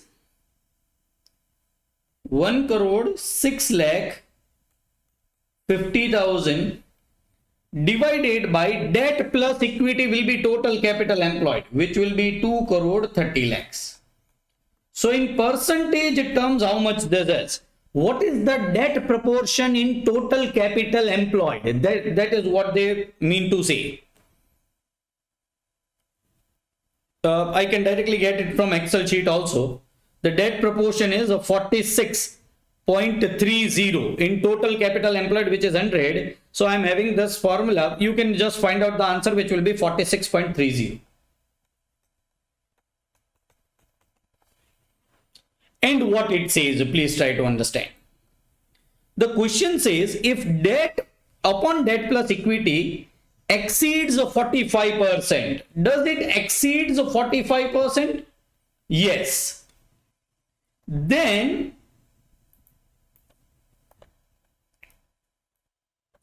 my PE ratio will go down by 15%. So what will be my PE ratio in option number 1? PE ratio in option number 1. What is current PE ratio? Is 9.6. In option number 1, that particular ratio is exceeding 45%. So PE ratio will go down by 15%. 9.6 minus 15%.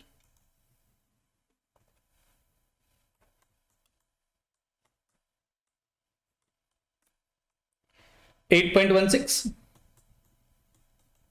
So in option number 1, my PE ratio will be 8.16. I will be getting MPS. How to find out MPS? EPS multiplied by PE ratio. Why? PE ratio is nothing but MPS divided by EPS. So MPS will be nothing but EPS multiplied by PE ratio, which is 25.4048. Let me find out PE ratio in option number 2. What is debt upon debt plus equity in option number 2, which is 39.78%.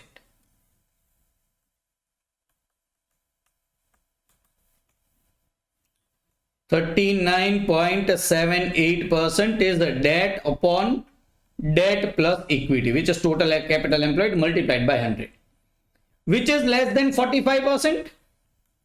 So my PE ratio will not change and it will remain same at 9.6.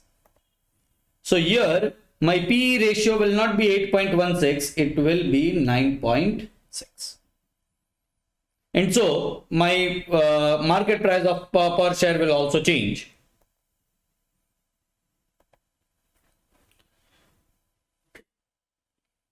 This is nothing but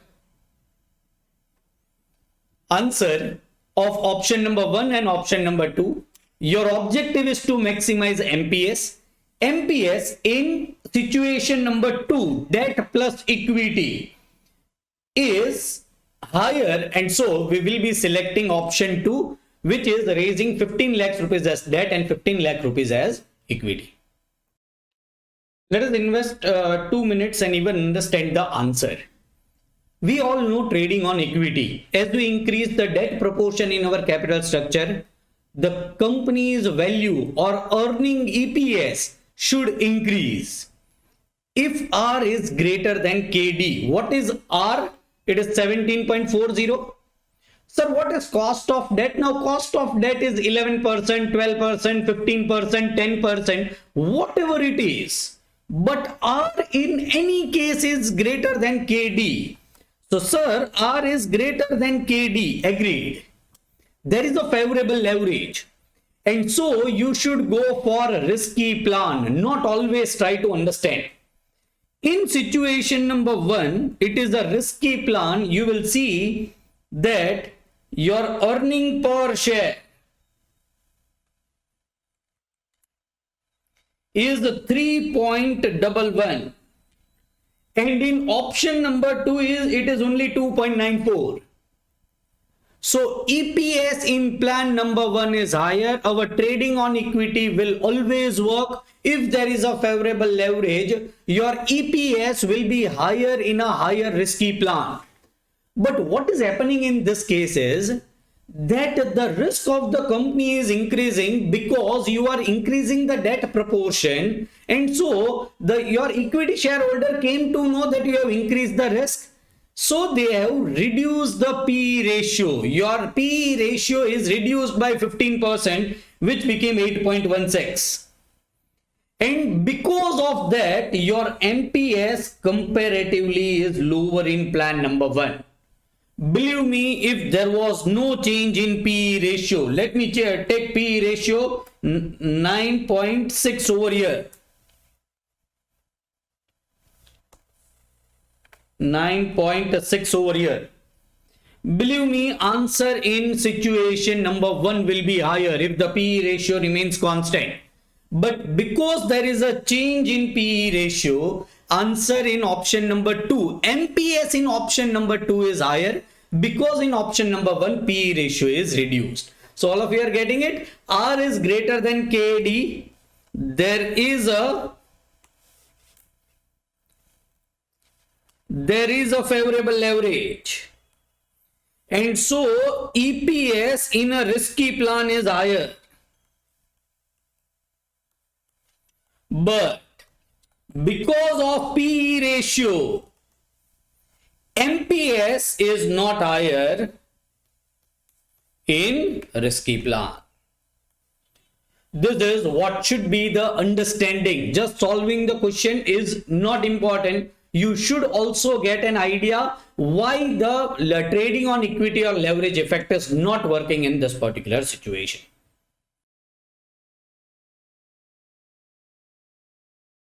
RM Stills Limited requires a 10 lakhs rupees for construction of a new plant.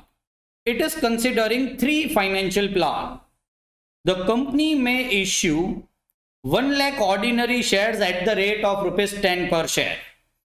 The company may issue 50,000 ordinary shares at the rate of rupees 10 per share, 5,000 debentures of rupees 100 denomination bearing 8% rate of interest. The company may issue 50,000 ordinary shares of rupees 10 each, 5,000 preference shares at the rate of 100 per share bearing 8% dividend. So this is only equity. This is equity plus debt and this is equity plus preference shares. 3 different options. If RM Stills Limited earning before interest and tax are 20,000, 40,000, 80,000, 1,20,000 and 2 lakhs. So you need to do 1, 2, 3, 4 and 5 questions. Alright. You are required to compute earning per share under each of 3 financial plans. Which alternative would you recommend for RM Stills and why if tax rate is 50%? Now PE ratio is not given, so practically our objective will still remain to maximize EPS. Let me do this first question. If EBIT is 20,000, let me first write down all 3 financial plans. What are 3? Plan number 1, equity. 1 lakh into rupees 10 is rupees 10 lakhs. Plan 2, the company may issue 50,000 at the rate of rupees 10, that is 50,000 rupees equity. 5,000 debentures of 100, 5,000 into 100 will be 50,000 rupees. Will be nothing but debt. In this case, debt is 0. Third, the company may issue 50,000 shares at the rate of rupees 10, 50,000 rupees. It will not be having any debt, but preference shares of rupees 100 each. So preference shares, you need more 50,000 rupees. So you will issue 500 preference shares of rupees 100 each. Yes, Kishan?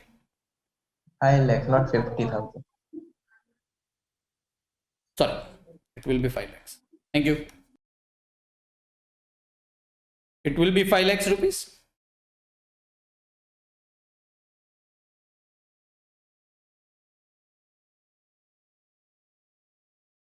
In this case also your borrowings will be 10 lakhs. In this case also your borrowings will be 10 lakhs. In this case also your borrowings will be lakhs. As I told you in first question, if these 3 are not same, you are not evaluating capital structure decision. You are doing something wrong in capital structure. So to evaluate this all 3 plans, they have given different EBIT. So don't get confused. They are just different questions. If EBIT is a 20,000 and if EBIT is 2 lakhs, I will be doing in classroom. This all questions you will be doing it on your own. Alright. So let us go. If EBIT is a 20,000, if EBIT is rupees,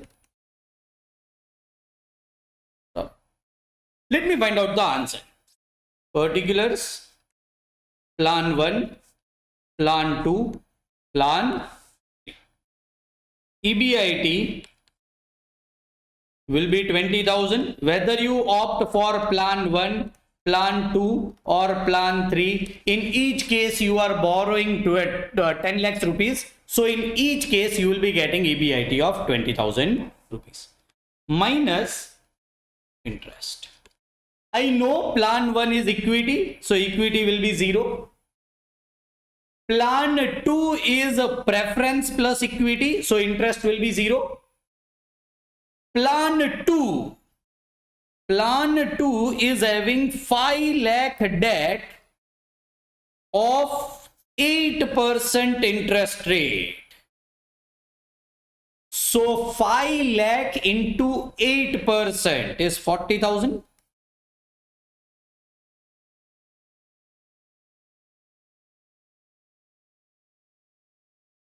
This will be EBT.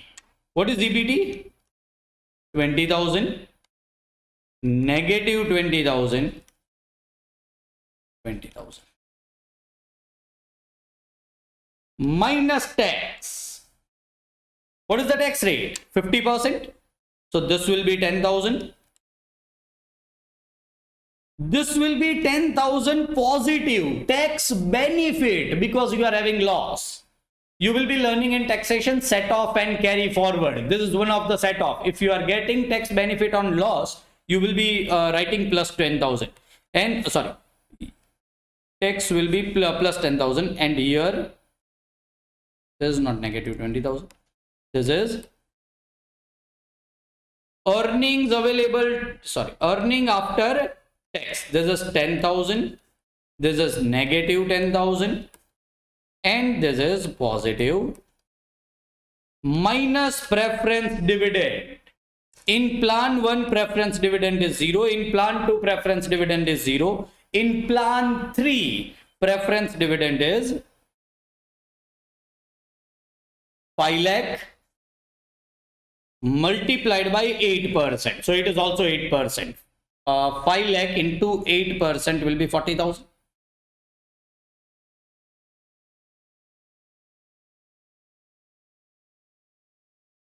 $10,000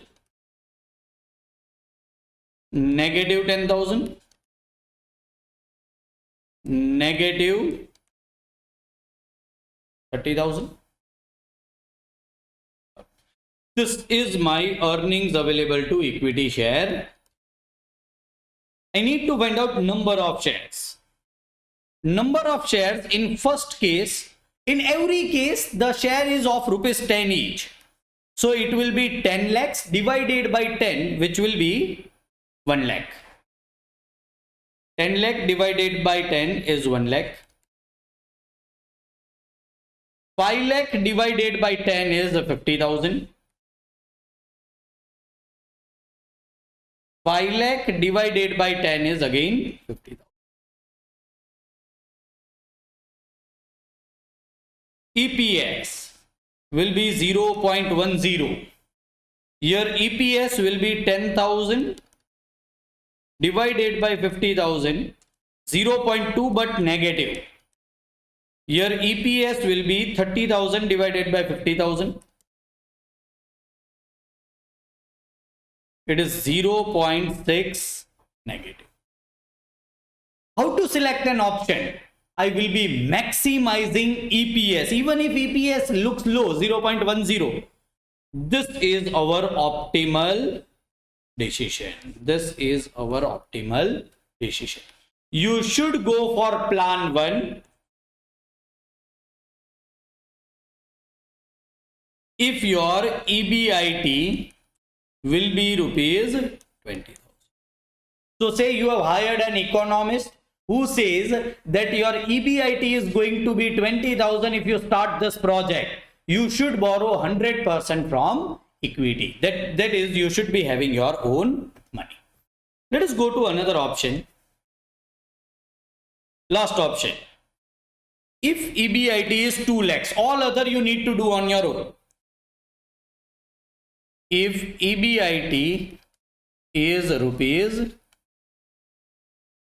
2 lakhs. I know plan answer. Plan will be 2. 99.99% plan will be 2. Plan 1, plan 2, plan EBIT 2 lakhs, 2 lakhs, 2 lakhs. Because your total borrowing will be 10 lakhs in any of the plan. Minus interest, I can copy down from here because interest, your plans are same. This is EBT. EBT will be 2 lakhs. 2 lakh.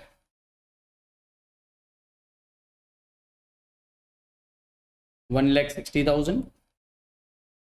2 lakh. I directly find out EAT. EBT into 1 minus T. Here there was a concept of some tax benefit, so I have not done 1 minus T. You can even do 1 minus T in that also. So 2 lakh into 1 minus T will still remain 50%. 50% will be 1 lakh. This will be 80,000. This will be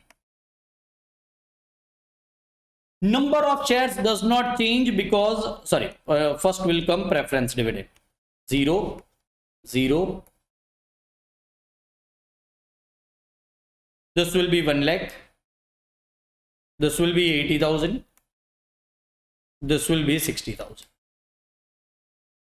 Number of shares does not change because your plans are remaining same. Is 1 lakh. 50,000 and 50,000. EPS. Here it will be 1. Here will be 80,000 divided by 50,000 is 1.6. And here it will be 60,000 divided by 50,000 is 1.2. Where it is highest? Over here.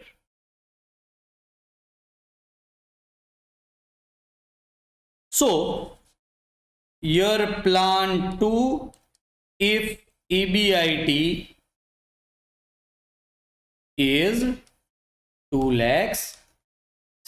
So, if some economist says that your EBIT is going to remain 2 lakhs and you are having only this 3 plan, then plan 2 is to be selected. Or concentrate.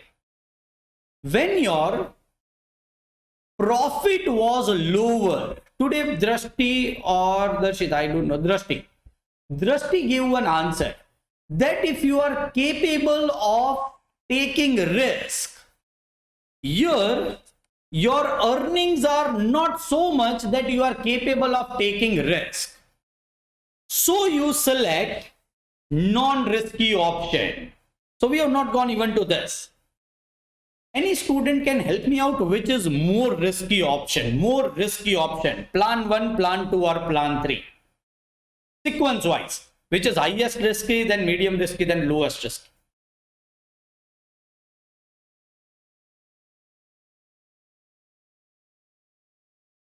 Mihir?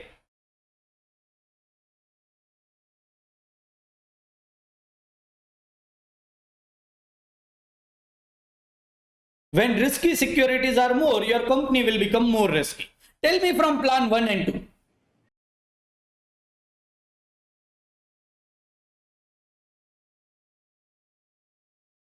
Drashti? From earnings we have to say, or from Plan 1 and 2, which is more risky? You can take anything. Plan Right? plan 1 is less risky Why? because in that all the funds are from equity. Exactly. This is a very simple concept. For a company, equity is less risky, debt is more risky. What is debt proportion in plan 1? 0. So it is less risky. What is debt proportion in plan 2? As compared to plan 1, there is some debt.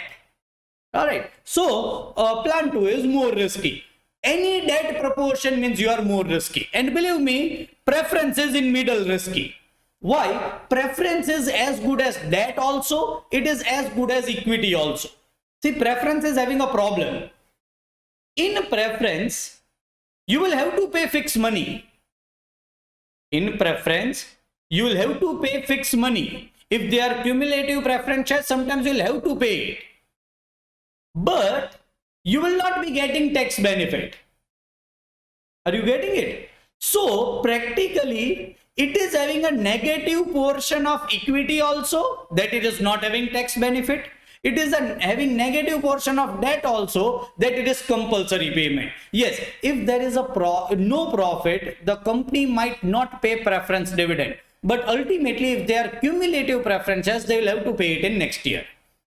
So, plan 2, company is more risky as compared to plan 1. Let us forget plan 3 right now. So, when you were capable of taking risk, yes or no? No. See, it is giving you answer of non-risky plan. When your profit is not enough to cover the risk, you should go for non-risky option. When your profit is sufficient to take the risk, you should go for risky option. Believe me, in next lecture we are going to learn this perfectly. Believe me, even without doing this calculations, as I gave you the answer that it will be plan 2 in this question before solving it, you will be also able to solve which plan should be there without solving it. We'll be learning it, but right now concentrate on only calculation and finding out the answer which plan is to be selected. As I told you, for all this EBIT 40,000, 80,000 and 1,20,000, you need to solve it on your own. This was question number 3.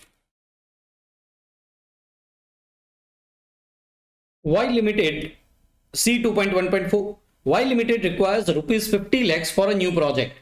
This project is expected to yield a EBIT of 10 lakhs. Total fund is 50 lakhs. While deciding about the financial plan, the company considers the objective of maximizing EPS. So here PE ratio will not be important. It has 2 alternatives to finance the project. Option number 1 is raising 5 lakh debt,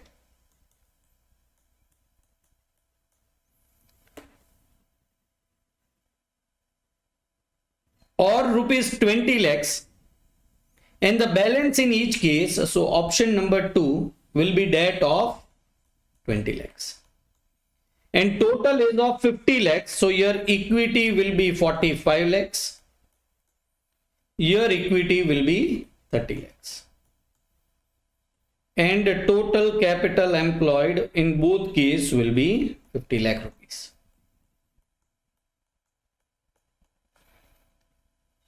And the balance in each case by issue of equity shares. The company shares is currently selling at rupees 300. So in this case, this many number of shares. In this case, this many number of shares will be issued. But is expected to decline to 250 in the case the funds are borrowed in excess of 20 lakhs. So here it will not be 300, only 250 can be borrowed per share. Because here funds are borrowed in excess of 20 lakhs. Sorry. They are not in excess of 20 lakhs. They are exactly 20 lakhs. So believe me, in this case also it will remain 300. The market price of share will not fall because you are not increasing your debt by more than 20 lakhs. It is exactly by 20 lakhs rupees. The funds can be borrowed at the rate of 12% up to 5 lakhs and at 10% over 5 lakhs. The tax rate applicable to the company is 25%. Which form of financing company should choose? So let me put in my idea. Situation number 1, total capital employed will be 50 lakhs.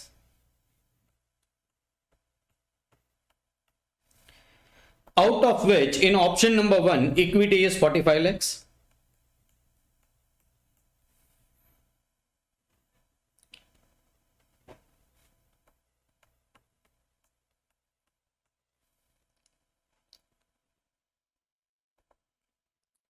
EBIT in both the cases will be 10 lakhs.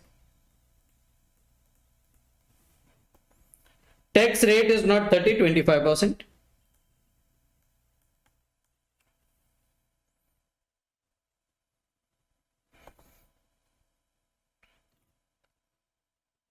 By issuing equity shares, the company share is selling 300 and is going to remain 300. So in first case, number of equity shares will be 45 lakh divided by 300, which will be 15,000 shares. And here 10,000 shares.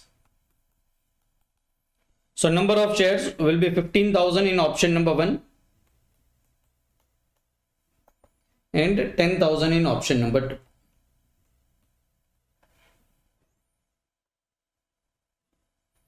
In situation number 2, equity proportion will be 30 lakhs.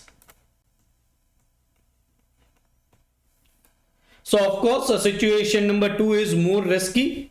This particular situation is more risky because there is more debt as compared to situation number 1. The funds can be borrowed at the rate of 12% up to 5 lakhs. In option 1, I am borrowing 5 lakhs rupees only, and I can borrow at 12%, which is a 60,000 rupees interest. Option number 2 is interesting. Concentrate. They say the funds can be borrowed at the rate of 12% up to rupees 5 lakhs and at 10% over 5 lakhs. So I can make a two interpretation. Up to rupees 5 lakh, 12%, which is 60,000 rupees. And beyond 5 lakhs, so total how much I am borrowing in option number 2? 20 lakhs. Beyond 5 lakhs, I can borrow at 10%, which will be 1,50,000, and total interest will be 2,10,000. Please understand, by reading the question, you can also interpret this.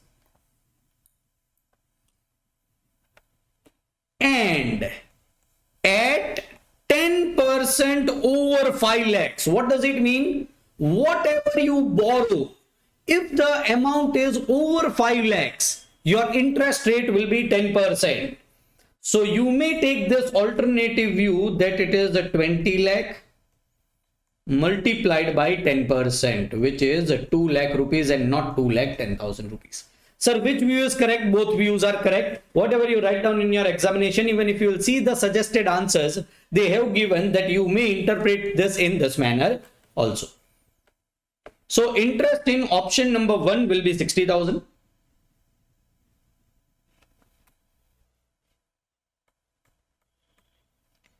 And in option number 2, 2,10,000.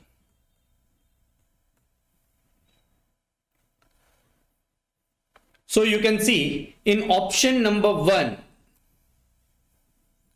my EPS is 47. In option number 2, my EPS is 59.25.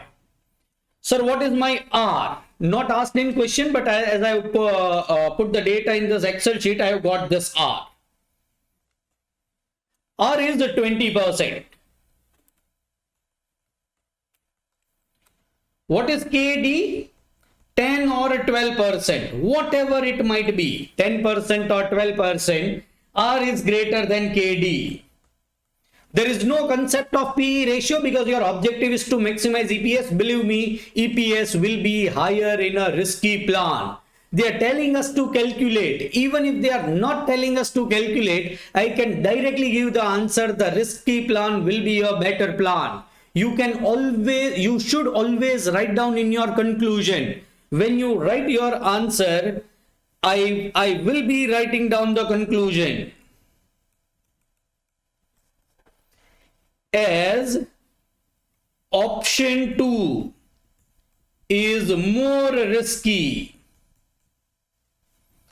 and R is greater than KD. So risky plan should be selected.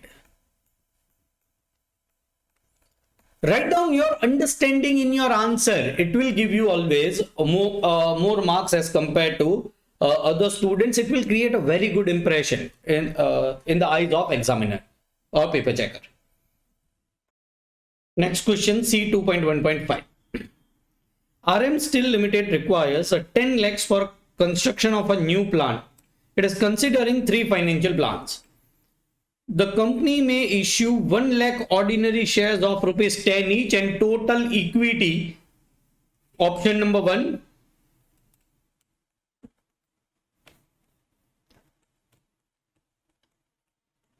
₹10 lakhs equity.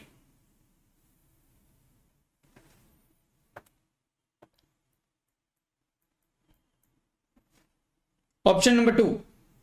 The company may issue 50,000 ordinary equity shares as 10 per share and 5,000 10, that is 5 lakhs rupees equity and 5 lakhs rupees debt.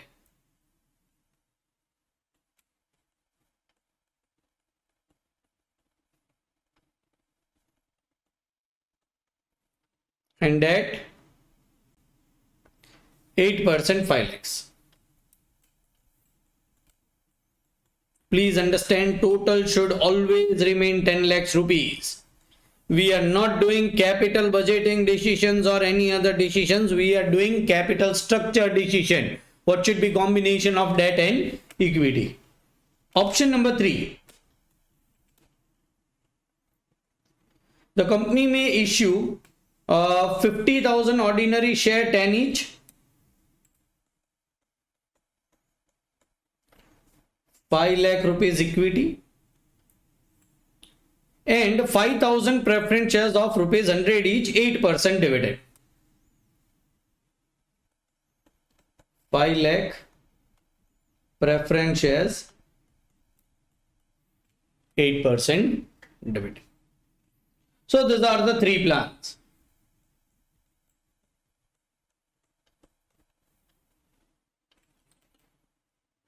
So what does the question says? If RM Steel Limited's EBIT are 20,000 or 40,000 or 80,000 or 1,20,000 or 2 lakhs. So in each situation you will have to find out the answers. So this is May 2019 question and it is of 10 marks. Why 10 marks? It requires lots and lots of working. You are required to compute the earning per share under each of 3 financial plan. Which alternative would you recommend and why? This will be important. Tax rate is 50%. For you, it is a very lengthy question. For me, it is very simple because I am having an Excel sheet. But you can easily understand what I am doing it in what I am doing in Excel sheet. So what is total capital required is 10 lakh rupees. Situation number 1 is option 1.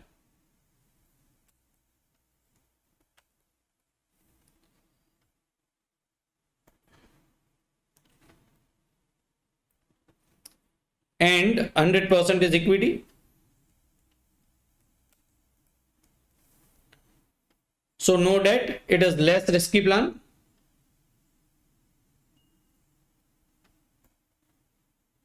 Tax rate, I think, is given,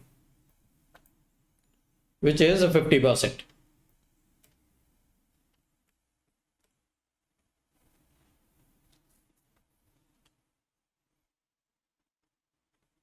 Debt is not there in option number 1. Let us go to option number 2. 5 lakhs equity.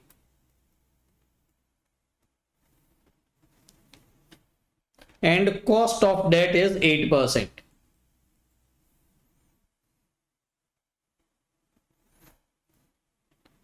In option number 3, 5 lakhs equity.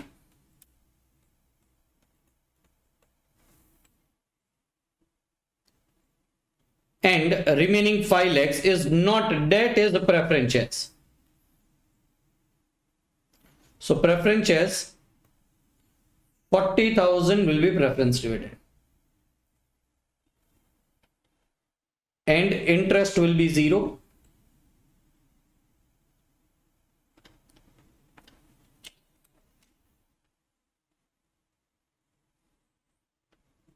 cost of debt, I'm deleting it. Instead of debt, it will be preferences. So this is least risky. This is most risky. And this is average risky. Why? Higher the debt proportion is most risky. So let me even write it down over here. This is most risky and this is least risky. All right. So what they want us to do? They want we should find out EPS if EBIT is 20,000. Let us first take in all three situations. If EBIT is 20,000, what will happen? Let me write down EBIT as 20,000. In first case, I'll have to find out number of shares. Number of shares will be 1 lakh in first case, 50,000 and 50,000 in second and third case respectively.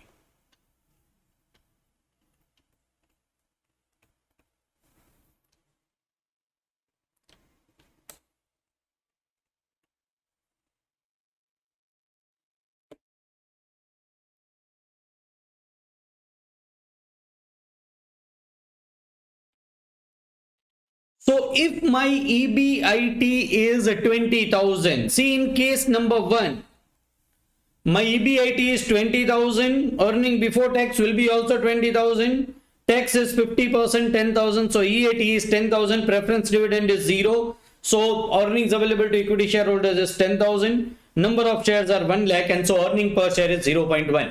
But in option number 2 and option number 3, the answer of EPS is negative. So which is the best plan? Best plan is the least risky plan. Why even I tell you? What is your ROCE? 2%. So in plan number 1, if EBIT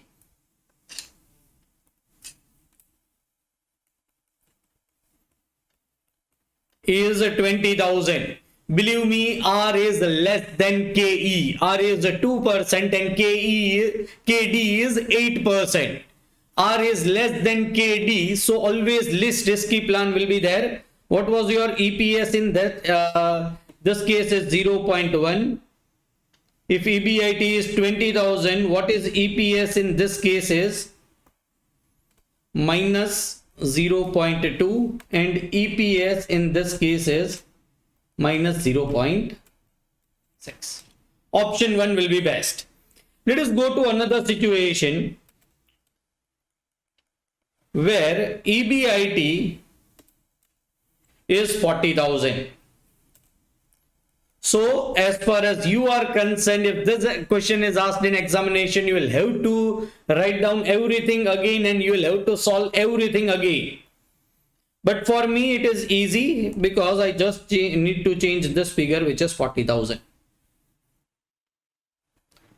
What will be my EPS in situation number 1? 0.2. Here it is 0 and here minus 0. If my EBIT is 80,000,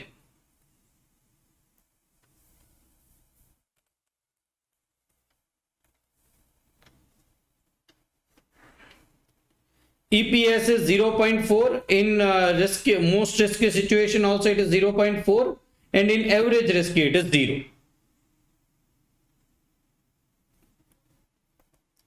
Let me write it down over here.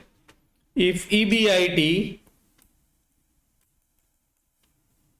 is 80,000, my EPS 0.4, 0.4,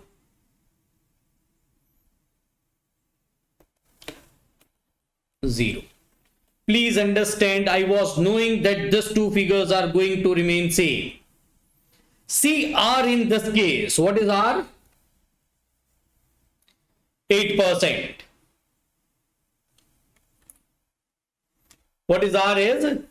8%. R is equal to KD. So risky and non-risky plan will give you same EPS. Remember that trading on equity. Let me go ahead with my sum. If my EBIT is 1,20,000, there will be trading on equity concept 1,20,000.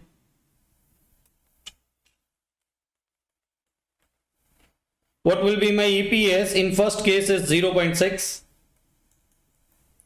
Second case is 0.8. Third case is 0.4. If my EBIT is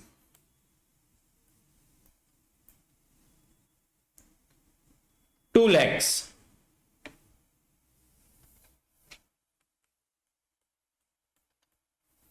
if my EBIT is 2 lakh, EPS in first case will be 1.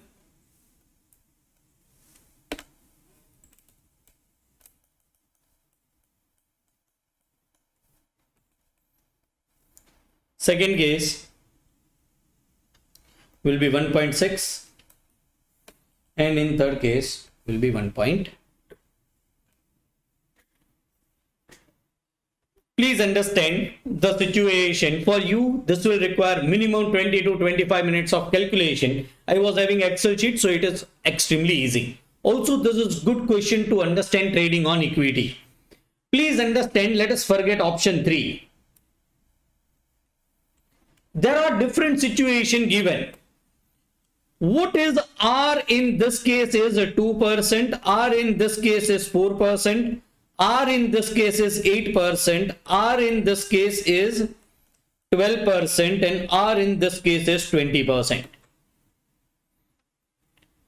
In first and second situation, that is this and this, R is less than KD. R is less than KD. You are having unfavorable leverage, so you will always be going with less risky plan. This is less risky, this is more risky. And please understand, you are never selecting that preference shares plan. If R is equal to KD, which is in this scenario, R is also 8% and KD is 8%.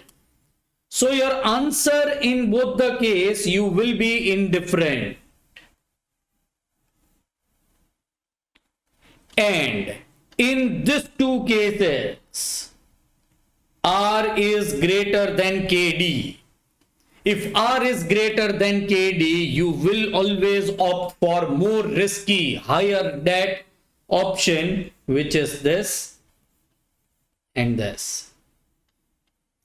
So a very simple idea, if R is less than KD, go for less risky option. If R is equal to KD, go for any option. If R is greater than KD, go for higher risky option. This is nothing but trading on equity, a practical question on trading on equity. They are also asking us in the question why. You should write down. In situation number 1 and 2, R is less than KD, so you should go for less risky option. That is option number 1.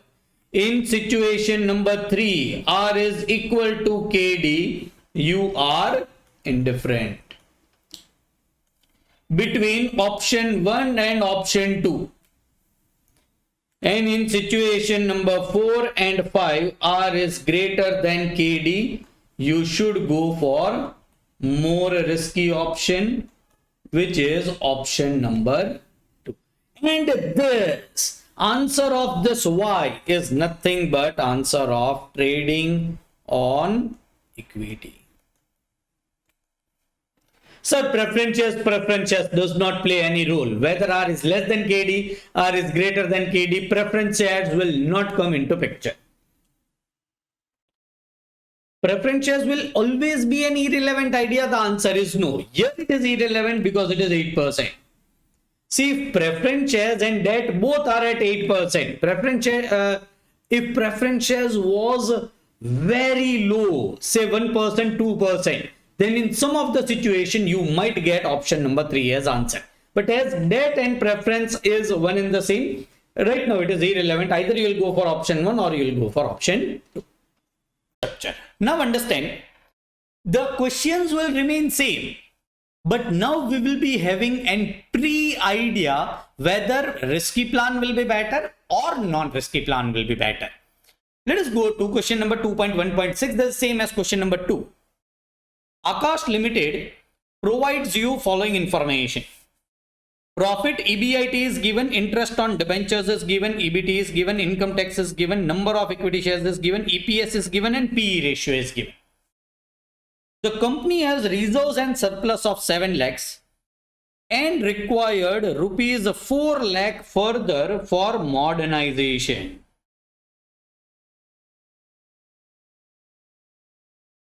Return on capital employed is constant. All right.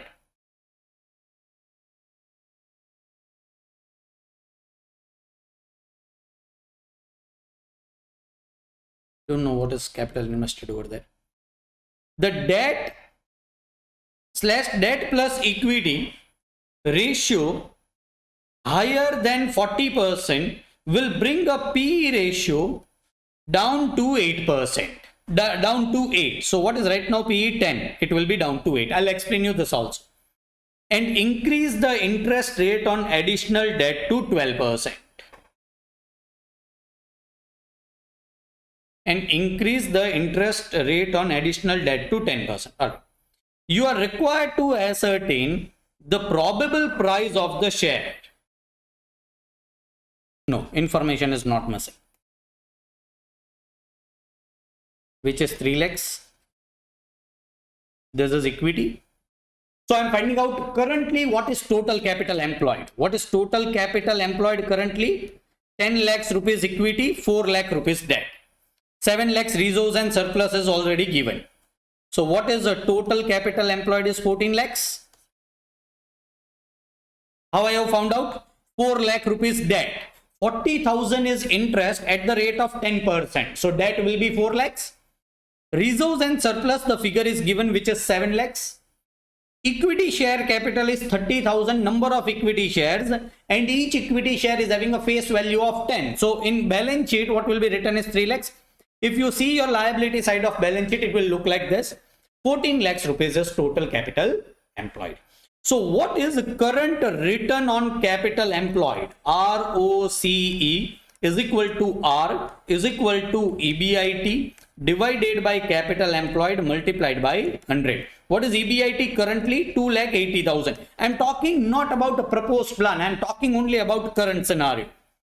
Divided by 14 lakhs multiplied by, this is 20%, which is R. R is greater than KD in this question. But that is all right. Because here you need to concentrate on MPS and not on EPS. And this is 20% that we are doing. Additional capital you want to issue of rupees 4 lakhs. So let me take option number 1. Additional 4 lakhs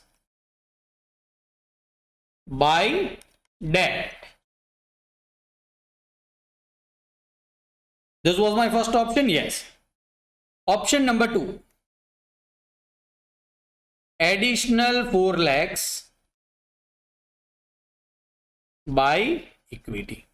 Or it is having a ratio, further return on capital employed. Additional capital is raised to debt, or if the amount is raised by issuing equity shares at a ruling market price. So if it is issued at a debt, let me find out what will be my EBIT.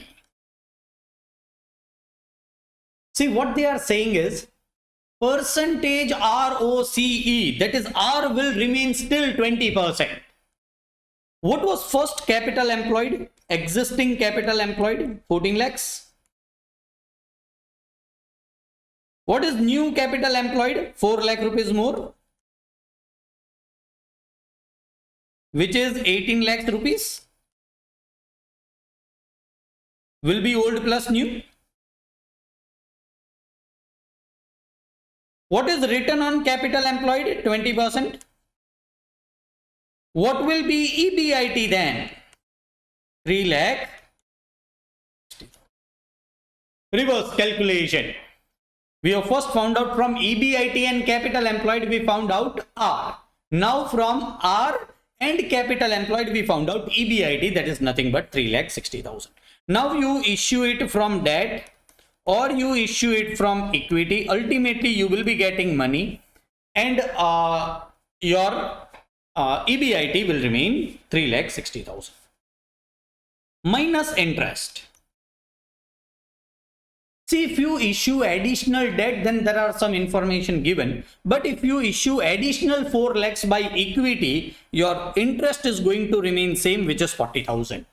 See, you need to pay interest on this debt of 4 lakh into 10%. Additional 4 lakhs rupees, you don't need to pay any interest because additional 4 lakhs you are issuing by equity. So your interest will remain 40,000. What will be interest in this case? Yes, this 40,000 will remain as it is. Additional 4 lakh rupees is issued by debt. Now they say, if your debt divided by debt plus equity, let us find out that ratio. They are telling us to find out this ratio, debt divided by debt plus equity. This is one of the ratio we are going to learn in ratio analysis, but let us find it out right now. Multiplied by 100 because they have given it in percentage. What is debt in our case, in existing case? It is 4 lakhs new, 4 lakhs old, that is 8 lakhs, divided by debt plus equity is total. What is total right now? 18 lakhs. Or you can write down debt 8 lakhs plus equity, which is 10 lakhs, which will be 18 lakhs. So 8 divided by 18 multiplied by 100. 8 divided by 18 multiplied by 100 is how many percentage? 44.44 percentage. See, what does this mean? You have increased your debt proportion. Then only this will happen. This percentage will increase. And they say, if this ratio which they are speaking about is higher than 40%, is it higher than 40%? Yes, it is 44.44. Will bring PE ratio down to 8. So in this case, our PE ratio will be 8. In this case, it will remain existing, which is 10. But in this case, it will bring down to 8. Try to concentrate. What is PE ratio? How much your market price is hired at as compared to your earnings. In this case, your risk has increased. So that ratio has decreased. Higher the risk, lower will be that ratio. People will demand less. The market price will decrease because your company has become higher risky. So PE ratio is reduced to 8. Also, it will increase the interest rate on additional debt to 12%. Now, what is this is existing? What is additional debt? 4 lakhs. Instead of 10%, it will now become 12%. So instead of 4 lakh into 10%, 40,000, it will become 48,000. Here there is no additional debt. This will be 88, 3,60,000 minus 88,000. 2,72,000. This will be 3,20,000. This will be EBT. I am finding out EAT directly. If I know the tax rate. What is the tax rate? Tax rate is 50%. So I need to do 50% of this. 1,36,000.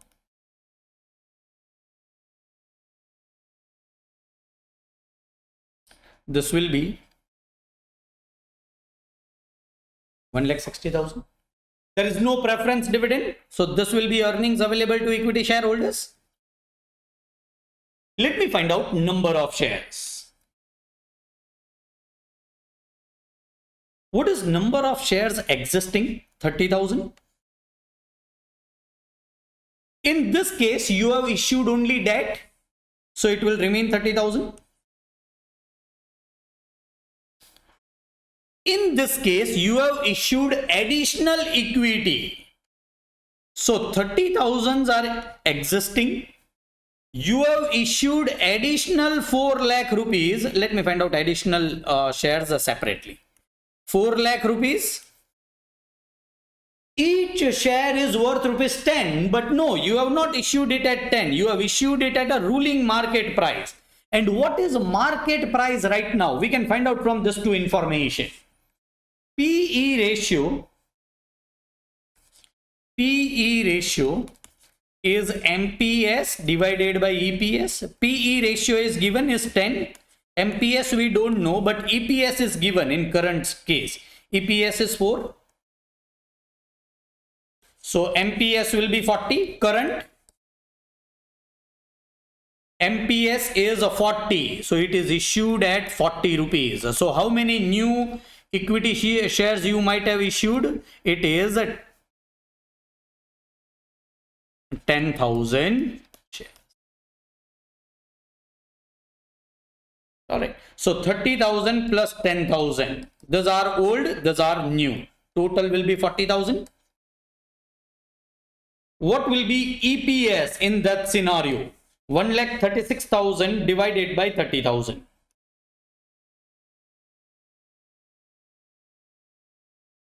4.53.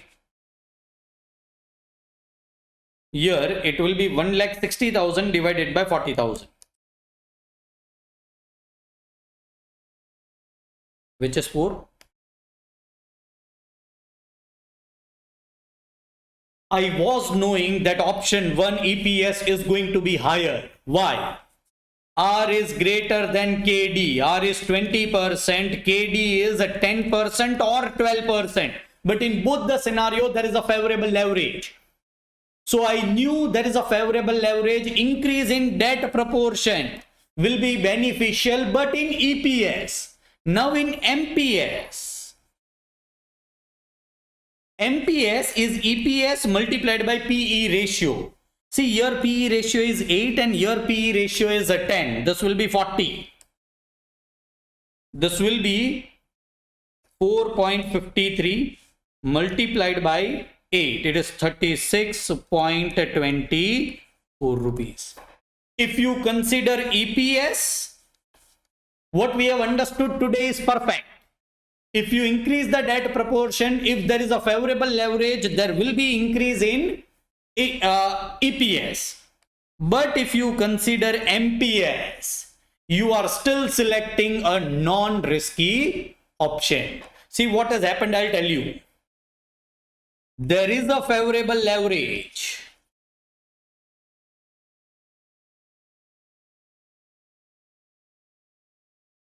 So, favorable leverages are greater than KD.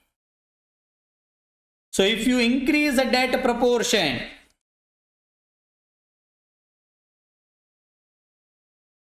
your EPS will be higher. But the problem is, as you have increased the debt proportion, your risk of company has decreased. Risk of company has increased, which resulted into lowering your PE ratio. And because of that, your MPS has reduced.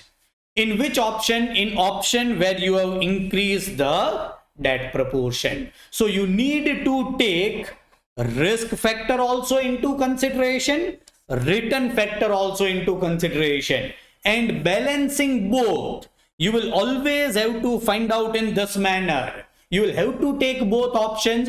You will have to forecast your interest rate. You will have to forecast your PE ratio.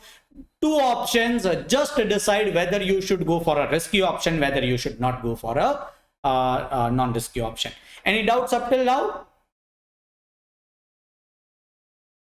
Let me then clarify whether you have understood it or not. Darshita, can you give me the answer? Why in option number 1 EPS is higher?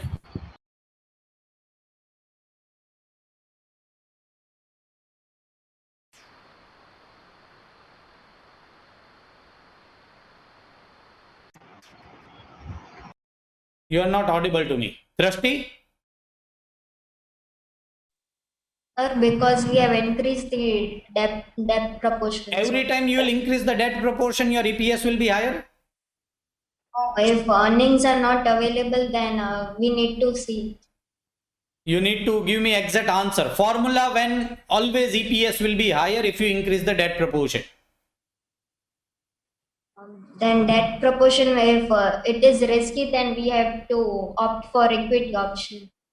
Agreed. But when I am asking you, when EPS will be higher if you increase the debt proportion, in what scenario? If there is a favorable leverage, unfavorable leverage? In favorable leverage. Exactly. If there is a favorable leverage, what you are saying in layman's terms, that is earnings is capable of covering the risk. If there is a favorable leverage, here there is a favorable leverage. So here EPS is higher. It will not be always. If there is unfavorable leverage, EPS will be lower in when the debt proportion has increased. Aman, can you give me the answer?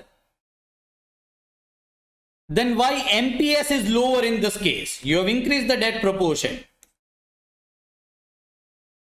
Because our per earning share PE is ratio, it is not per earning, it is PE ratio. Yes, PE ratio has decreased. decreasing. And why PE ratio has decreased? Can you tell me? Because you have increased our debt due to which Due it to is which? decreasing. Due to which It there is is an decreased. increase in risk. So compared to earnings, the people will require more amount of money. As far as return is concerned, as the risk increases, PE ratio decreases. There is an inverse relationship between risk and PE ratio. Higher the risk, lower will be the PE ratio. So this is nothing but a question. See, understand in examination, ultimately you will have to show this too, and decide which option you will select. Which option you will select? Option number 2. But if you want to understand logically, so this. Why if this ratio is greater than 40%? If the ratio is greater than 40%, there is an immense amount of risk to reduce your PE ratio and to increase even your interest rate. Now see, the people who are lending you will also think that your company is risky. So instead of giving it to 10%, they will be giving it at 12%. Your risk increases, the bank will see that you are a risky company, they will increase their interest rate. So you are getting at a 12% interest rate and your PE ratio is down to 8. So in all this type of questions, you will have to find out under both the alternatives your EPS. Sometimes if PE ratio is given, you'll have to find out MPS. In examination, you need to compare either EPS or MPS and take a decision. But to logically understand the situation, what is favorable leverage, what is unfavorable leverage, how to balance between your risk and profitability. See, if this question is asked in your examination, in theory, balance between risk and profitability in capital structure. If you write down this, if you increase the debt proportion in your capital structure, as debt is less costlier than equity, you will be benefited, but this will happen only if there is a favorable leverage. And if this language comes, believe me, even if the answer is a 4-line, 5-line, you will be getting 100% of marks. So this was question of capital structure, perfect understanding of capital structure. Academic answers. Alpha Limited requires a fund amounting to rupees 80 lakhs. So total capital employed will be 80 lakhs for its new project. To raise funds, the company has following two alternatives: to issue equity shares at par amounting to rupees 60 lakhs. Now what is par? You might take it 10, you might take it 100, it will not make any difference. And borrow the balance amount. Balance amount will be 20 lakhs. Or to issue equity shares at par and 12% debentures in equal proportion. So let me give name to the plan. Plan A, Plan B. In Plan A, you are issuing equity of 60 lakhs rupees and debt of 12%. Debt is remaining 12% in both the cases of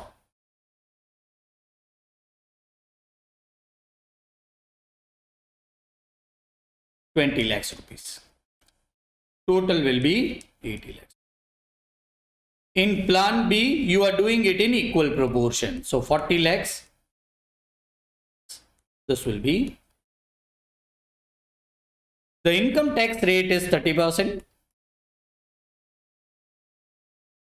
Find out point of indifference between two available modes of financing and state which option will be beneficial in different situation. Alright. I am finding out financial indifference point. What is EPS of Plan 1? EBIT minus interest. What will be interest of Plan 1? 20 lakh into 12%. That is 2,40,000. X minus interest. Let me write down the formula of EPS. It is X minus interest into 1 minus T minus preference dividend upon N. So this is X minus interest. This is of Plan A. X minus interest into 1 minus T. 1 minus T will be 0.70. That is 1 minus 0.30. There is no preference dividend. So minus 0. If I don't do it, it is absolutely all right. Divided by, I am assuming equity shares are of rupees 100. Let me take it of 10. It does not make any difference, believe me. 10. So number of equity shares will be 6 lakhs. This will be EPS of Plan A. What is indifference point? Indifference point is a level of EBIT at which EPS is equal under both the plan. What will be EPS of Plan B? X minus. What will be interest? 40 lakh into 12%. 4 lakh 80,000. Into 1 minus T, 0.70. Divided by N. In this case, N will be 4 lakh.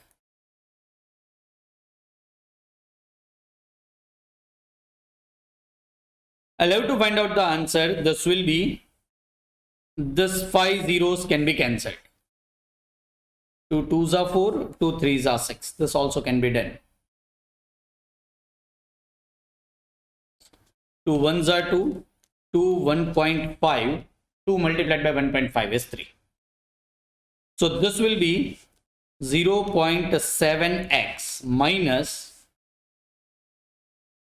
2,40,000 into 0.7 is 1,68,000 is equal to 1.5 into 0.7x minus 4,80,000 into 0.7, which is 3,36,000. This answer will be 1.5 into 0.7 is 1.05 minus 3,36,000 into 1.5.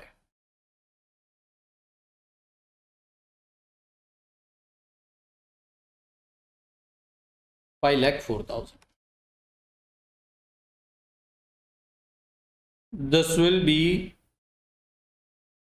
5,04,000 minus 1,68,000 is equal to 1.05x minus 0.7. This is 0.35 x, and this is 5,04,000 minus 1,68,000. It is 3,36,000. X is 3,36,000 divided by 0.35. It is 9,60,000 rupees. EBIT is a financial indifference point. They have also asked us in our question, you need to verify or you need to give suggestion when which plan is to be used. 0. Always draw this even in your examination. Infinite financial indifference point is rupees 9,60,000. We all know above 9,60,000. If there is a forecasted EBIT, we should go for risky plan. Below 9,60,000, we should go for non-risky plan. But you need to understand or you need to have a knowledge which is a risky plan and non-risky plan. Yes. Darshita, can you help me out? Which is risky, which is less risky, which is more risky? Plan B is more risky and plan A is less risky. Exactly. So in this case, it will be plan B. And in this case, it will be plan. What does it mean? If your forecasted EBIT is less than 9,60,000, you should go for plan A. If your forecasted EBIT is more than 9,60,000, you should go for plan B. This should be your statement after doing this. Or you can just draw this diagram and you can end the question. This was question number 1. Question number 2. X Limited is considering following 2 alternatives of financial planning. The indifference point between the plans is 2,40,000. In November 2013, they are not directly asking you a routine question. They have directly given you indifference point. Tax rate is 30%. Calculate the rate of dividend on preference shares. So this is not given. They are telling me to find out what is preference dividend and then rate of preference dividend. Yes. What is the total amount of preference shares? 2 lakh rupees. Let me do plan 1 and plan 2 and let me write down the statement. Plan 1, plan 2. EBIT, I am taking 2,40,000, which is indifference point. Which is indifference point. What does this mean? At this level of EBIT, you will be earning huge profits. No, you will be having EPS equal under both the plan. So EBIT minus interest. In plan 1, interest will be 12 into 2 lakhs. 12% into 2 lakhs is 24,000. In plan 2, there is no interest. So 0. This will be EBT. This is 2,16,000.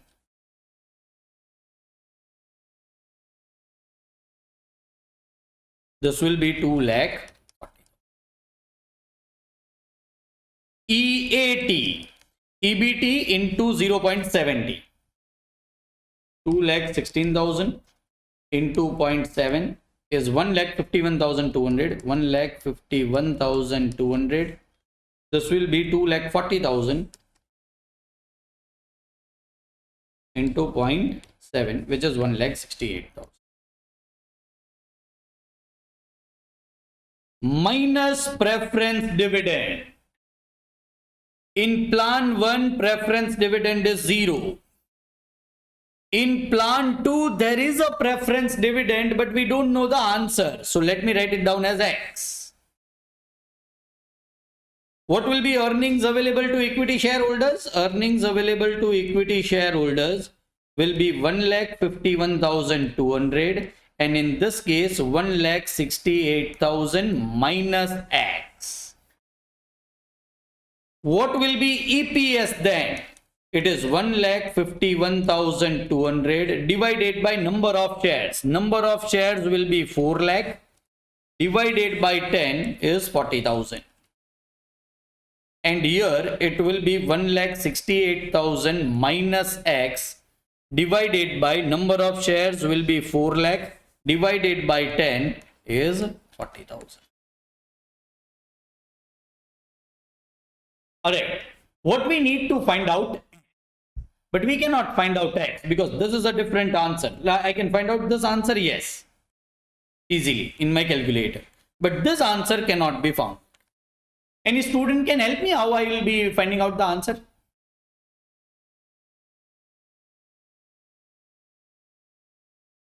How I will find out answer of X? Sir, EPS of both will be same Why EPS of both will be same, Darshita? because EBIT, which we took 2,40,000, is the indifference point. Exactly. If you take indifference point as EBIT under both the plans, the EPS will be same. So I can equate this to 1,51,200 divided by 40,000 should be equal to 1,68,000 minus X divided by 40,000. This can be cancelled. X will be 1,68,000 minus 1,51,200. 1,68,000 minus 151,200 will be 16,800 rupees. What we have taken as X is preference dividend. And they are not just asking preference dividend, they are asking rate of preference dividend. Now, how much money is there in preference dividend? 2 lakhs. What is the preference dividend paid? 16,800 multiplied by 100. This will be rate of dividend. How much percentage dividend is there? So this will be 16,800 divided by 2 lakhs multiplied by 100 is 8.4 percentage. So this rate was not given, which is 8.4 percentage, and you can mark it as good question. Why? It is not a traditional question whereby you just need to find out financial indifference point. They want you to use a financial indifference point to find out preference dividend. Now, this type of question can be only in academics. It cannot be in practical life. But still, it is a good question, seeing the understanding portion that you should know. If you take financial indifference point as EBIT, your EPS will be equal.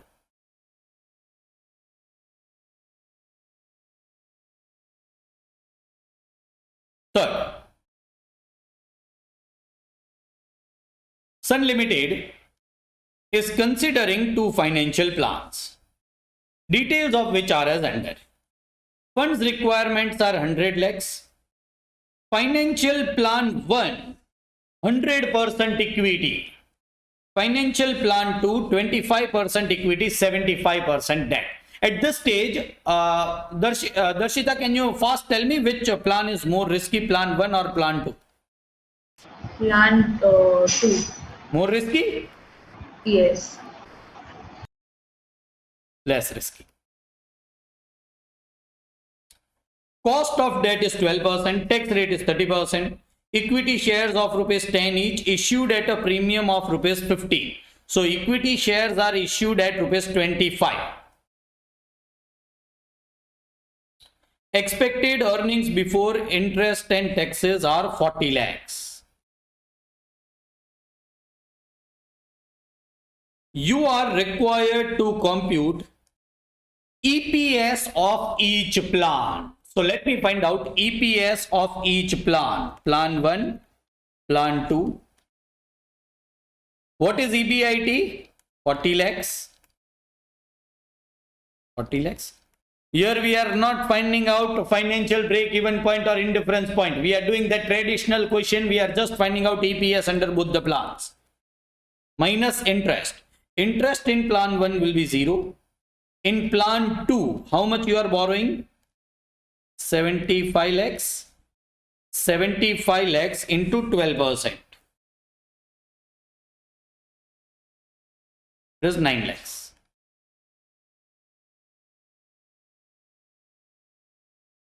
This will be earning before tax. This will remain 40 lakhs. This will be 30. Tax rate is 30%. So EAT will be 28 lakhs. That is 40 lakhs into 70%. 31 lakh into 70%. It is 21 lakh 70,000.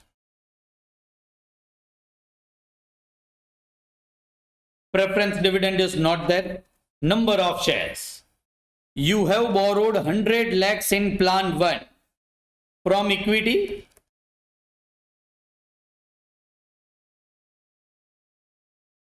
So 100 lakhs divided by 25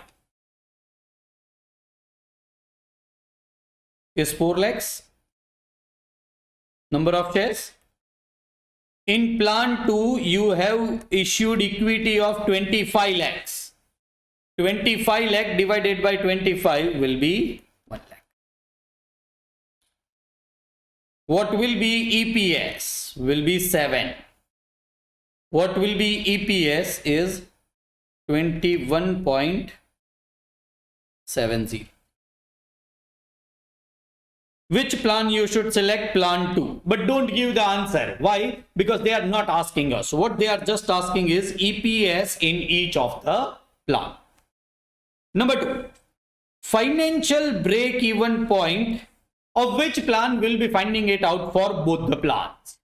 So let us find out financial break-even point.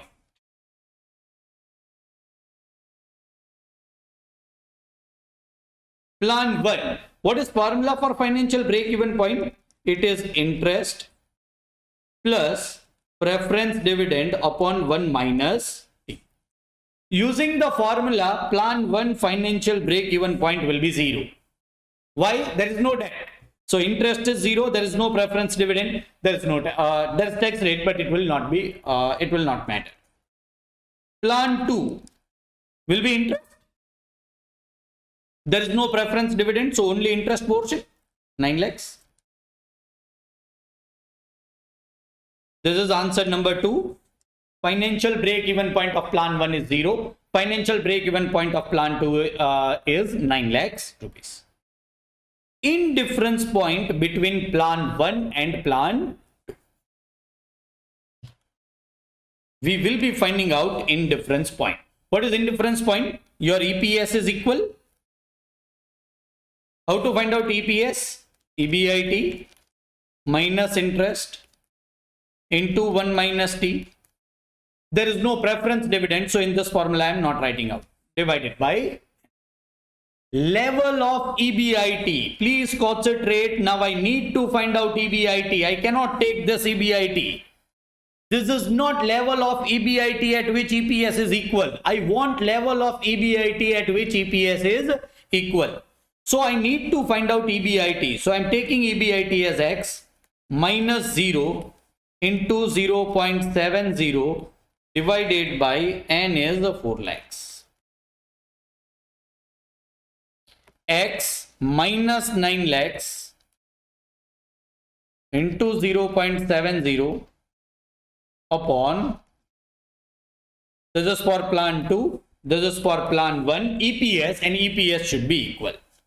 This can be cancelled, this will be 4, this will be 0.7x, this will be 4 multiplied by 0.7x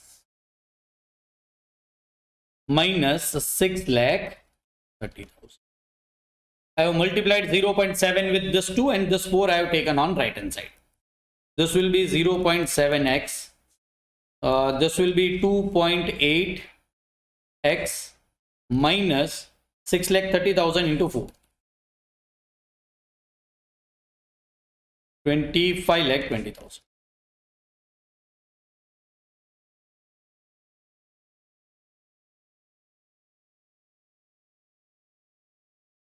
This 25,20,000 will go over here. 2.8x minus 0.7. This will be 2.1x. So x will be is equal to 25,20,000 divided by 2.1, which is 12x, which is also nothing but EBIT, but it is level of EBIT at which EPS is equal. Level of EBIT at which EPS is equal. So let me write down all the answers on number line of point number 2 and point number 3.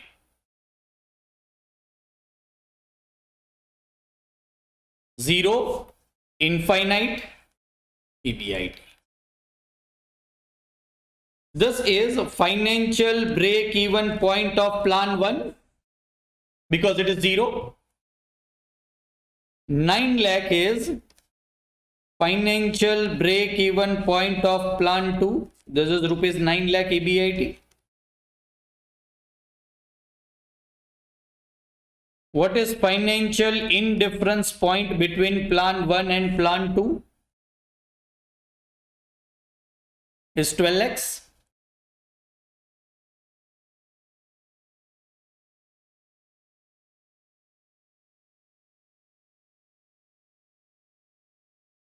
Okay, be fast and Drashti. In this case, which plan you will select? Plan 1. You will select plan 1. Why? Because it is less risky and it is on the right hand side. It is on the left hand side and financial break-even point right hand side. Yes. Yes. Abhishek, which plan you will select over here? Plan 1. Why? Because it is right hand side of plan 1. Alright, Point just and one question. Whether plan 2 will be having positive EPS or not? yes, sir. It will be having positive EPS. Why? Because it is right hand side of break even point of plan 2. Exactly. So plan 2, even if positive EPS, plan 1 will be selected because it is one more risky. Good. Next is this. If you forecast that your EBIT will be this, Hitarth, which plan you will select? Plan 2. Why? It is more risky. And It we is are more on right risky hand. and it is on right hand side of financial indifference point. And you can even prove, try to concentrate. In first question, actual EBIT was given. What was EBIT? 40 lakhs, which comes over here.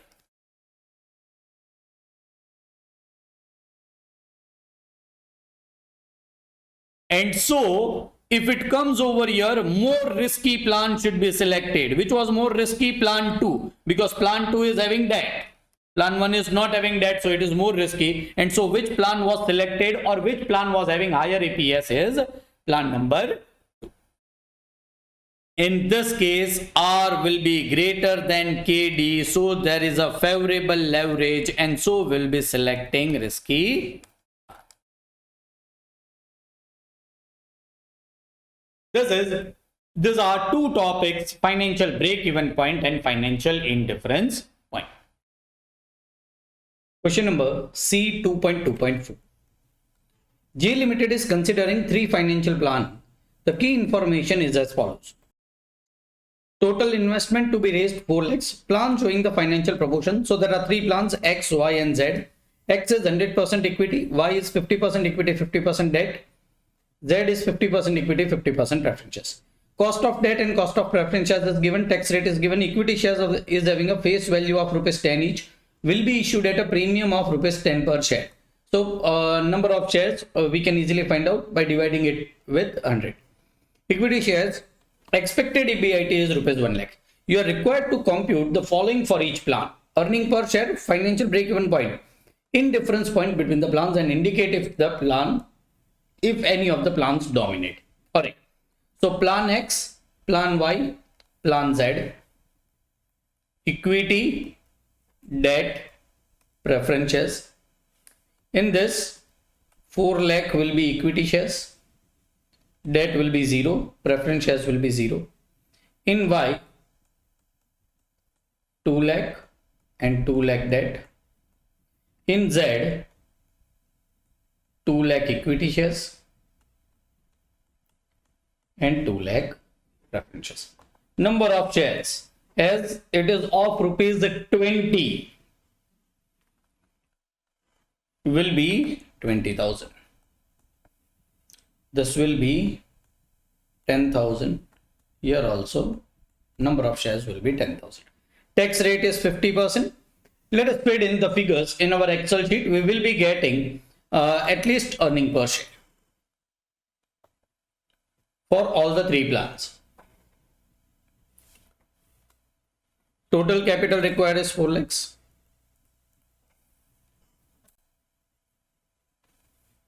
In first plan, 4 lakh is equity.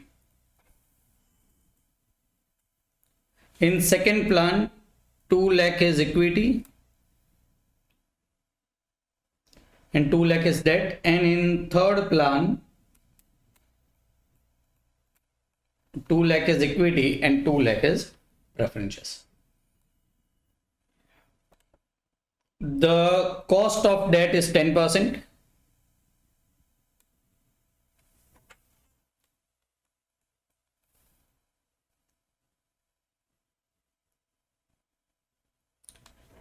Here also cost of debt, but here it is not required.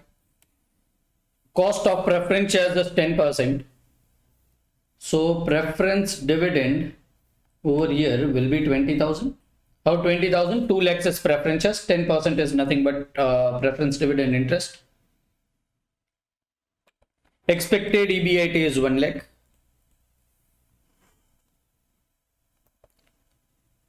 Tax rate is 50%. Here also I am having 50%. Number of equity shares, in first case 20,000. Second case 10,000.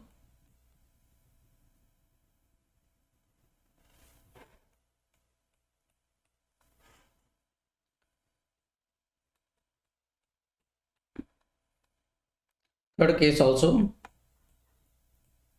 10,000. The plan with highest debt will always dominate because R is 25% and KD is 10%. Even in preferences it is 10%. So risky plan will dominate. Most risky plan is nothing but situation number 2 or having highest amount of debt. And so it will dominate. It is very obvious. So we have got EPS, that is first answer for all 3 cases in situation number 2.5, situation number 2, 4 and situation number 3, 3. Second, financial break-even point for each plan. What is financial break-even point? Plan X. Financial break-even point is equal to interest plus preference dividend upon 1 minus T. It is the EBIT level at which EPS is 0. In plan X, what is interest? 0. What is preference dividend? 0 upon 1 minus T. Answer will be rupees 0. So if EBIT is 0, then only EPS will be 0. As far as plan Y is concerned, interest is the 20,000.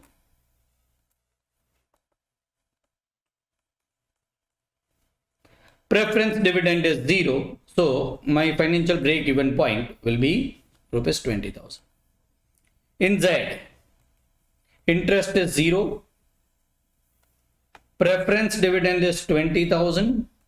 Upon 1 minus T is 1 minus 0.5, which is 0.5. which will be 40,000. So in plan 1, if EBIT is 0, then only EPS will be 0. As I am having Excel sheet, I can verify it. No need to verify this in examination. So if in plan 1 I take 0, then only my EPS will be 0. In plan 2, if I take EBIT 20,000, then only my answer of EPS will be 0. And in plan Z, third plan, if I take EBIT as 40,000, then only my EPS will be 0. So I can easily verify financial break-even point. I can go to third question, which is indifference point between the plans. Now, if there are two plans, you can always find out one indifference point. Here, there are three plans. So you will have to find out indifference point between XY, YZ and XZ. So now there will be three answers: XY, YZ and XZ. Let me find out indifference point for between X and Y. What is EPS of X? What is indifference point? It is level of EBIT at which EPS is the same in both the plans, that is X and Y. What is EPS of X plan? Say X is EBIT.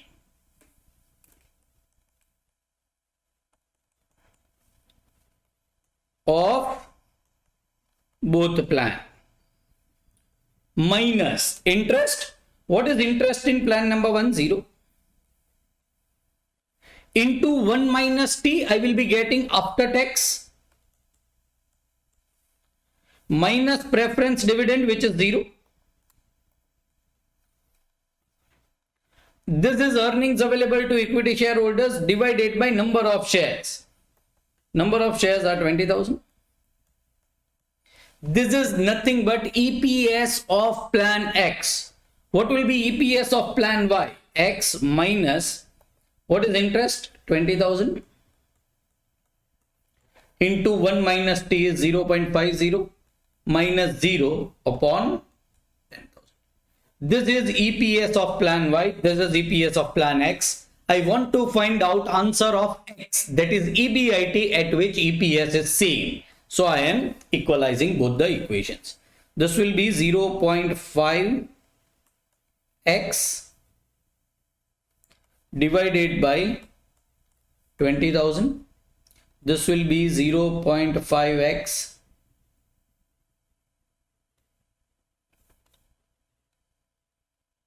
minus 10,000 divided by 10,000.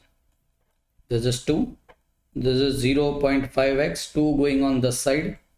This is 1x or 1 minus 20,000. This is 20,000 is equal to 0.5x. X is equal to 40,000 rupees. What we have taken as X, it is EBIT at which EPS is the same in plan X and Y. Let me verify whether my answer is correct or not. In X plan, I am taking EBIT as 40,000. And in Y also I am taking 40,000. What is EPS? Answer of EPS is 1 and 1. So my answer is correct. Level of EBIT at which EPS is same. Of course, you cannot verify this in examination because you will not be available with Excel. Let me find out indifference point between Y and Z.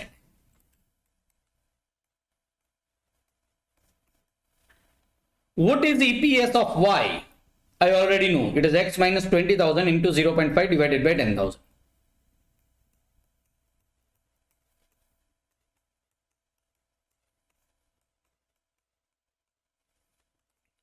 What will be EPS of Z? X minus 0, because interest is 0. into 0.50, 1 minus T, minus preference dividend, which is 20,000, upon 10,000. 10,000 will get cancelled. This is 0.5x minus 10,000. This is 0.5x minus 20,000.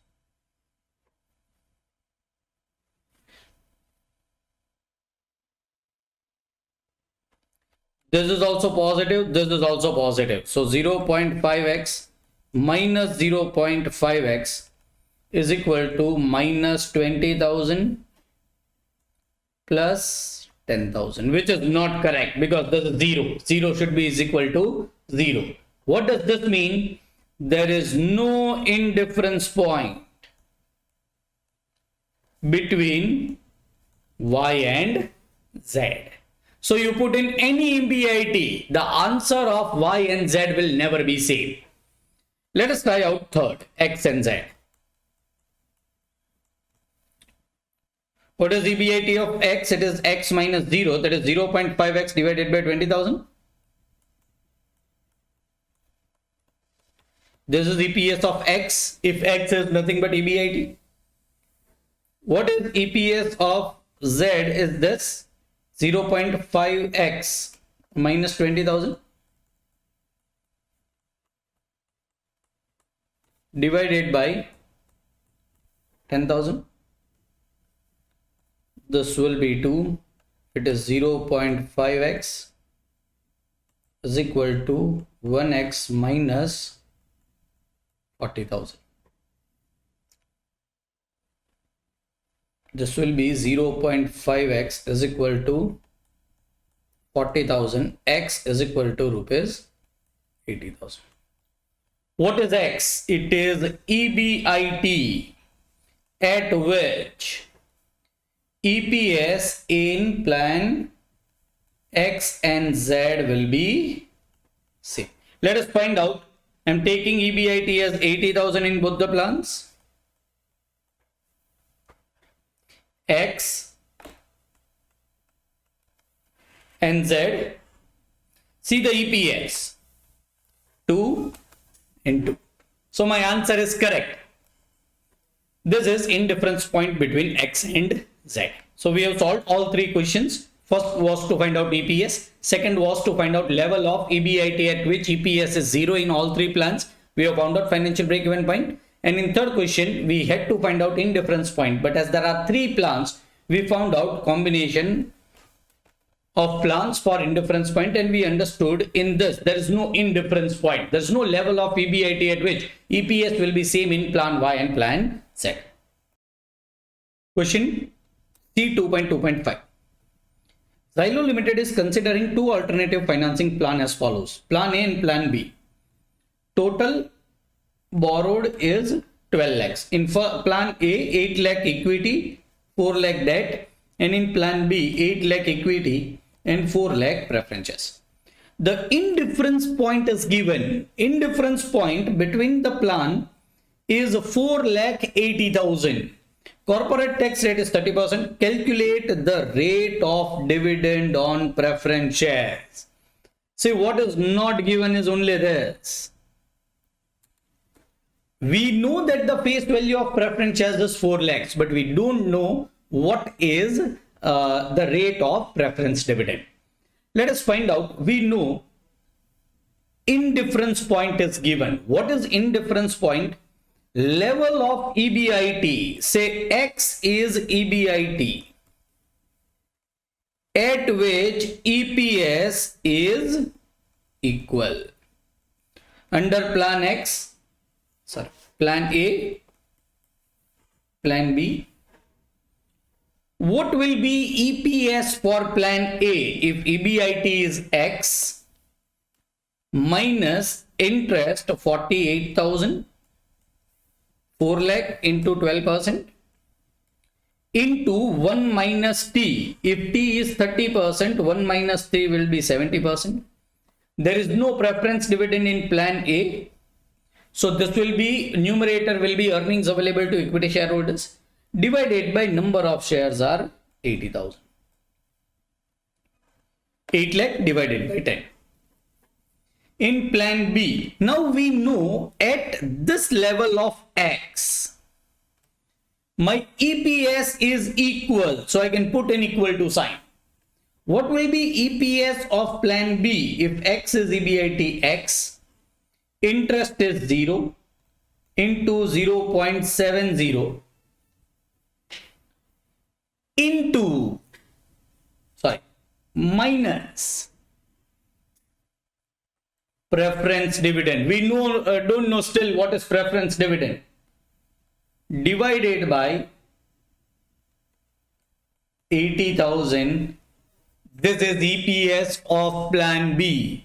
We know this EPS are equal because at this level of EBIT, EPS are equal.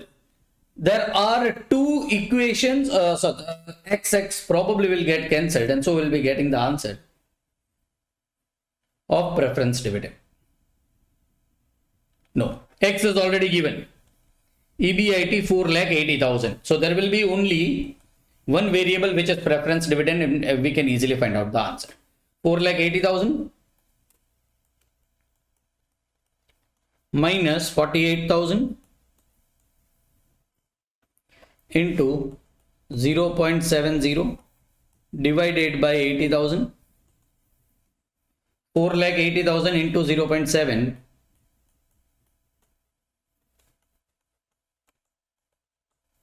minus preference dividend upon 80,000.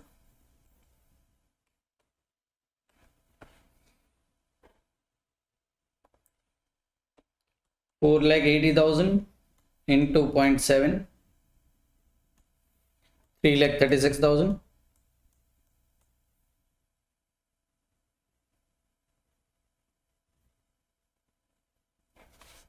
Let me directly find out the answer. This will be 4,80,000 minus 48,000 multiplied by 0.70. This is on left hand side. 4,80,000 into 0.70. This is on right hand side. Preference dividend will be 33,600.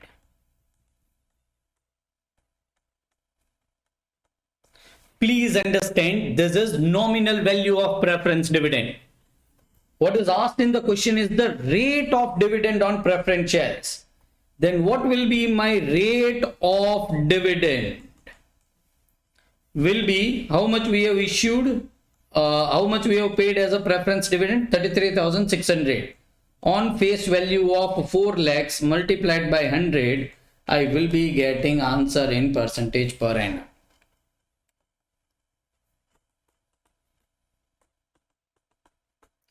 Which is 8.4%. This is the rate of preference dividend. So excellent question, because in the chapter of capital structure, there is no direct formula which is asked. This is a mathematics question which is asked in the chapter of finance. Operating income and net income approach. Believe me, sometimes you will not even know the approach and you will be able to solve the questions like this. The following data relates to 4 firms, A, B, C, D. EBIT is 2 lakh, 3 lakh, 5 lakh. These are 4 different firms. Interest 20, 60, 2 lakh, 2 lakh, 40,000. Can these 4 firms be compared? The answer is no. Try to concentrate. They are not similar in all the respect. EBIT should be same, then only 2 firms can be compared. So here we will be just answering it, will not be commenting on anything. Interest 20,000, 60,000, 2 lakh, 2 lakh, 40,000. Equity capitalization rate is KE is given. Assuming there are no taxes, interest rate on debt is 10%. Determine the value of firm and weighted average cost of capital of each firm by net income approach. So I am solving the question up till this stage. I am doing it in different page intentionally. EBIT of A is 2 lakhs minus interest is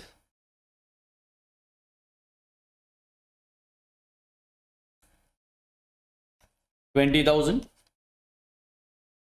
Earnings available to equity shareholders, because there is no taxes, there are no preference dividend. This will be 1,80,000. What is KE given? Is a 12%. I can find out value of equity, earnings available to equity shareholders divided by KE, 1,80,000 divided by 12%. That is a 15 lakhs. Value of debt, interest divided by KD. So 20,000 divided by KD is 10%, will be 2 lakhs. Value of firm will be 70. I am finding out KO is equal to EBIT upon value of EBIT is a 2 lakhs divided by 17 lakhs. It is 11.76%.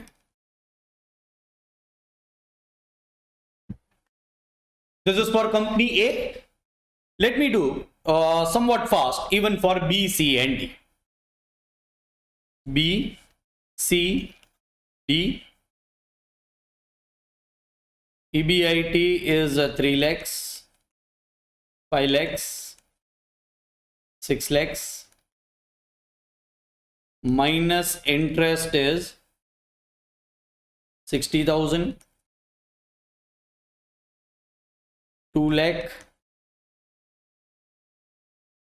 2,40,000. This will be 2,40,000. These are earnings available to equity shareholders. This will be 3 lakhs. This will be 3,60,000. KE is given 16%, 15%, 18%. I can find out value of equity. Earnings available to equity shareholders divided by KE. 2,40,000 divided by 60%. It is 15 lakhs. 3 lakh divided by 15%. 20 lakhs. 3,60,000 divided by 18%. 20 lakhs. Value of debt. Here it will be 6 lakh divided by, 60,000 divided by 12% is 6 lakhs. 2 lakh divided by 10% is 20 lakhs. 2 lakh, this is 24 lakh. Value of firm is 21 lakh, 40 lakhs, 40. Just it is a procedural question. KO is EBIT divided by value of firm, 3 lakh divided by 21 lakh, 14.28. 5 lakh divided by 40 lakh, 12.5. 6 lakh divided by 44 lakh, 13.63. Please understand, this is an answer. These three companies cannot be compared. So don't think even which is having higher debt, which is having lower debt, nothing about it. Don't think even a single point regarding this and try to compare it. Just give your answer as per the formulas available under net income approach. Now, understanding of net income approach really starts from here.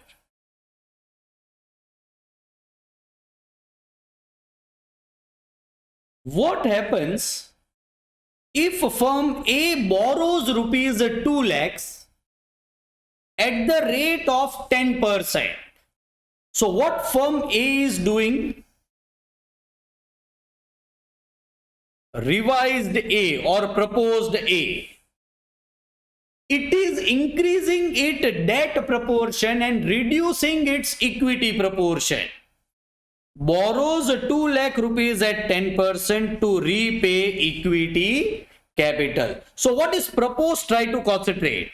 Increase in debt and reducing equity. But the total capital will remain same. So what they are doing? They are not increasing debt. They are increasing debt proportion. Debt will increase and equity will decrease, is nothing but increase in debt proportion. In that case also EBIT will be 2 lakhs. But now interest, already it was 20,000. Now you are borrowing more 2 lakhs rupees at the rate of 10%. So more 20,000, total will be 40,000. Remaining will be 1,60,000. KE is 12%. Value of equity is 1,60,000 divided by 12% is 13,33,333. See, up till now, someone would say, sir, this value has decreased. Believe me, number of owners have also decreased. The number of equity shareholders have also decreased. So you cannot say that this figure has decreased for each and every shareholders. Number has also, see, there were two partners sharing profit of 50 lakh and 50 lakh. Now there is only one partner who is sharing profit of 75 lakh. All right. So this is 13,33,333. What will be value of debt? Now 4 lakhs, 2 lakhs existing, 2 lakhs more, that is 4 lakhs. Total value of firm is 17,33,333. And KO will be EBIT, that is 2 lakhs, divided by 17,33,333. That is 11.53%. 53 or 50.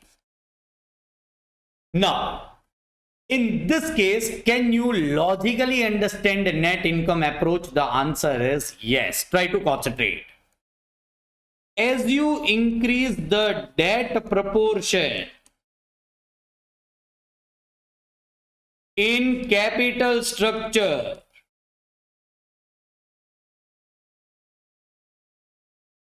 you have increased the debt proportion. Yes. What you have done over here? Increased debt, reduced equity.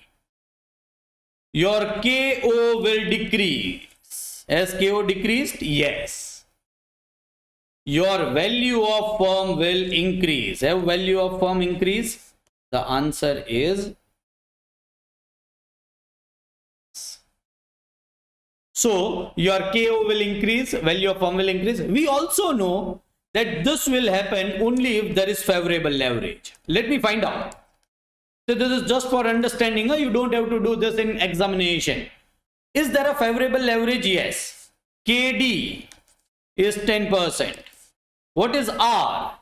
EBIT divided by capital employed. Now what is capital employed is not available. You can take 17 lakhs as capital employed. All right. Then also if you find out like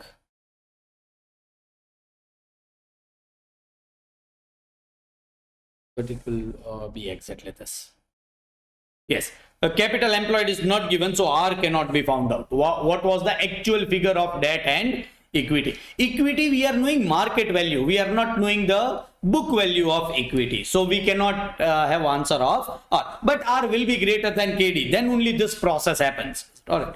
So here you can understand net income approach and mark this as an extremely good point for net income approach. As you increase the debt proportion in your capital structure, your overall cost, that is KO, will reduce and your cost value of firm will also increase. This is question number 1. We are going to question number 2. Alpha Limited and Beta Limited are identical except for capital structure. Now we can compare it. Alpha has a 50% debt and 50% equity. So let me write it down even. Alpha and Beta. Alpha is having 50% debt, 50% equity, whereas Beta is having 20% debt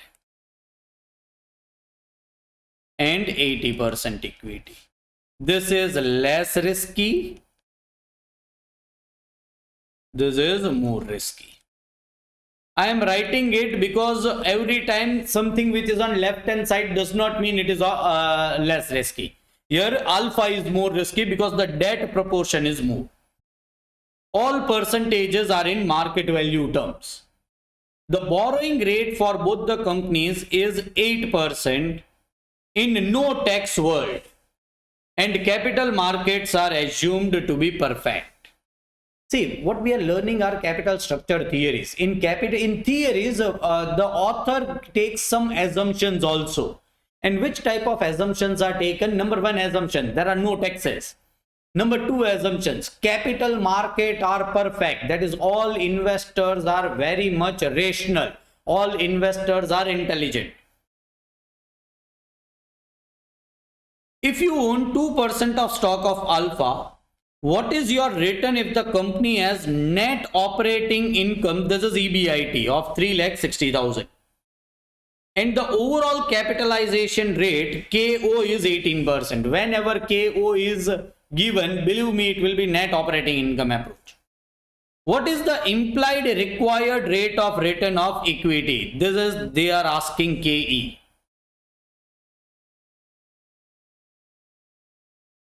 Alright, and second we will be learning. Correct. Let me first draw that marginal costing statement. EBIT is 3,60,000. It is for alpha or beta? Alpha and beta also, because they are same in all respect except capital structure.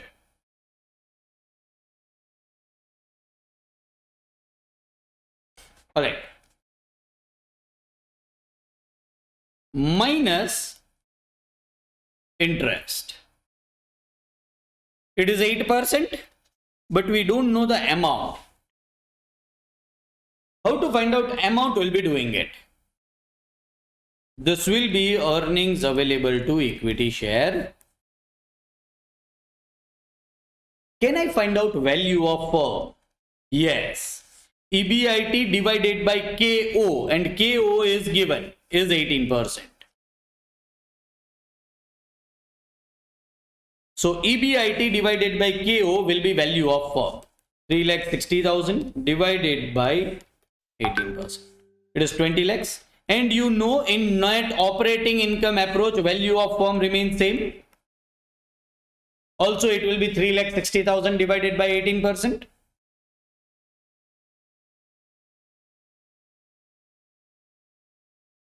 Yes. Can we find out value of equity and value of debt? The answer is yes. Why? The percentages which are given is of market value. This percentage, 50-50 percentage. So your value of equity would be 10 lakhs and value of debt would be 10 lakhs. Your value of debt would be 4 lakhs. Value of equity would be 16 lakhs.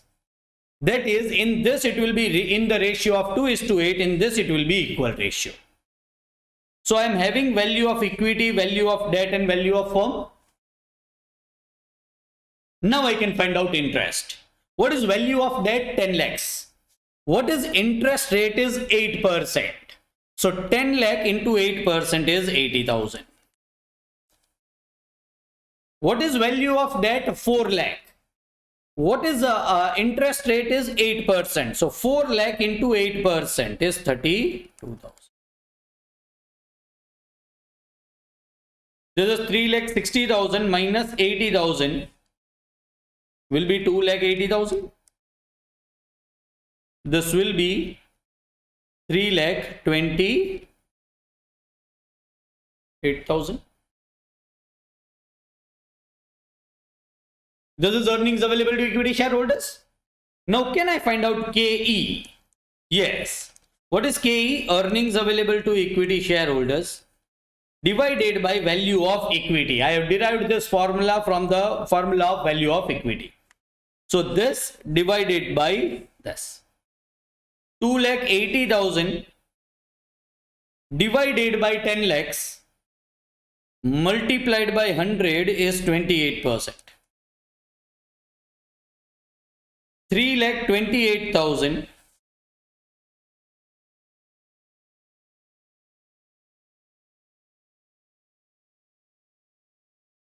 I'm sorry, I have made some mistake. Your equity is 80%. So this is 16 lakhs. And value of debt is 4 lakh. Is this correct? 4 lakh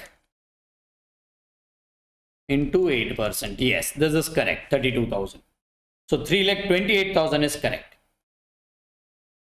Value of equity is 16 lakh. So 3,28,000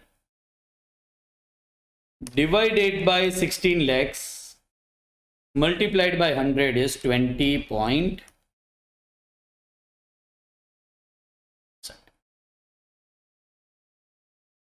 Try to concentrate. This will explain net operating income approach, and it will explain even point 2 even. This is less risky. Otherwise, both firms are same, but this is less risky. I am explaining net operating income approach by this red pen. As you increase a debt proportion in your capital structure, say this, your value of firm will remain same. Because there is increase in risk, why KO should decrease if there is increase in debt proportion? Because KD is less than KE. So KO should decrease. But why it will not decrease? Because on other hand, the expectation of equity shareholders will increase because the risk of the company has increased. So equity shareholders will demand more. Instead of 20.5% in a similar company, they are demanding 28% because the risk of the company has increased. So KE will be more, and so KO will remain same. Alright. And so it proves net operating income approach. What does it say? As you increase the debt proportion, KO should reduce because KE is more than KD. Also, KO should increase because the expectation of equity shareholders will rise. And if this will be there, this will offset each other. And so KO will remain same, even value of the firm will remain same. Net operating income approach, excellent example of net operating income. Question is C 2.3.3. ABC Limited adopts constant weighted average cost of capital approach and believes that its cost of debt and overall cost of capital is 9% and overall cost of capital is 12% respectively. If the ratio of market value of debt to market value of equity, this is debt upon equity, is 0.80. What rate of return do equity shareholders earn? Assume there are no taxes, we are doing it by approach.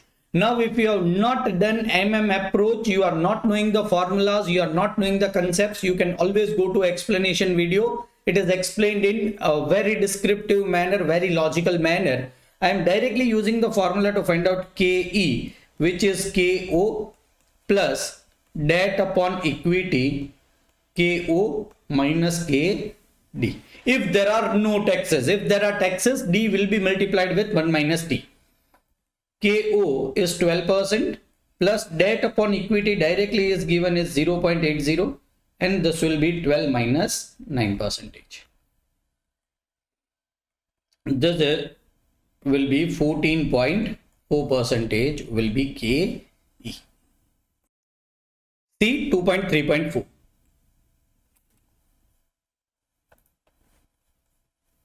The following data relates to the two companies belonging to the same risk class. Expected net operating income 18 lakhs, 18 lakhs. See, EBIT is 18 lakhs in both the cases.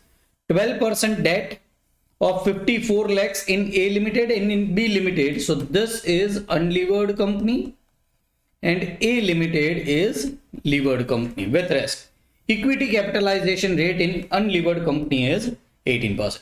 Determine total market value, equity capitalization rate, weighted average cost of capital for each company, assuming no taxes as per approach.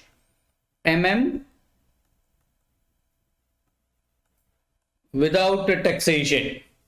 I am first taking B Limited because it is unlevered.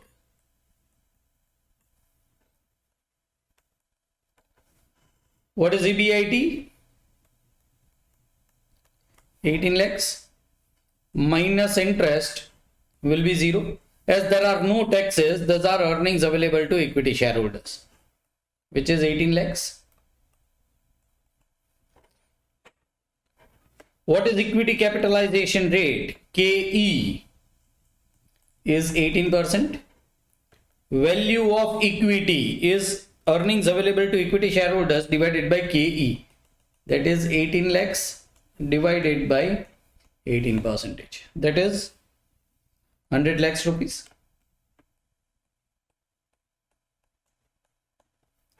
Value of debt is 0.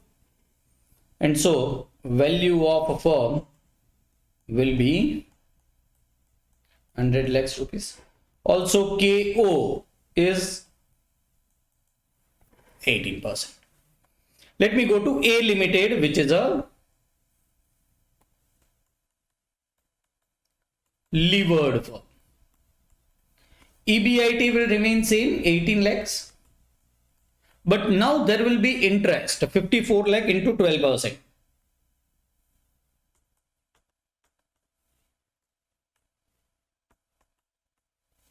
Which is 6,48,000.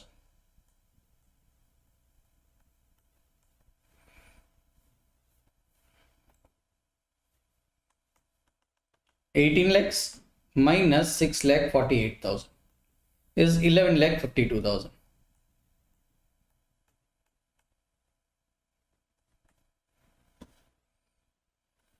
Now, it is given that value of a firm remains the same. If there are no taxes in value of firm will remain 100 lakhs. What is value of debt? 54 lakhs. What will be value of equity? Value of equity will be 54 minus 100 is 46 lakhs.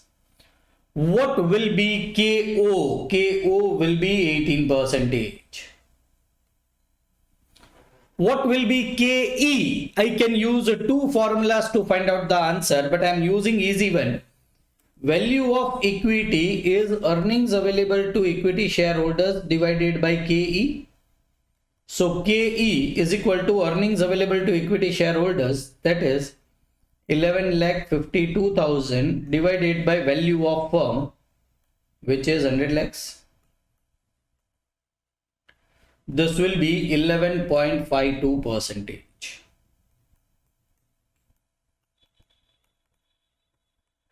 As the debt proportion has increased, sorry, there is a mistake. I need to take value of equity over here and not value of firm. Value of equity is only 46 lakhs.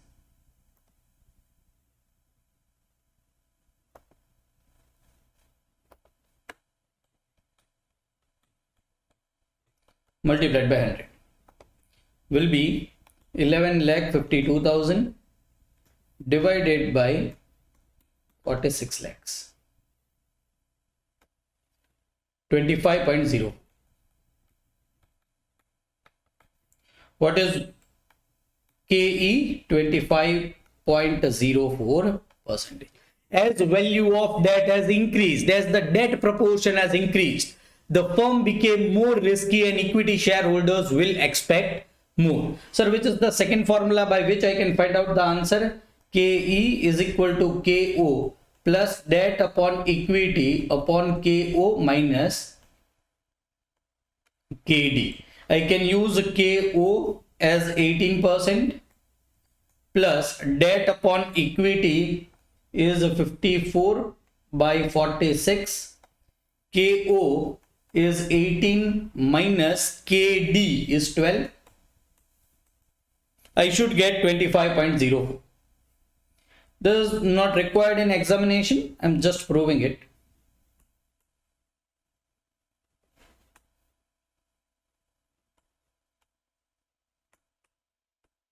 $25.0.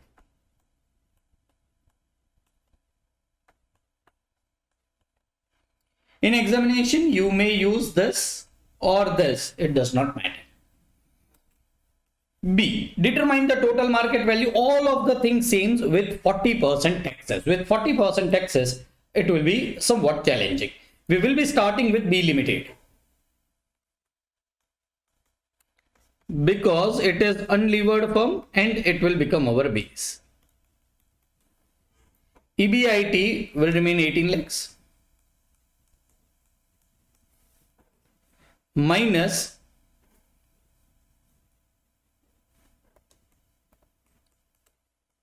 interest is 0. Earning before tax will be 18 lakhs minus tax, a tax of 40%, which is 7,20,000.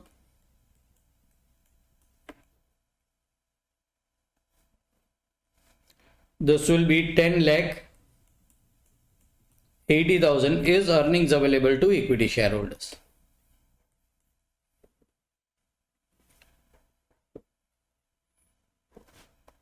KE is 18%.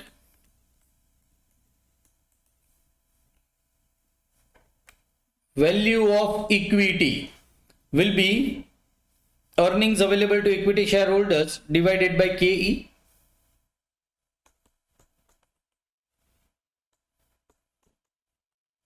That is 60 lakhs. Value of debt is 0. So value of firm will also be 60 lakhs rupees. As KD is 0, even KO will be 18%. If this is an unlevered firm, KE and KO remain same even if there are taxes. Let us go to A Limited, which is a levered firm. Again, EBIT is 18 lakhs, but there is an interest of 6,48,000. Remaining will be 11,52,000 minus 40% tax.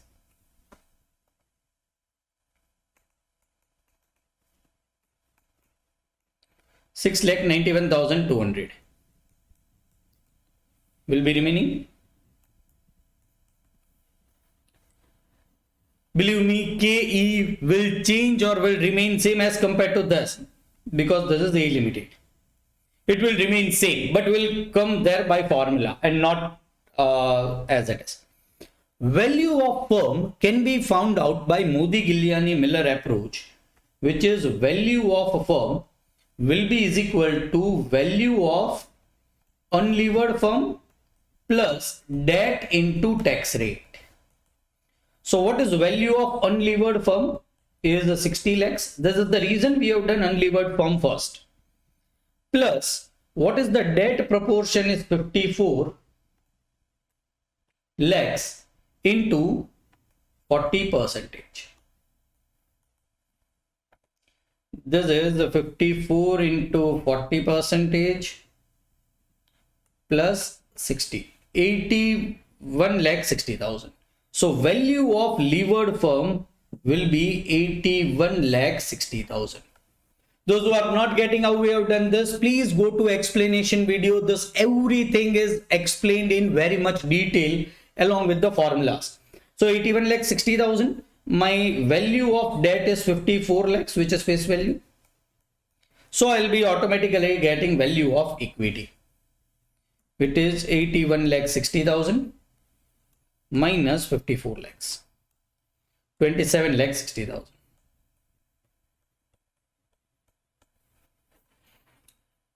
Can I find out KE? Again, I am doing it by two formulas. KE can be found out by earnings available to equity shareholders divided by value of equity, which is earnings available to equity shareholders is 6,91,200 divided by value of equity is at 27 lakh 60,000. 6,91,200 divided by 27 lakh 60,000. 25.04. So what is KE is 25.04%. See, in A limited, even if there were no taxes, we were getting same answer. Even if there are taxes, we are getting same answer of KE. By increasing debt proportion, the expected rate of return of equity shareholders have not changed. Just because the tax has been included. How to find out KE by another method? KE, please understand, this is not required in examination. If you find out 25.04, it is absolutely all right. You don't have to do anything else. KE is KO plus debt into 1 minus T upon equity into KO minus KD.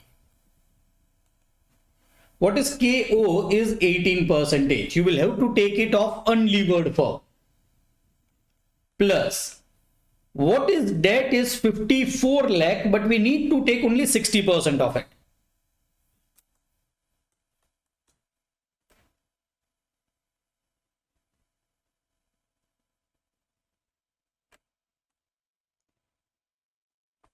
$32.4 divided by equity is 27 lakh 60,000.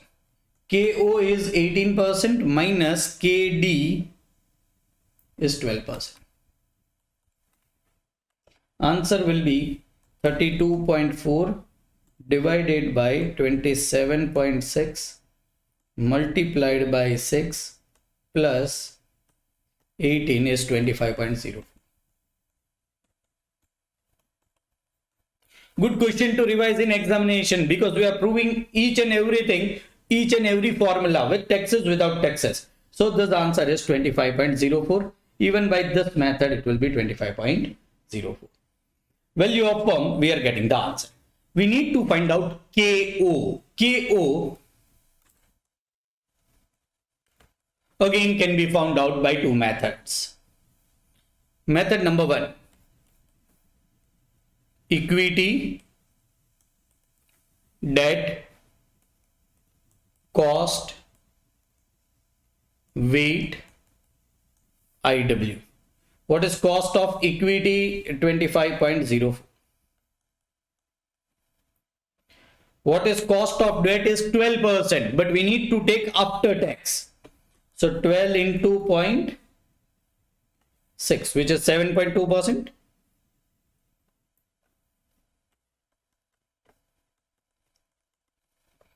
What is weight of equity? 27,60,000. What is weight of debt? 54. 27,60,000 multiplied by 25.04. It is 691.104. 54 into 7.2. M plus. MRC is the sigma IW. 1079.904.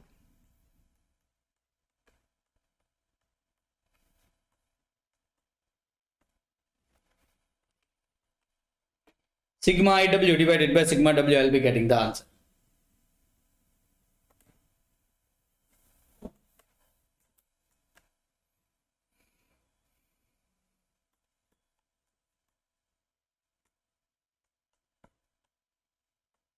$13.23.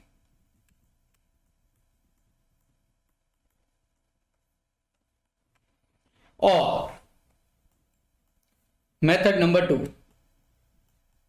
In each and every suggested, this answer is given, but believe me, method number 2 is more easy.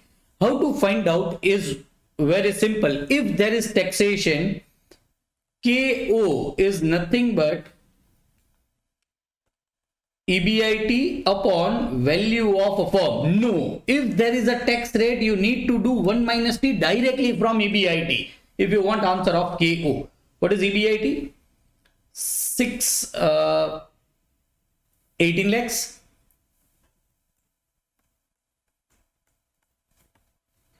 Into 1 minus T is 0.60 divided by value of a firm. Value of firm is 81,60,000.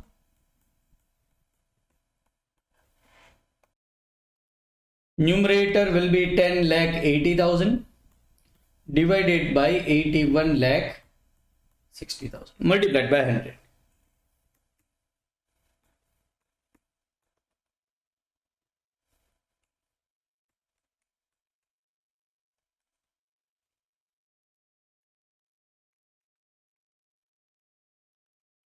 .13. This is what Modigliani Miller says. See, both the answers are same. Both the answers are correct. You can use this. This is very simple. This is time consuming. This is not difficult, but this is time consuming. You can always use this. Find out the answer of KO, which is 13.23. Sir, in Modigliani Miller, KO remains same. No, if there are no taxes, KO remains same. But if there are taxes, even in MM approach, the value of A limited will increase. He only explains that if there are taxes. But if there are no taxes, then value of firm will remain same. C 2.3.5.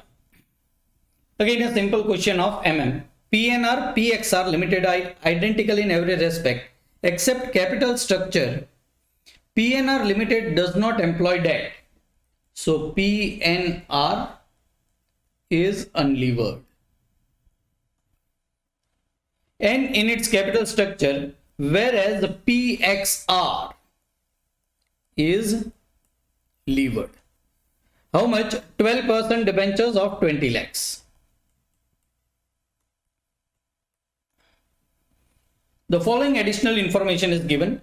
There is an income tax. So we'll be using all the formulas relating to income tax. EBIT is 5 lakhs. Equity capitalization rate of PNR is 20%. Assuming all assumptions of MMR match, calculate value of both the companies' weighted average cost of capital for both the companies. Will be starting with PNR, which is unlevered.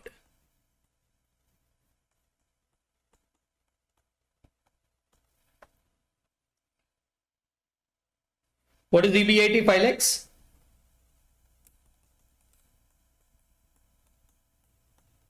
Interest is 0.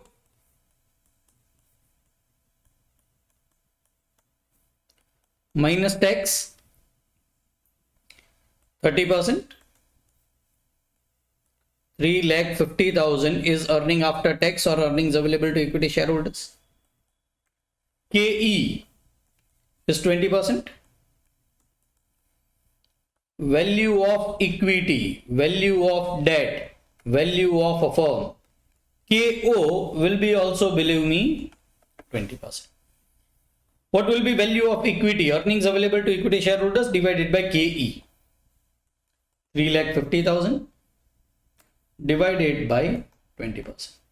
17,50,000. Value of debt is 0. Value of firm is also 17,50,000. We are going to PXR, which is levered. EBIT will remain 5 lakhs. There is 20 lakh debt of 12%. That is 2,40,000 will be interest. This will be 3,60,000. Tax rate will be 30%. So profit after tax will be 3,60,000 multiplied by 70%. 2,52,000. How to find out value of a firm? Value of unlevered firm 17,50,000 plus debt. What is total debt is 20 lakhs multiplied by tax rate, which is 30%. It is not 1 minus t, it is multiplied by tax rate. Answer will be 23,50,000 rupees. Value of firm is 23,50,000 rupees. Value of debt we know is 20 lakhs.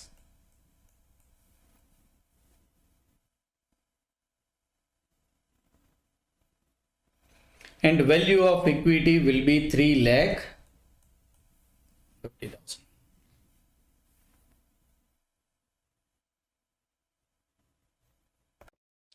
Let me find out KE. KE is earnings available to equity shareholders divided by value of equity. Earnings available to equity shareholder is 2,52,000. Value of equity is 3,50,000. So the risk has increased like anything. So we are having a huge cost of equity. 2,52,000 divided by 350, which is 72%. Yes, I thought we are making some mistake. This will not be 2,52,000. 3,60,000 multiplied by 70%. 2 lakh. This is correct. 5 lakh minus 2,40,000 is 2,60,000. 2,60,000 minus 30%. 1,82,000. This figure we have used over here, right? 1,82,000. Still the cost is huge. 1,82,000 divided by 350, which is 52%. Will be nothing but cost of equity. Sir, is there any way we can find out KE in other manner? Yes, it is KE will be KO plus debt into 1 minus T upon equity, KO minus KD. This is suggested by Modi, Giuliani, Miller. If there are taxes, you can use this formula. Believe me, answer will be absolutely 52%. In previous question also, we have solved it by both the methods. In this question, we are not trying to solve, but the answer will remain 52%. We need to find out KO. KO is EBIT into 1 minus T upon value of a firm. EBIT is 5 lakhs into 0.70 divided by 23,50,000. Sir, shouldn't we do sigma IW divided by sigma W? That will give you same answer. It will not give you a separate answer. Even if in suggested that method is given, we are concerned with answer. We should be getting correct answer. This is 3,50,000 divided by 23,50,000, which is 14.89.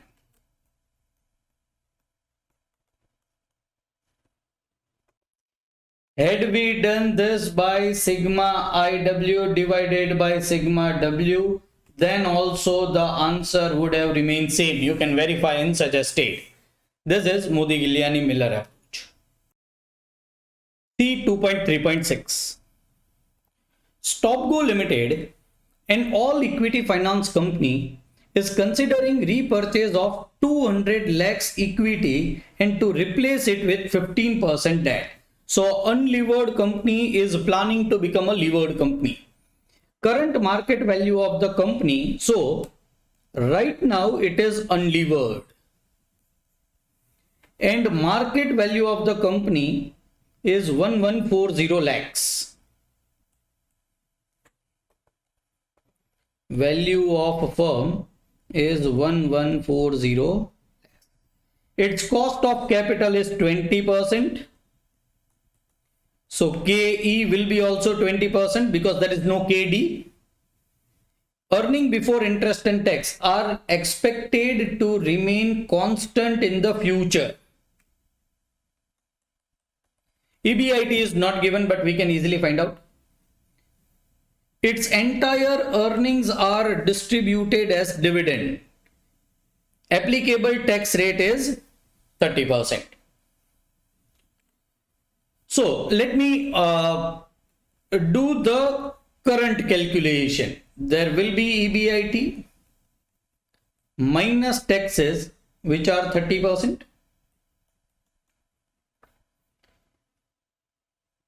I will be getting EAT. Why I will not deduct interest? Because interest is not in the picture. This is an unlevered firm.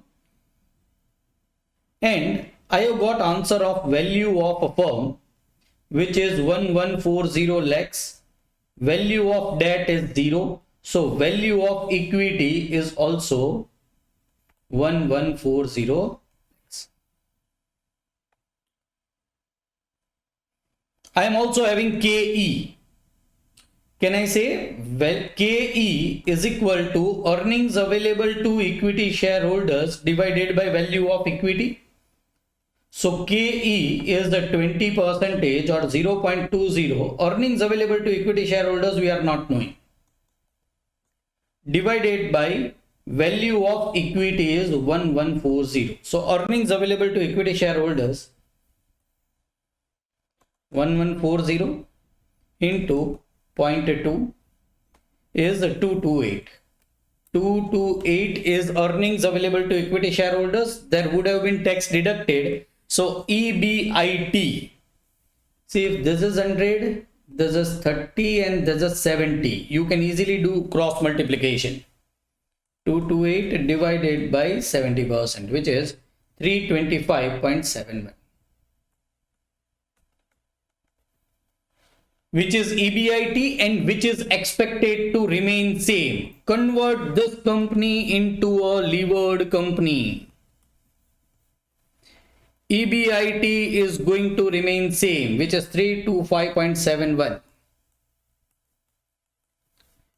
minus interest. Interest will be 200 lakhs of 15%.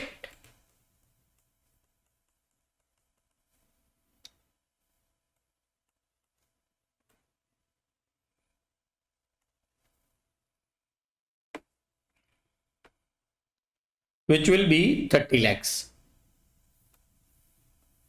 This is earning before tax.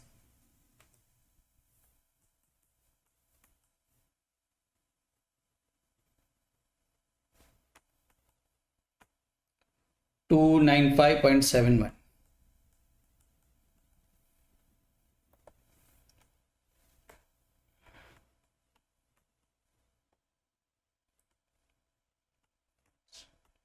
$206.997. This is tax at the rate of 30%. This is earning after tax or earnings available to equity shareholders. what they want us, the market value of the company, that is new company, market value of new company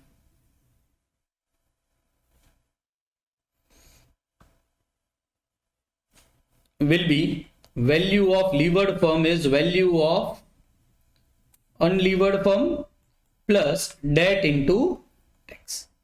Value of unlevered firm we are already knowing 1140 plus debt will be 200 into 30%. So this will be 1200. So value of a firm will be 1200. Value of debt is 200. So value of equity will be 1000 lakhs. I can easily find out KE by earnings available to equity shareholders divided by value of equity, which is 206.997 divided by 1000, which is 20.70 approximately. I can find out KE by which method? KE is equal to KO plus debt into 1 minus T upon equity. KO minus KD will give the same answer. I can find out KO. How I can find out KO is EBIT into 1 minus T upon value of firm. EBIT is 325.71. 1 minus T will be 0.70 upon value of firm is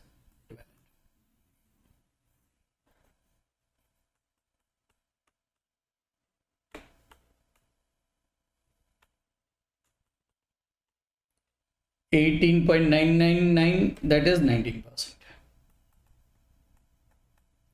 What is another method of finding it out is the sigma IW divided by sigma W. We will be having post KD 15% into 1 minus T. We are having KE. Write down the weights of equity and debt. Find out sigma IW divided by sigma W. In all suggested, this answers would be given, but this is absolutely shortcut correct answer, which is 19%, which is nothing but KO.